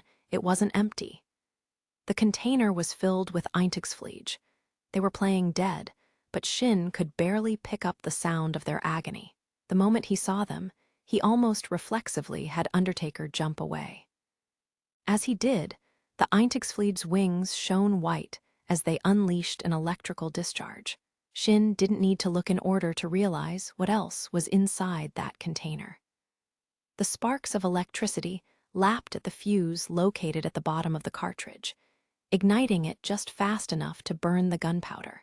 The tank shells within that munitions container burst. Specifically, it seemed APFSDS rounds were being kept in that container. They blew up only once, with the flammable gas propelling the shells in all directions. However, APFSDS shells relied on a massive amount of kinetic energy for their force, which was achieved using the flammable gas gathering within the barrel. That gas propelled the shells, granting them the acceleration they needed to move swiftly. These rounds didn't have any barrel to propel them. They burst on their own, lacking the speed and force they normally had. The gunpowder was capable of launching piercing shells that weighed 4.6 kilograms at 16 meters per second, but it still lacked the destructive force of a heavy explosive. And so neither the piercing shells, the shock waves, nor the explosion would deal any crippling damage to Undertaker, which had hopped away. The shells only dispersed, since they didn't have a barrel to direct them in any particular direction. Only a few of the shells flew in the Juggernaut's direction. Shin somersaulted back by using Undertaker's rear leg actuators at full capacity, while also using the actuators to the left and right to adjust his unit's posture. He then fired an anchor into the rock wall behind him and reeled it back to cling to the wall vertically. The next moment, the Phoenix appeared before his very eyes, having ripped through the smoke and fire. Shin didn't have the leisure to collect the anchor. He purged the wire while it was reeling him up, leaving the anchor behind, and kicked against the wall to escape to the only place he still could, the air. The Phoenix reached the wall a moment later, crushing the giant granite monolith to rubble with the force of its legs, which was several times greater than Undertaker's, as it lunged after him. The Phoenix had likely launched itself by straining its high-fidelity actuators beyond their normal capacity, even though they had already been pushed to their limits. The spiky sections of its legs both cracked, but in exchange for that damage, it had blasted through the distance between itself and Undertaker in a single bound, and was in position to strike it down. It used the blast to blind Shin and utilized the barrage of piercing shells to limit his movements.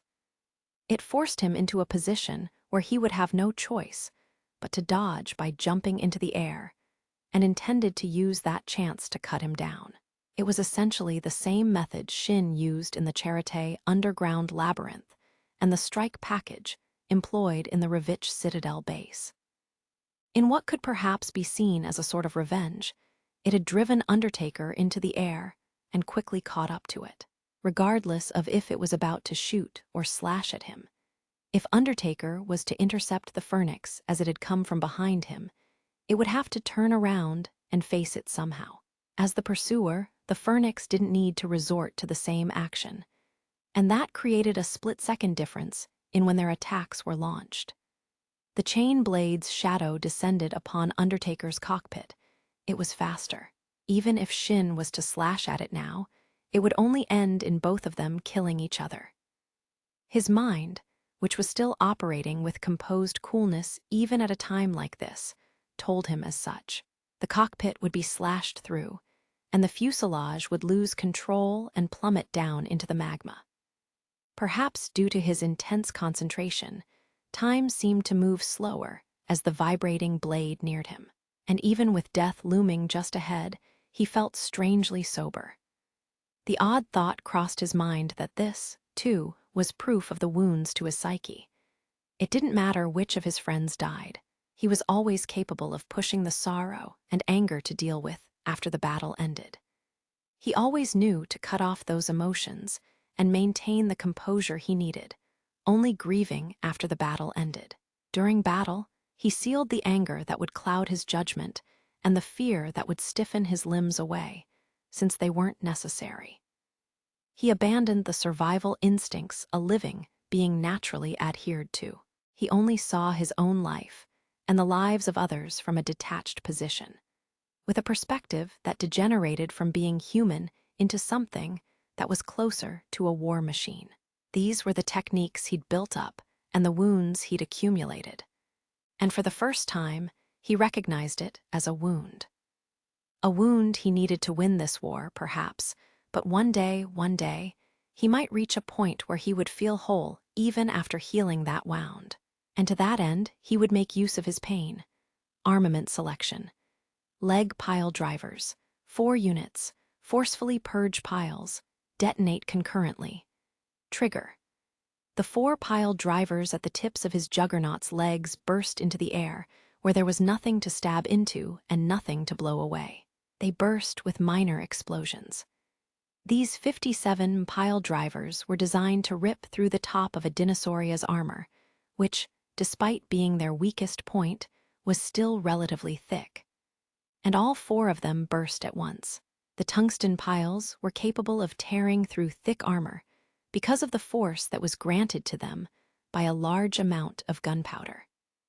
And the recoil of that same force that afforded them such speed now pushed Undertaker upward. All 4 of his unit's legs were given upward propulsion, and the result of this action was akin to it suddenly finding a foothold in midair. While in midjump, Undertaker kicked against the air a second time and leaped farther up. The Phoenix's chain blade cut through the empty air beneath Undertaker's legs. And since it no longer had any projectile weapons, the Phoenix couldn't do the same thing Undertaker did. Its blue optical sensor simply looked up at Undertaker, still filled with synthetic hatred and bloodlust, and Shin stared back into that gaze unflinchingly. He swung his high-frequency blade downward. The Phoenix, which up until now had avoided every attack launched by Undertaker, and indeed any other juggernaut and unit it had faced so far, was finally slashed through. Its black frame was cut apart, exposing its internal structure. Shin swung his blade again to confirm the kill, using the recoil to strike.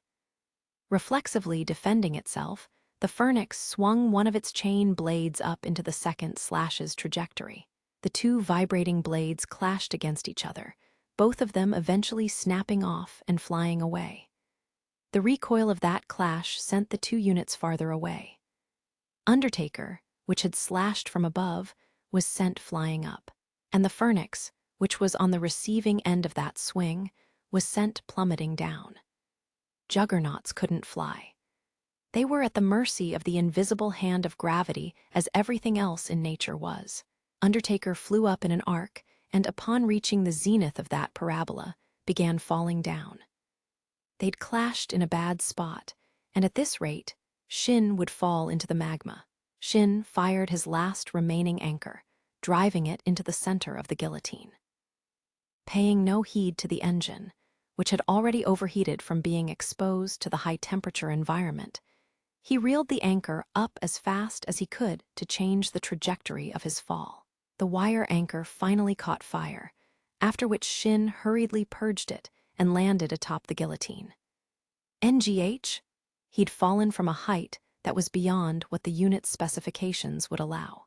Unlike the Republic's aluminum coffin, the Regenleif was designed with buffering systems that protected the pilot. But his unit's driving system was strained in exchange, screeching up an alert. The linear actuators had ruptured, and the frame's joints had been damaged. A few armor bits fell off, bouncing against the hard rock footing. But the Phoenix, on the other hand, had no anchors. It didn't have the leisure to move to safety, because the time it spent falling into the magma, in other words, its altitude, was far shorter. It still swung its remaining chain blades around, trying to right its posture. It barely managed to land on the edge of the nearby stone wall, but its spikes stabbed into it, making the wall too brittle to withstand the shock of its landing.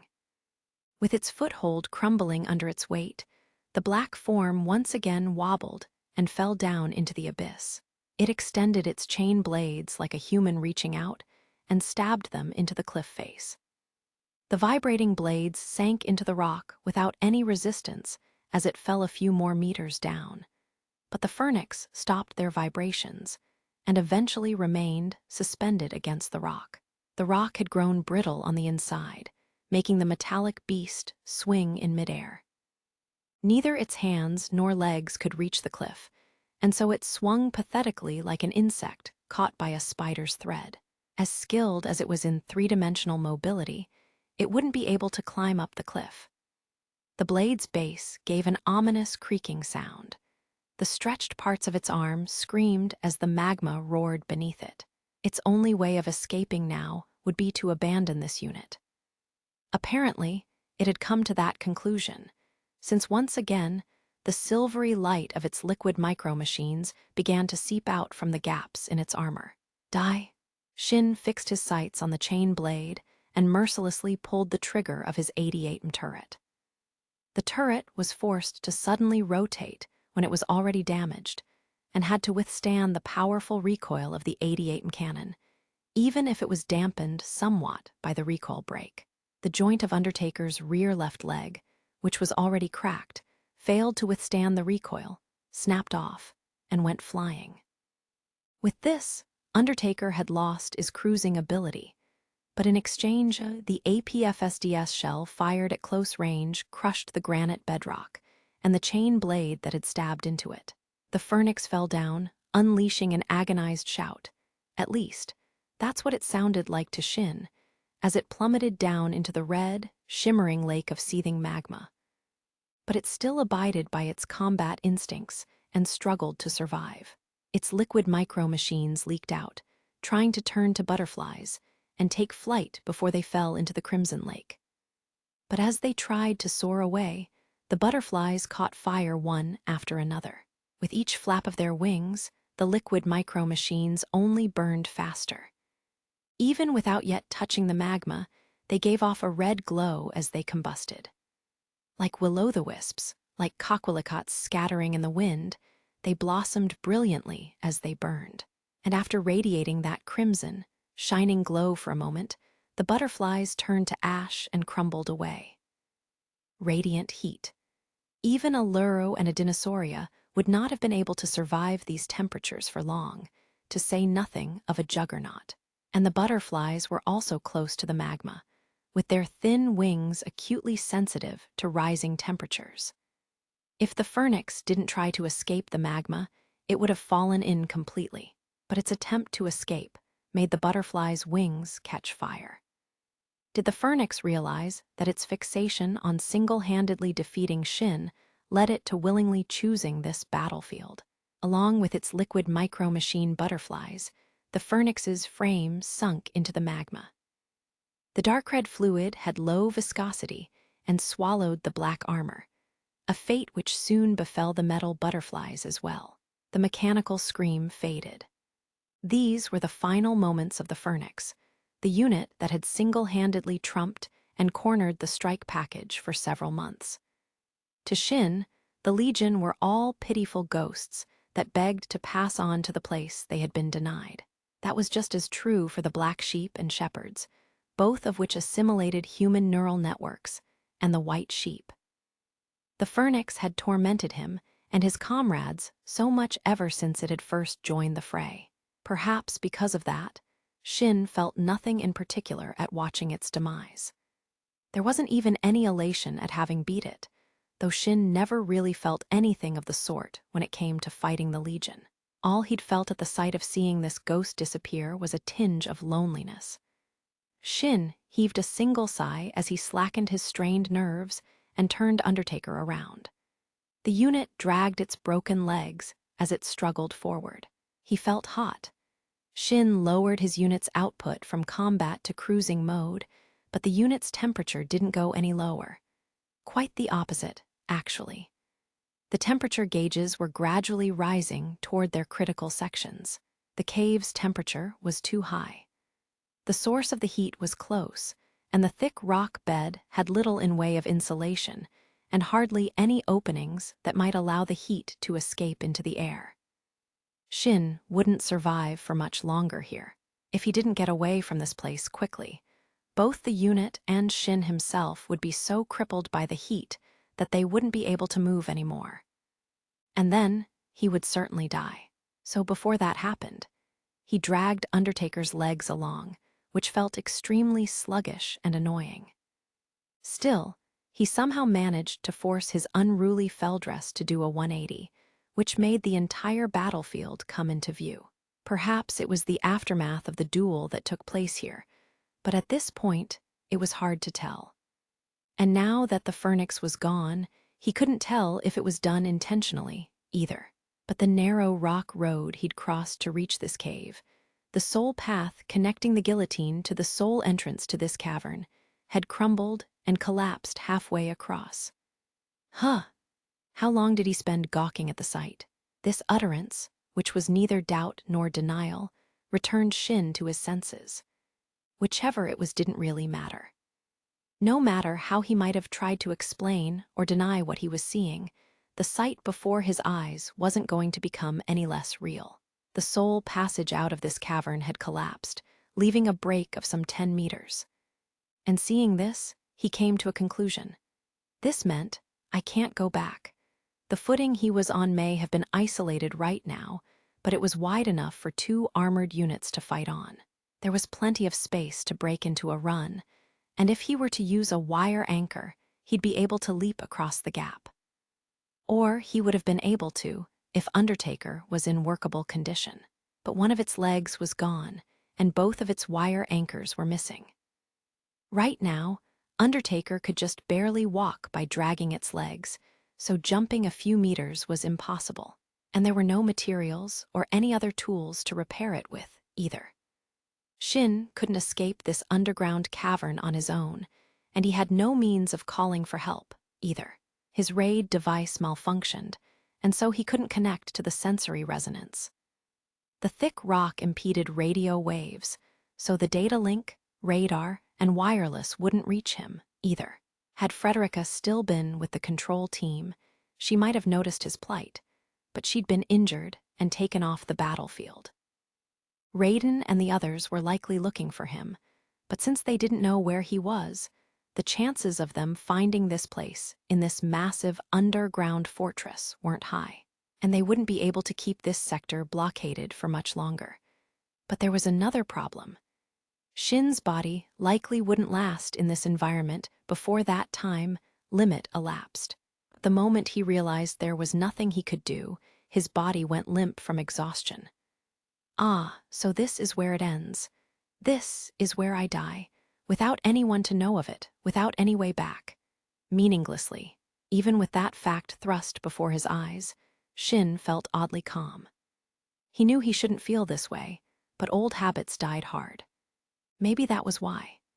Maybe it was because of that unique perspective on life and death the 86 had built up over 9 years in the 86th sector, where certain death was what awaited at the end of one's military service.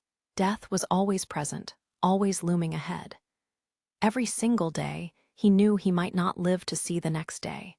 So even if he was to die today, he could accept that. There was no need to fear it nor any reason to shun it. He did fight to the very end, after all. "I've done enough, right?" Uttering words no one would ever hear, the mission recorder, which would usually record anything the processor said, had gone offline at some point. He opened the canopy and stepped outside. The juggernaut system was already completely silent, done in by the heat. It had died at the same time as the cooling system, so the temperature in the cockpit was approaching dangerous levels.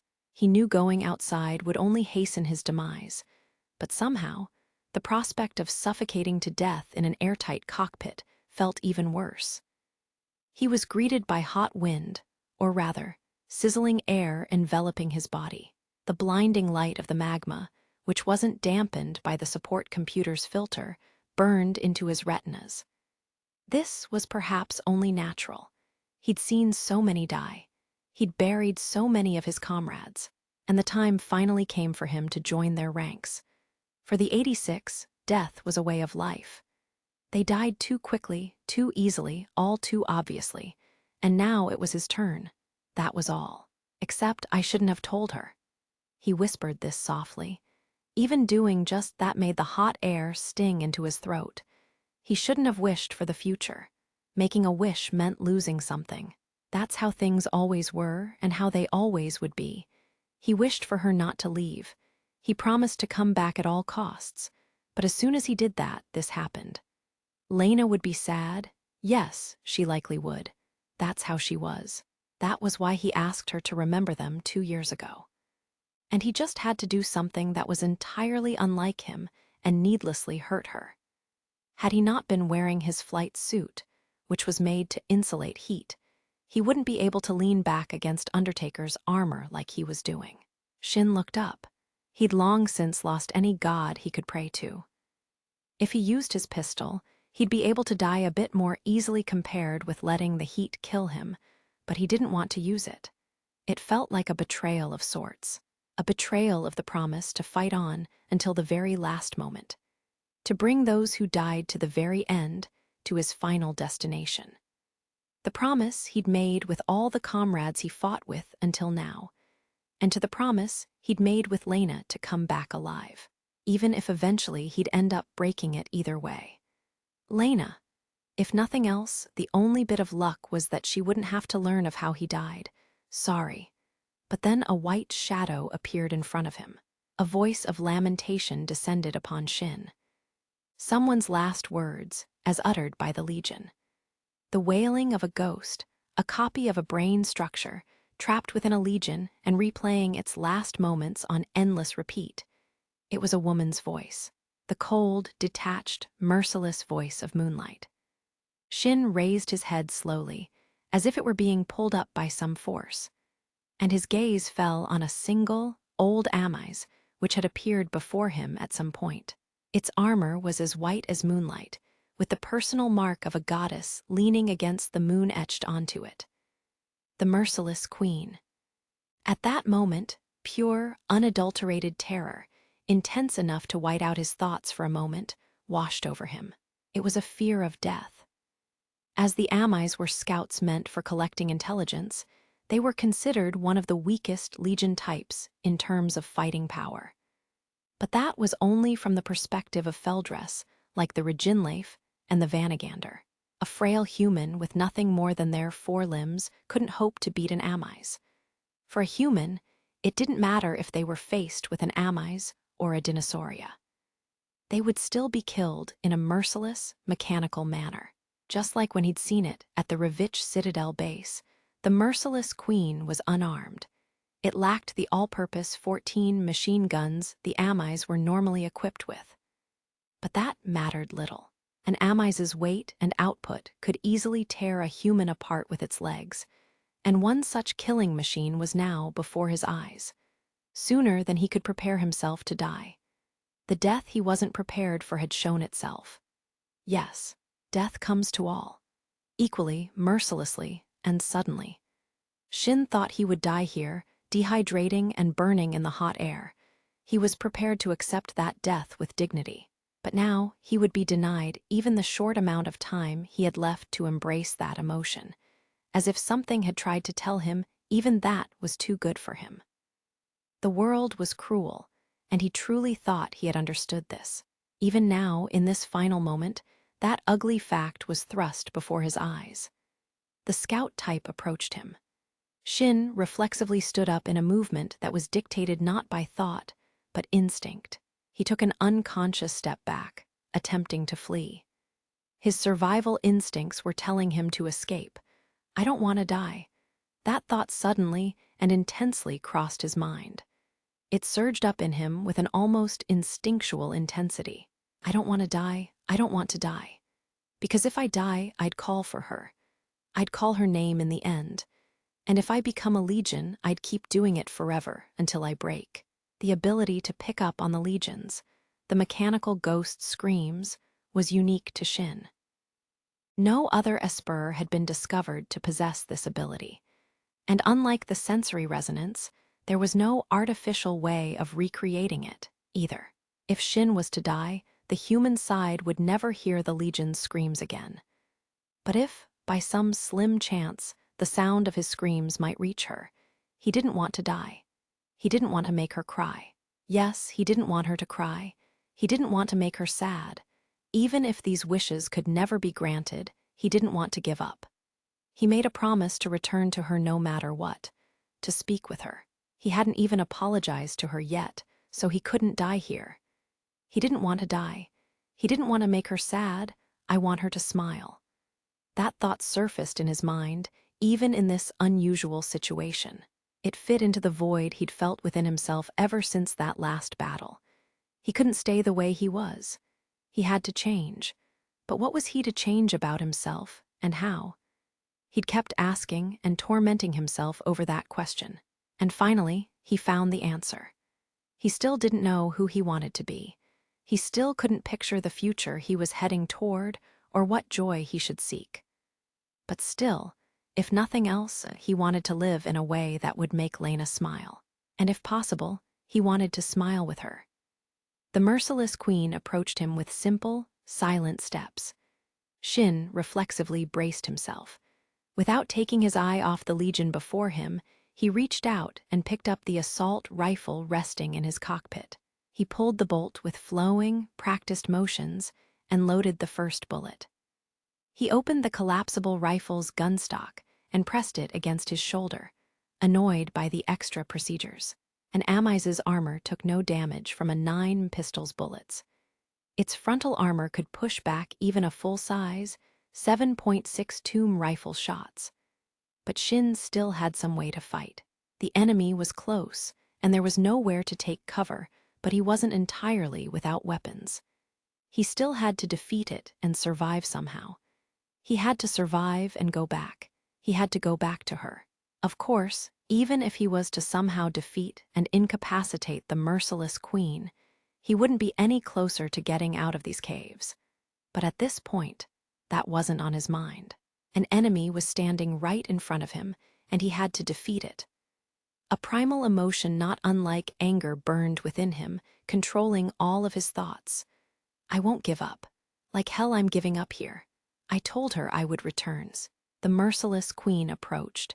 It was already close enough to attack, and still it drew even closer. As if to toy with him, as if it had no desire to attack him. And then Shin noticed. Its voice, a woman's sorrowful cry, wasn't full of bloodlust like the Legion's voices usually were when they were about to attack. How did this Amice appear on this rock face to begin with? It couldn't have jumped over the collapsed area. As Shin was looking in that direction, the merciless queen appeared behind him, which meant a shadow was cast over Shin's feet. A shadow that belonged neither to him nor the merciless queen. A huge, squarish, awkward shadow, Just as Shin realized what it was and looked up, pie. Shin couldn't tell what the unarmed garbage collection machine was thinking. It sped through the depths of the cave, over the uneven rock surface, and turned a corner without reducing any of its speed. Fido threw itself upon the merciless queen at 100 kilometers per hour. Even an Amise couldn't ignore an object with the same weight as it, essentially plummeting toward it with full speed. It was flung back, the tips of its legs leaving the ground as it awkwardly fell sideways. As the merciless queen sank to the ground with a thud, Fido pressed its full weight down upon it. Stomped on relentlessly by a weight of 10 tons, the Amise's white armor was bent out of shape and flew off. The merciless queen lacked its shoulder-mounted machine guns to fend off its odd attacker, and Fido was too close for it to aim accurately, even if it did have them. And yet, perhaps out of its instincts as a combat machine, the merciless queen thrashed its legs in an attempt to kick Fido away. Fido, get out of there. Shin, stay where you are and don't move. Fido hopped away, far more awkwardly than a juggernaut would, and the next moment, the thundering sound of a gun echoed through the cavern. The shots were fired at close range and hit their mark almost as soon as they were unleashed.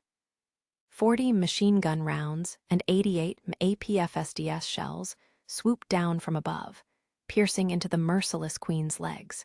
The shell's fuses were set to inert and didn't burst upon impact.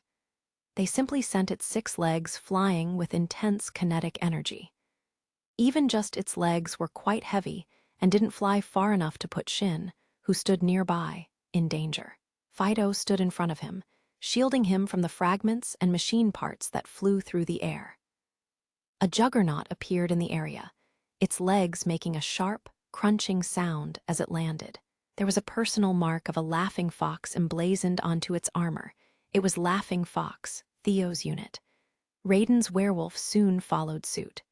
Shin, are you all right? You're still alive, right, you asshole? They appeared just as suddenly as Fido had. The tall wall at the back of this cave had something like a ledge at its top. In terms of height and distance, it was only a few meters away from the guillotine. A human couldn't hope to make that jump, but a Reginleif in prime condition could easily handle it. Shin tried to answer, but his throat was too sore from the heat. After a few dry coughs, he shook off the discomfort and fumbled for the intercom button to respond. My ears hurt. A juggernaut's turret was essentially a tank turret, after all, and the sound of its blast numbed his ears with pain. But put another way, if this was his first complaint, it was proof he wasn't hurt anywhere else. Picking up on that, Theo snickered and then heaved a deep sigh. Yeah, you're fine if you can still talk shit. That's good. His voice then tensed up. I'm glad you're okay. Shin almost replied that he was sorry but couldn't bring himself to say it. It was almost 2 years ago that they told him to stop worrying them, to stop exposing himself to danger. But he'd hardly abided by that agreement. He knew it, too. And while he did feel guilty about it, apologizing with just words didn't feel honest. So instead, he simply asked, "Where did you come from?" Judging from the situation, it seemed they were chasing the merciless queen. You probably can't see it from down there because of the shadow, but there's a path above this wall, right behind us. Can't say I know why they bothered digging through here. Yeah, so that was why. After saying that, Shin was overcome by a coughing fit. Talking made him breathe in more of the hot air. Raiden furrowed his brows in concern. Don't talk, you'll hurt your throat. Undertaker can't move, right? We'll be right over. Thanks. I said don't talk. Fido, go collect Undertaker. And about that Amise, pie. Fido cut into his words with an electronic beep. Raiden didn't understand, naturally, but Shin explained despite his sore throat. It said the other scavengers are gonna be here soon. How the hell did you get that from one beep? The ones that branched off in the earlier fork, right? Roger, we'll leave it to them. Sir Reaper. A few alkenosts and scavengers appeared from the entrance to the cavern, which was on the other side of the collapsed path. For some reason, Cheka was also with the group and left them by jumping across the gap. Are you unharmed? Ooh, if it isn't Sir Werewolf and Sir Fox. Wait, what are you doing here, Lurch? I was informed by the sirens heading this way that the path here is connected from the Weisel's waste disposal site, so we regrouped through there. Oh, but now is not the time. Kind scavengers, please deploy the bridges. Some of the scavengers were modified for bridge building. They were multi-legged models made for river crossing. In order to keep the scavengers themselves lightweight, the bridges were limited to a length of 15 meters at most. A heavy felldress like the Vanagander couldn't hope to cross it, but a juggernaut or a scavenger could. The bridge model scavengers deployed the ladders on their backs and began crossing the linked 15-meter structures while Fido approached Undertaker. Werewolf lightly jumped over the rocks. It was an oddly tranquil sight, as it always was after battle ended. I'm saved. Finally realizing this, Shin collapsed from exhaustion. He suddenly became acutely aware of the dryness in his throat and the heat burning in his body. Hey! Werewolf's optical sensor turned to face him with surprise. Raiden tried to say something, probably to ask if he was all right, but fell silent. He likely could tell by looking that Shin wasn't fine. With panic in his eyes, he turned to face Laughing Fox. Theo, take Shin and head back. I'll watch over Fido and the scavengers. Gotcha. I'll take half the forces, all right. 1st, 3rd, and 5th platoons, we're gonna book it, so keep up with us. Shin, can you stand? Oh, sorry, guess you can't. Gimme a sec. Laughing Fox jumped across the gap and landed beside him. Roger. Report back when you return to the designated position. Vika nodded upon receiving confirmation of the merciless Queen's retrieval and Shin's rescue. Shin was injured, and so Raiden was the one handling the report, but judging by his tone, Shin was in no immediate danger of dying. Before long, the next report arrived. The Spearhead Squadron had fallen back to the designated line. All units in the strike package's invasion force had retreated. All that remained was Annette spoke through the sensory resonance. She was sitting in the cockpit of one of the juggernauts. That unit hadn't run into any combat for the duration of the operation and remained protected by its consort units. So we finally have the merciless Queen. What do you think we'll get out of it? It went to the trouble of drawing us in by leaving a message to come find it. What are we gonna find inside this treasure chest? At worst, it was just a ploy to draw in Newson and me. At best, we might find a means to ending this war. Realistically speaking, we just get some information out of her, regardless of if she supplies it willingly or not. If the merciless Queen really did assimilate the neural network of the Legion's developer, Major Zelline Birkenbaum, there should have been information they could extract from her. Gaining more data regarding the Legion's control systems would be a tremendous boon. Oh, you knew the person inside it. To the extent of having spoken to her a few times, that's all anyway. He opened his expanded control panel, which was modified for his personal use, and spoke while setting several conditions into it. He then finished inputting those settings and continued. Did you finish that experiment you had to risk life and limb for, Penrose? She replied with what felt like a sardonic smile. Why are you asking when you already know, Your Highness? The information leak wasn't from the United Kingdom's side. It wasn't from the Parade either. The fact that Annette was accompanying the attack force hadn't been reported to the Federacy military. The only ones who knew Annette was here were the strike package and the United Kingdom military. Shin and Vika, whose personal marks were already known to the Legion, had been actively targeted. But Annette, who had no personal mark, hadn't been attacked despite being in a conspicuous juggernaut that took no part in the fighting, and was constantly speaking to the others over the sensory resonance. The Legion didn't notice Annette's existence, or perhaps they didn't know she was there. In which case, the information leak didn't come from either the strike package or the United Kingdom military, and there was no trace of the sensory resonance being intercepted. Vika continued talking undisturbed. Even this wasn't enough to make him feel betrayed, it seemed. Then it's the Federacy? Annette's smile appeared to die down, giving way to a mixture of emotions, loathing, disdain, and other such intense feelings. There's another country that's well aware of my existence. After removing several levels of safety devices, the switch for the self-destruction sequence was pressed. The order was transmitted via relays, traveling all across the Dragon Fang Mountain, to where the alkanosts equipped with the explosives were. They were prepared for the possibility of Vika and Annette being injured, or the radio waves being cut off, with the sirens staying inside the alkanosts to operate the fuses manually, if need be. Their initial programming included an order to destroy themselves as thoroughly as possible if needed, so as to prevent the Legion from stealing their brains. And so, the sirens didn't budge. They simply smiled, thinking of the battlefield they would stand upon next time. And upon receiving the signal, they ignited their fuses, and the explosives detonated. The explosion sound was mostly contained by the thick rock, and so there was no deafening roar. Only a vibration one could feel in the pit of their stomach.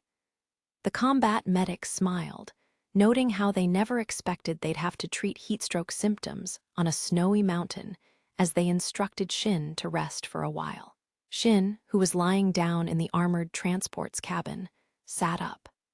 They intended to destroy the base, but they didn't have the payload to completely level an entire mountain. And so even with them triggering the explosion a good distance away at their regroup point, the Dragon Fang Mountain remained standing tall. Still, the lamenting voices he'd heard so far were no longer at the bottom of the earth. He heard neither the legions nor the sirens, which had stayed behind to trigger the explosion. Annette and Vika, as well as Bernholt, who handled the blockade on the mountain, were all back already, and once they finished storing the captured merciless queen, which was in a tightly bound, armored container that would allow it to neither move nor transmit its position mid-transport. All that would remain was for them to retreat to safety. There came a knock at the transport door, as if it were one of the palace's rooms, which opened after a moment. "I see you've taken quite a beating once again, Sir Reaper." Lurch had peeked into the room, clad in the Siren's unique rouge flight suit. It was similar to her regular uniform, along with the anachronistic saber at her waist, and so it didn't seem too different from what she usually looked like. Her braided blonde hair and green, glassy eyes were the same as ever, too. At this point, both her appearance and the sound of the dead rising from within her didn't strike Shin as detestable anymore. "What?" Shin asked. "Nothing. I merely dropped by to check on you. I simply heard your treatment was complete and that you had been ordered to rest." Both Lurch's tone and expression denoted her odd composure, as if she came to engage in idle chatter. But Shin realized she must have been bothered by their exchange back in the Revich Citadel base in her own way. She may not have regretted what she'd said to him, but perhaps it was still weighing on her. Hearing you are unharmed is a great relief. But I must say, the human body truly must be frail if high temperatures are enough to render you immobile. Even if it was after the battle with the Phoenix, his juggernaut couldn't withstand that heat. Shin doubted a human-sized siren, with a cooling system meant only to support its small frame, would have been able to function there, either. Noticing the way Shin was squinting at her, Lurch smiled with a carefree expression. "And yet somehow, frail as you are, you narrowly escaped the jaws of death and realized you must return. Perhaps you've learned to fear death, in which case, would you entrust the war to a Siren's?" As grave as her words were, she spoke as casually as ever. She'd likely guessed at Shin's answer, but still wanted to hear him confirm it. That was what her tone implied. "Well," and so Shin replied composedly, "Humans really aren't. I'm really not a life form made for battle, and I never will be. But humans aren't going to discard their bodies. We're imperfect and cowardly, just like you said." "In that case—" "But," Shin interrupted, "so what? Your dignity is none of our business. We decided fighting to the very end was our pride, and we're not going to give that up. I don't want to die a pathetic death. It doesn't matter if my body isn't meant to fight or survive on this battlefield. I can't run from this war. And on top of all that, for a moment, he hesitated to finish the thought. He wasn't used to voicing it. Up until just recently, he'd believed he shouldn't have wishes, that he didn't want to have wishes. Someday, I want to become happy with someone. I want to live alongside other people, so I can't pick one or the other because I'm, unlike Lurch and the other Sirens, who died long ago, unlike his comrades, who died before he did and had their ghosts taken in by the Legion. I'm still alive. Lurch chuckled out loud at his answer. You wish to not give up on anything and gain more on top of that, such a refreshing display of greed, worthy of the living. Splendid, Lurch said, stifling her laughter but with that smile still on her lips. She fixed her shining, emerald eyes, those glass eyes, which were only slightly inhuman in appearance, at him. But I will still insist there's no need for you to be on the battlefield. I swear those words upon our pride and dignity, human. This death bird built for battle uttered those words with a smile. Shin simply scoffed at her playfully, knowing that day would never come. He wouldn't let it. Just try it, Sword. Lena had been informed of the operation's completion, but it had all happened 90 kilometers away. She had no way of seeing the smoke trail into the sky from the mountain's peak, even if the explosives were powerful enough to destroy the whole base. Still, they weren't capable of toppling the mountain altogether. The blast did nothing to even visibly shake the massive monolith. Meaning that, from where Lena was, she couldn't notice any change even if she was to gaze directly at the mountain. And so the reserve formation's units simply waited for the prince, who had headed into enemy territory with the birds of death, and the other comrades they had fought alongside so far. The silver layer coating the sky grew thinner little by little. The Eintagsfliege were the smallest and lightest of all Legion units, and so the amount of electricity they were capable of retaining in their bodies was small. As the swarm of metal butterflies ran out of energy, they began heading south, and since none of them came back, the density of the clouds began to thin out. Like the staff officers of the United Kingdom predicted, once the Legion lost the Dragon Fang mountain base, the Eintagsfliege couldn't remain deployed in the sky. The blue skies were, little by little, returning. And as morning rose on the first day in months where a clear azure sky spread above them, the Dragon Fang mountain attack force returned to the reserve formation. The deep azure of a summer sky contrasted the snowy peaks. Even in the north, the sun of early summer shone bright, and the snow began to melt as it was suddenly exposed to intense sunlight. Thawed snow flowed into the rivers with a speed and intensity that made it clear their basins would likely overflow soon. The attack force returned, stepping over the sticky, melting snow. Heavy transports pulled over one after another, with the processors getting out of the cabins, clad in their steel-blue flight suits. Raiden approached Lena. Shin was out of commission, so Raiden took over his authority as operations commander of the 2nd Armored Corps. Raiden saluted and spoke. Colonel Milizet, the 86th Strike Package has returned. Good work, 1st Lieutenant Shin and 1st Lieutenant Shuga, and everyone else too. Please enjoy a well-deserved rest. That concluded the etiquette a superior officer was to show her subordinates. All the processors, Raiden included, visibly relaxed at her words. Some of them already started chattering, and the fire control squad's processors hurried over to join in. The reserve formation was soon full of talk and tumult. 1st Lieutenant Shin and the other processors walked past Raiden and left the armored transport. We're back, some said. Good job, Colonel, others said. They walked by, talking among themselves. And one figure, clad in the same steel-blue uniform and a teal scarf, approached her. The tattered state of his flight suit and scarf silently told the story of how he'd done something unbelievably reckless yet again. Gurin grimaced bitterly as Fido lowered Undertaker. which was in a state of utter disrepair yet again, while Tauka grinned. But still he had returned, just as Lena hoped he would, and so she had to keep up her end of the bargain. Shin walked up to her and she greeted him, not as a commanding officer, but on a personal level. She smiled. "You said you'd come back."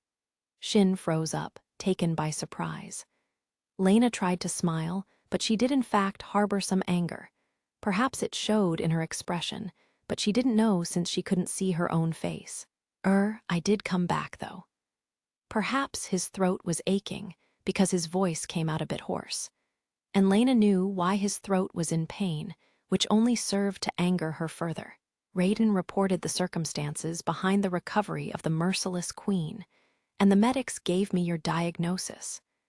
Raiden will retain your right to command until the medics say otherwise. Understood. Shin fell silent. He looked past Lena, likely scanning ahead for Raiden. After searching for the right words, which, from Lena's perspective, seemed more like he was trying to find an excuse, he eventually gave up and slumped his shoulders. "I'm sorry. You better be sorry. Why do you always put yourself in so much danger?" Excuses like "I had to" or "I had no choice" didn't carry much weight here. She told him to come back, and he told her he would. So this meant he had an obligation to return, and doing something that would get him killed should have been utterly out of the question. And what if he had actually died? Feeling a surge of emotion in her heart, Lena choked up. She somehow managed to hold back the tears, however. When Raiden told her of the night's events, she had been unable to stop shaking, even though she knew it all ended well. "I was so worried. If the merciless queen didn't happen to go where you were, if they'd have rescued you any later, you could have died." "You can't do that. Never do anything that stupid, ever again. Rely on the people around you. Don't choose to sacrifice yourself. Never ever make that choice again." "I'm sorry." But then, a mischievous smile played across his lips. The first carefree smile he showed her in a while. "Well, it's not like you pulled any crazy stunts yourself, did you, Lena?" Lena stiffened awkwardly. "Oh, of course not. Really, now, I suppose I'll ask Scheiden later." "Well, Scheiden is on my side, so don't expect any honest answers out of her," Lena scoffed. Shin's smile deepened. "So you're saying you did do something?" "Huh. Ah." Lena realized what she'd said and clasped a hand over her mouth. Shin laughed out loud, his shoulders rising and falling. "Didn't you tell me you were waiting?" Lena sulked at having her own words used against her. "And you risked your life carelessly even after saying that. Jerk." She had no other retort. She couldn't come up with anything else, but she couldn't stand saying nothing either. This only made Shin laugh a little bit harder. She turned around, sulking, and he followed her, half a step behind. Lena then slowed down, and he stood right beside her. She looked up at his red eyes and spoke again. This time, the words came from the bottom of her heart, her smile filled with genuine joy. The truth was, she always wanted to say this, ever since 2 years ago, when she told him not to leave her behind. When she bid this boy, whose face she did not know at the time, goodbye and sent him on his way. She always longed to say these words. If she'd seen him off, she wanted to say these words when he returned, with a smile as they stood face to face. "Welcome back." He smiled gently as he looked back at her with warm, crimson eyes. "Yeah, I'm back." 2 years ago, they had parted ways without knowing each other's faces, knowing each other only by name.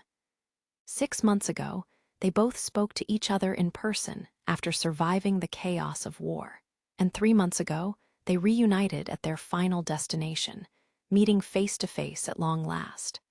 And now, they would finally grow closer. Even if there were things they could neither yield nor agree on, even if they were utterly different, they would fight to stay together, no matter how much effort it took. Even without putting these emotions into words, the two understood this. Epilogue home, sweet home, he arrived at the right address, only to find himself facing the gate of an estate far too large to belong to a single family. The gate solemnly demarcated the inside and outside of the estate, its fence like a series of long spears pointing up to the heavens. Shin remained still before the gate, looking up at the estate. It was the residence of the former empire's leading warrior clan, the noble house of Marquis Nuzin. Even now, after relinquishing all its territory and court ranks, House Nuzin still possessed a private property that very much matched an entire city district in size. It also possessed several private businesses and retained some latent influence within the military. It was, indeed, a noble house that was once one of the empire's de facto rulers. Here lived an old man who still held the position of the head of that family, his grandfather. They'd left the base a bit over 2 months ago, but returning there gave them the feeling they were truly home. Over those 2 months, the season had turned to summer, and a pleasant breeze streamed in from the open windows. The wind was cool and smelled of greenery, having crossed through the forest surrounding the base. Feeling that wind blow against her, Lena turned her gaze from the window back to her office. She heard the voices of soldiers doing their drills, and the sound of operating maintenance equipment and idle chatter, too, reached her ears. The tumult of a normal, routine day in the base. "We shouldn't have a new mission for a while now, so you can take your time and relax, Vika." Her gaze fell on Vika, who shrugged, reclining on the lounge suite sofa. "If anything, I would rather use the time to practice the Alkenosts' maneuvers and fine-tune them. The Federacy's Western Front is too different from the United Kingdom in terms of topography. There's too many unpredictable burdens and situations for the Alkenosts to deal with here." Such modifications weren't unlike the same ones the strike packages units had to go through upon being dispatched to the United Kingdom. The Alkenosts were built to operate in the snowy battlefields of the north, which meant they weren't suited to work in the Federacy's territories. Except, Lena's apprehensions must have been written all over her face, because Vika continued speaking after looking in her direction. Just like in the United Kingdom, the sirens are shut down and stored in the hangar when they're not training or out on an operation. And when it comes to training, we don't intend to use this base's training grounds, but one farther away from here, we're not going to be a burden to Nuzin, so please don't make that face. Lena couldn't help but crack a bitter smile. Her concern was that obvious, it seemed. "I appreciate the consideration, Vika. Nuzin's ability is invaluable for reconnaissance purposes, after all. We can't afford to put any strain on him outside of combat, lest he break when we need him most, though he doesn't appear to mind Lurch at the very least." Yes, Vika was probably right. Lena's repeated questioning of "Are you sure?" and Lurch's constant questioning of "You are not pushing yourself, are you?" didn't seem to cause any undue strain on Shin. He even made an uncharacteristic grumble, asking if they really distrusted him that much. Lena only pestered him so often because she thought that reaction of his was cute, but this she kept to herself. "I'm sure even the Federacy would love to control that ability of his or mechanically replicate it, somehow. I'm willing to look into it, if you would let me." Vika spoke with such indifference and in a tone that was clearly jesting, which prompted a curt response from Lena. "No, yes, I figured as much." The prince shrugged offhandedly, making it clear he wasn't offended in the slightest.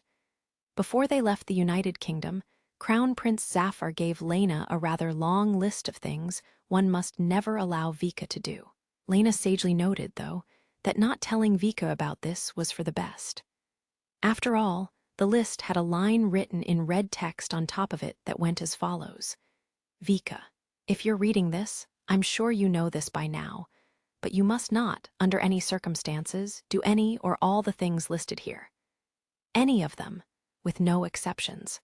You're not allowed to employ any broad interpretations of the things written here, either." And for some reason, Lena couldn't help but feel that Vika was twice as dangerous as she thought he was. To make the list doubly important, it was signed by both the Crown Prince and the King himself. The document quite frankly terrified Lena. Just what did this boy do other than develop the sirens? Her curiosity was no match for her fear, and she didn't dare put that question into words. "Are you sure you're fine with being treated as a commissioned officer, Vika? You've spent some time here already. Does anything strike you as inconvenient? If there's anything you want, we could try to accommodate for it so long as it's within reason." The Federacy had successfully deployed its forces in the United Kingdom, and so the time came for the United Kingdom to fulfill its end of the bargain and dispatch personnel who would serve the strike package. The commander of those forces was Vika, who now served as commanding officer of the Alkanost unit and direct subordinate to the tactical commanding officer. He had been integrated into the strike package's chain of command as a lieutenant colonel.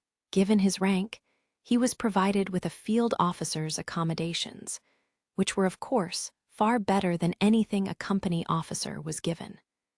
But this was by the standards of a soldier, not a member of a royal family. In the United Kingdom, royalty doesn't get any preferential treatment when it comes to accommodations. Well, perhaps in a military base, we do, but on the front lines, we're not treated any differently. I've no complaints in regards to my room or my treatment. For an impromptu base, it's a fine place. Except, yes, what is it? It's quite hot around here.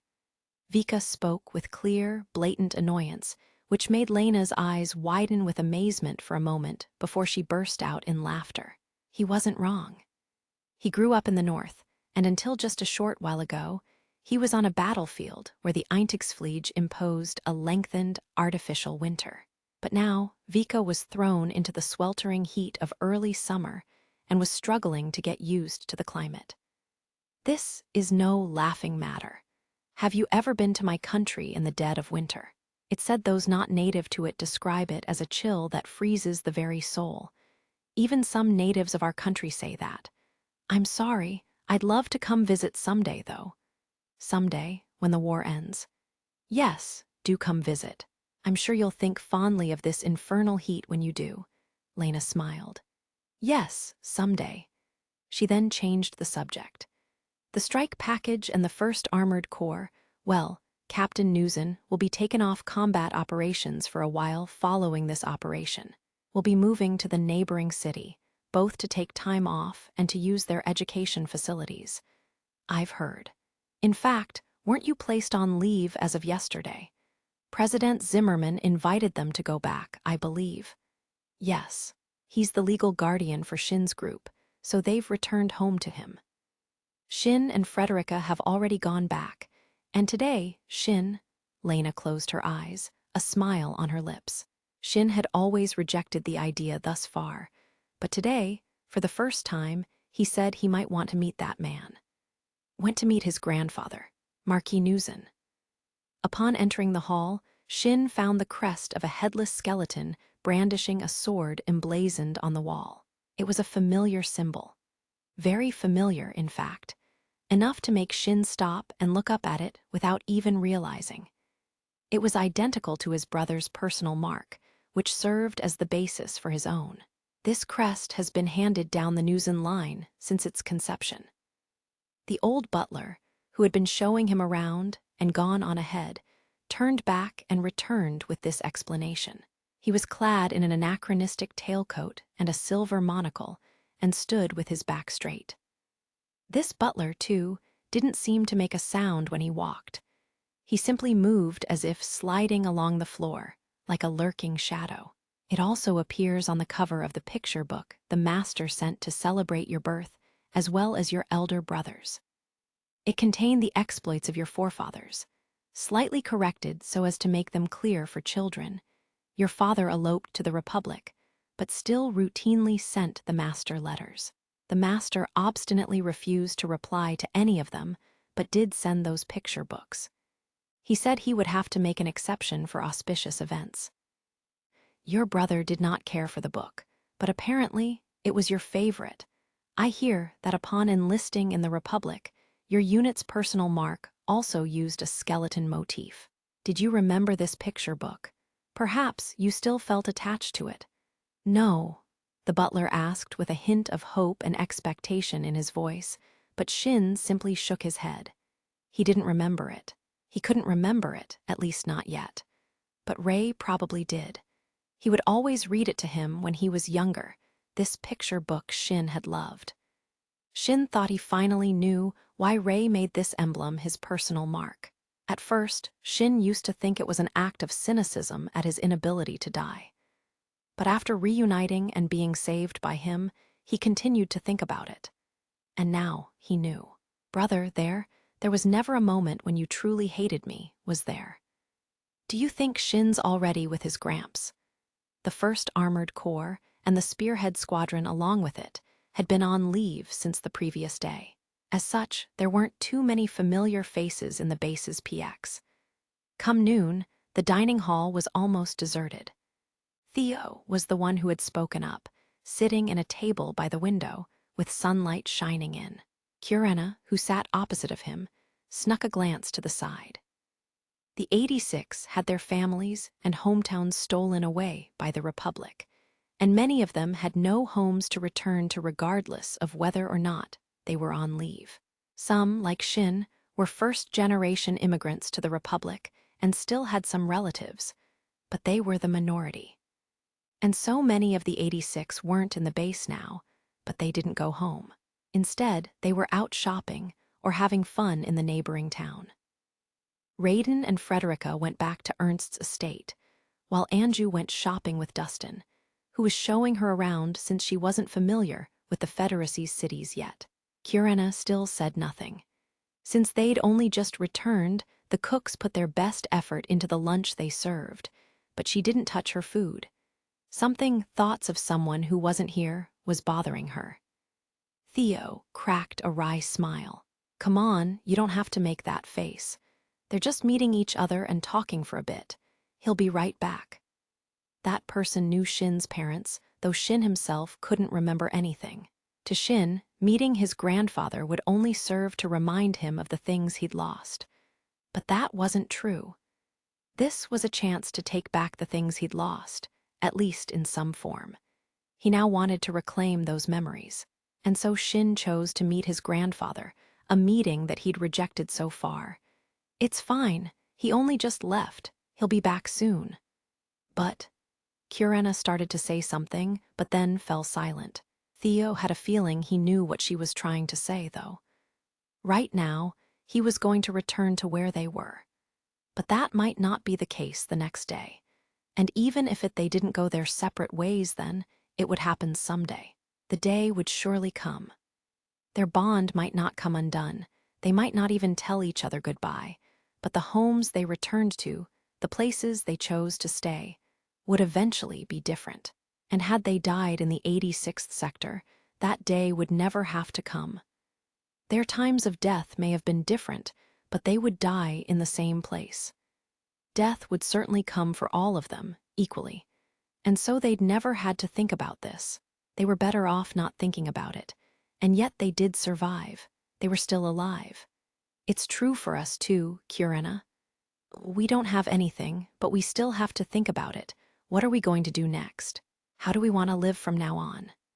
Shin entered the parlor he was led to, and 2 figures who seemed to have been waiting for him rose to their feet. One of them was a tall old man with black hair that had mostly turned white. He had a pair of black, hawk-like eyes.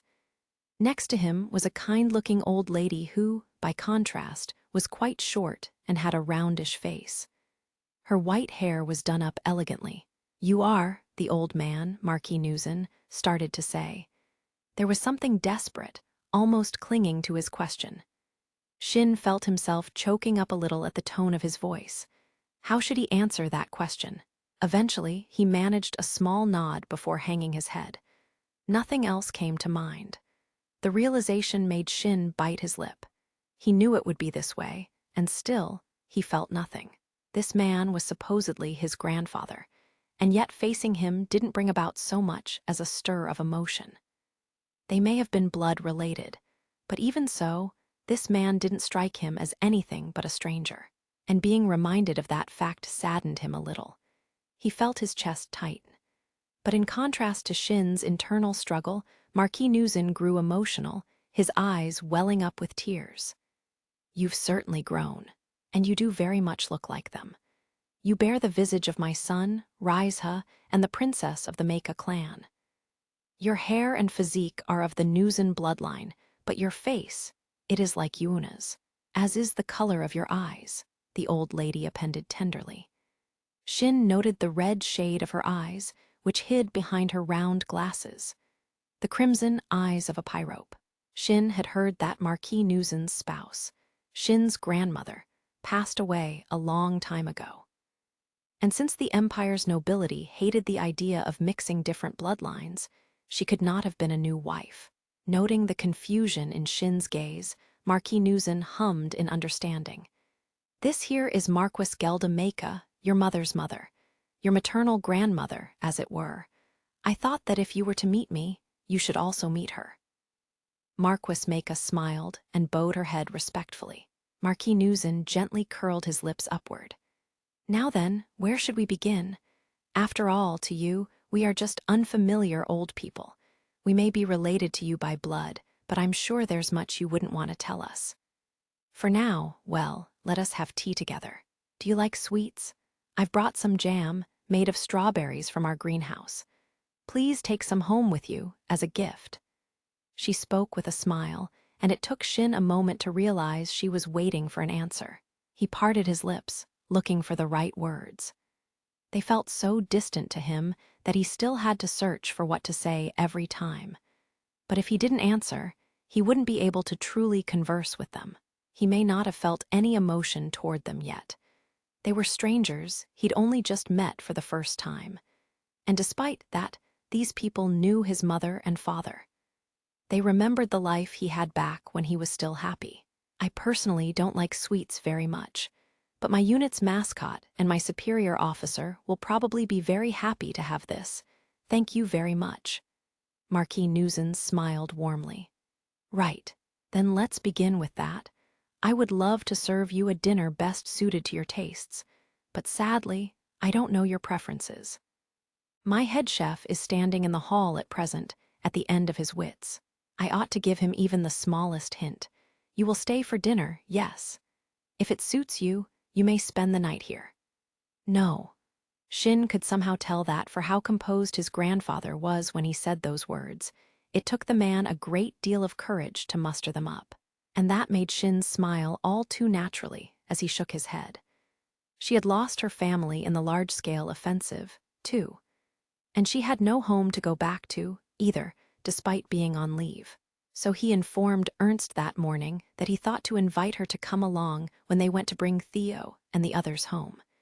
He had to go to where she was, where Lena was. I'll head back home for today. There's someone waiting for me.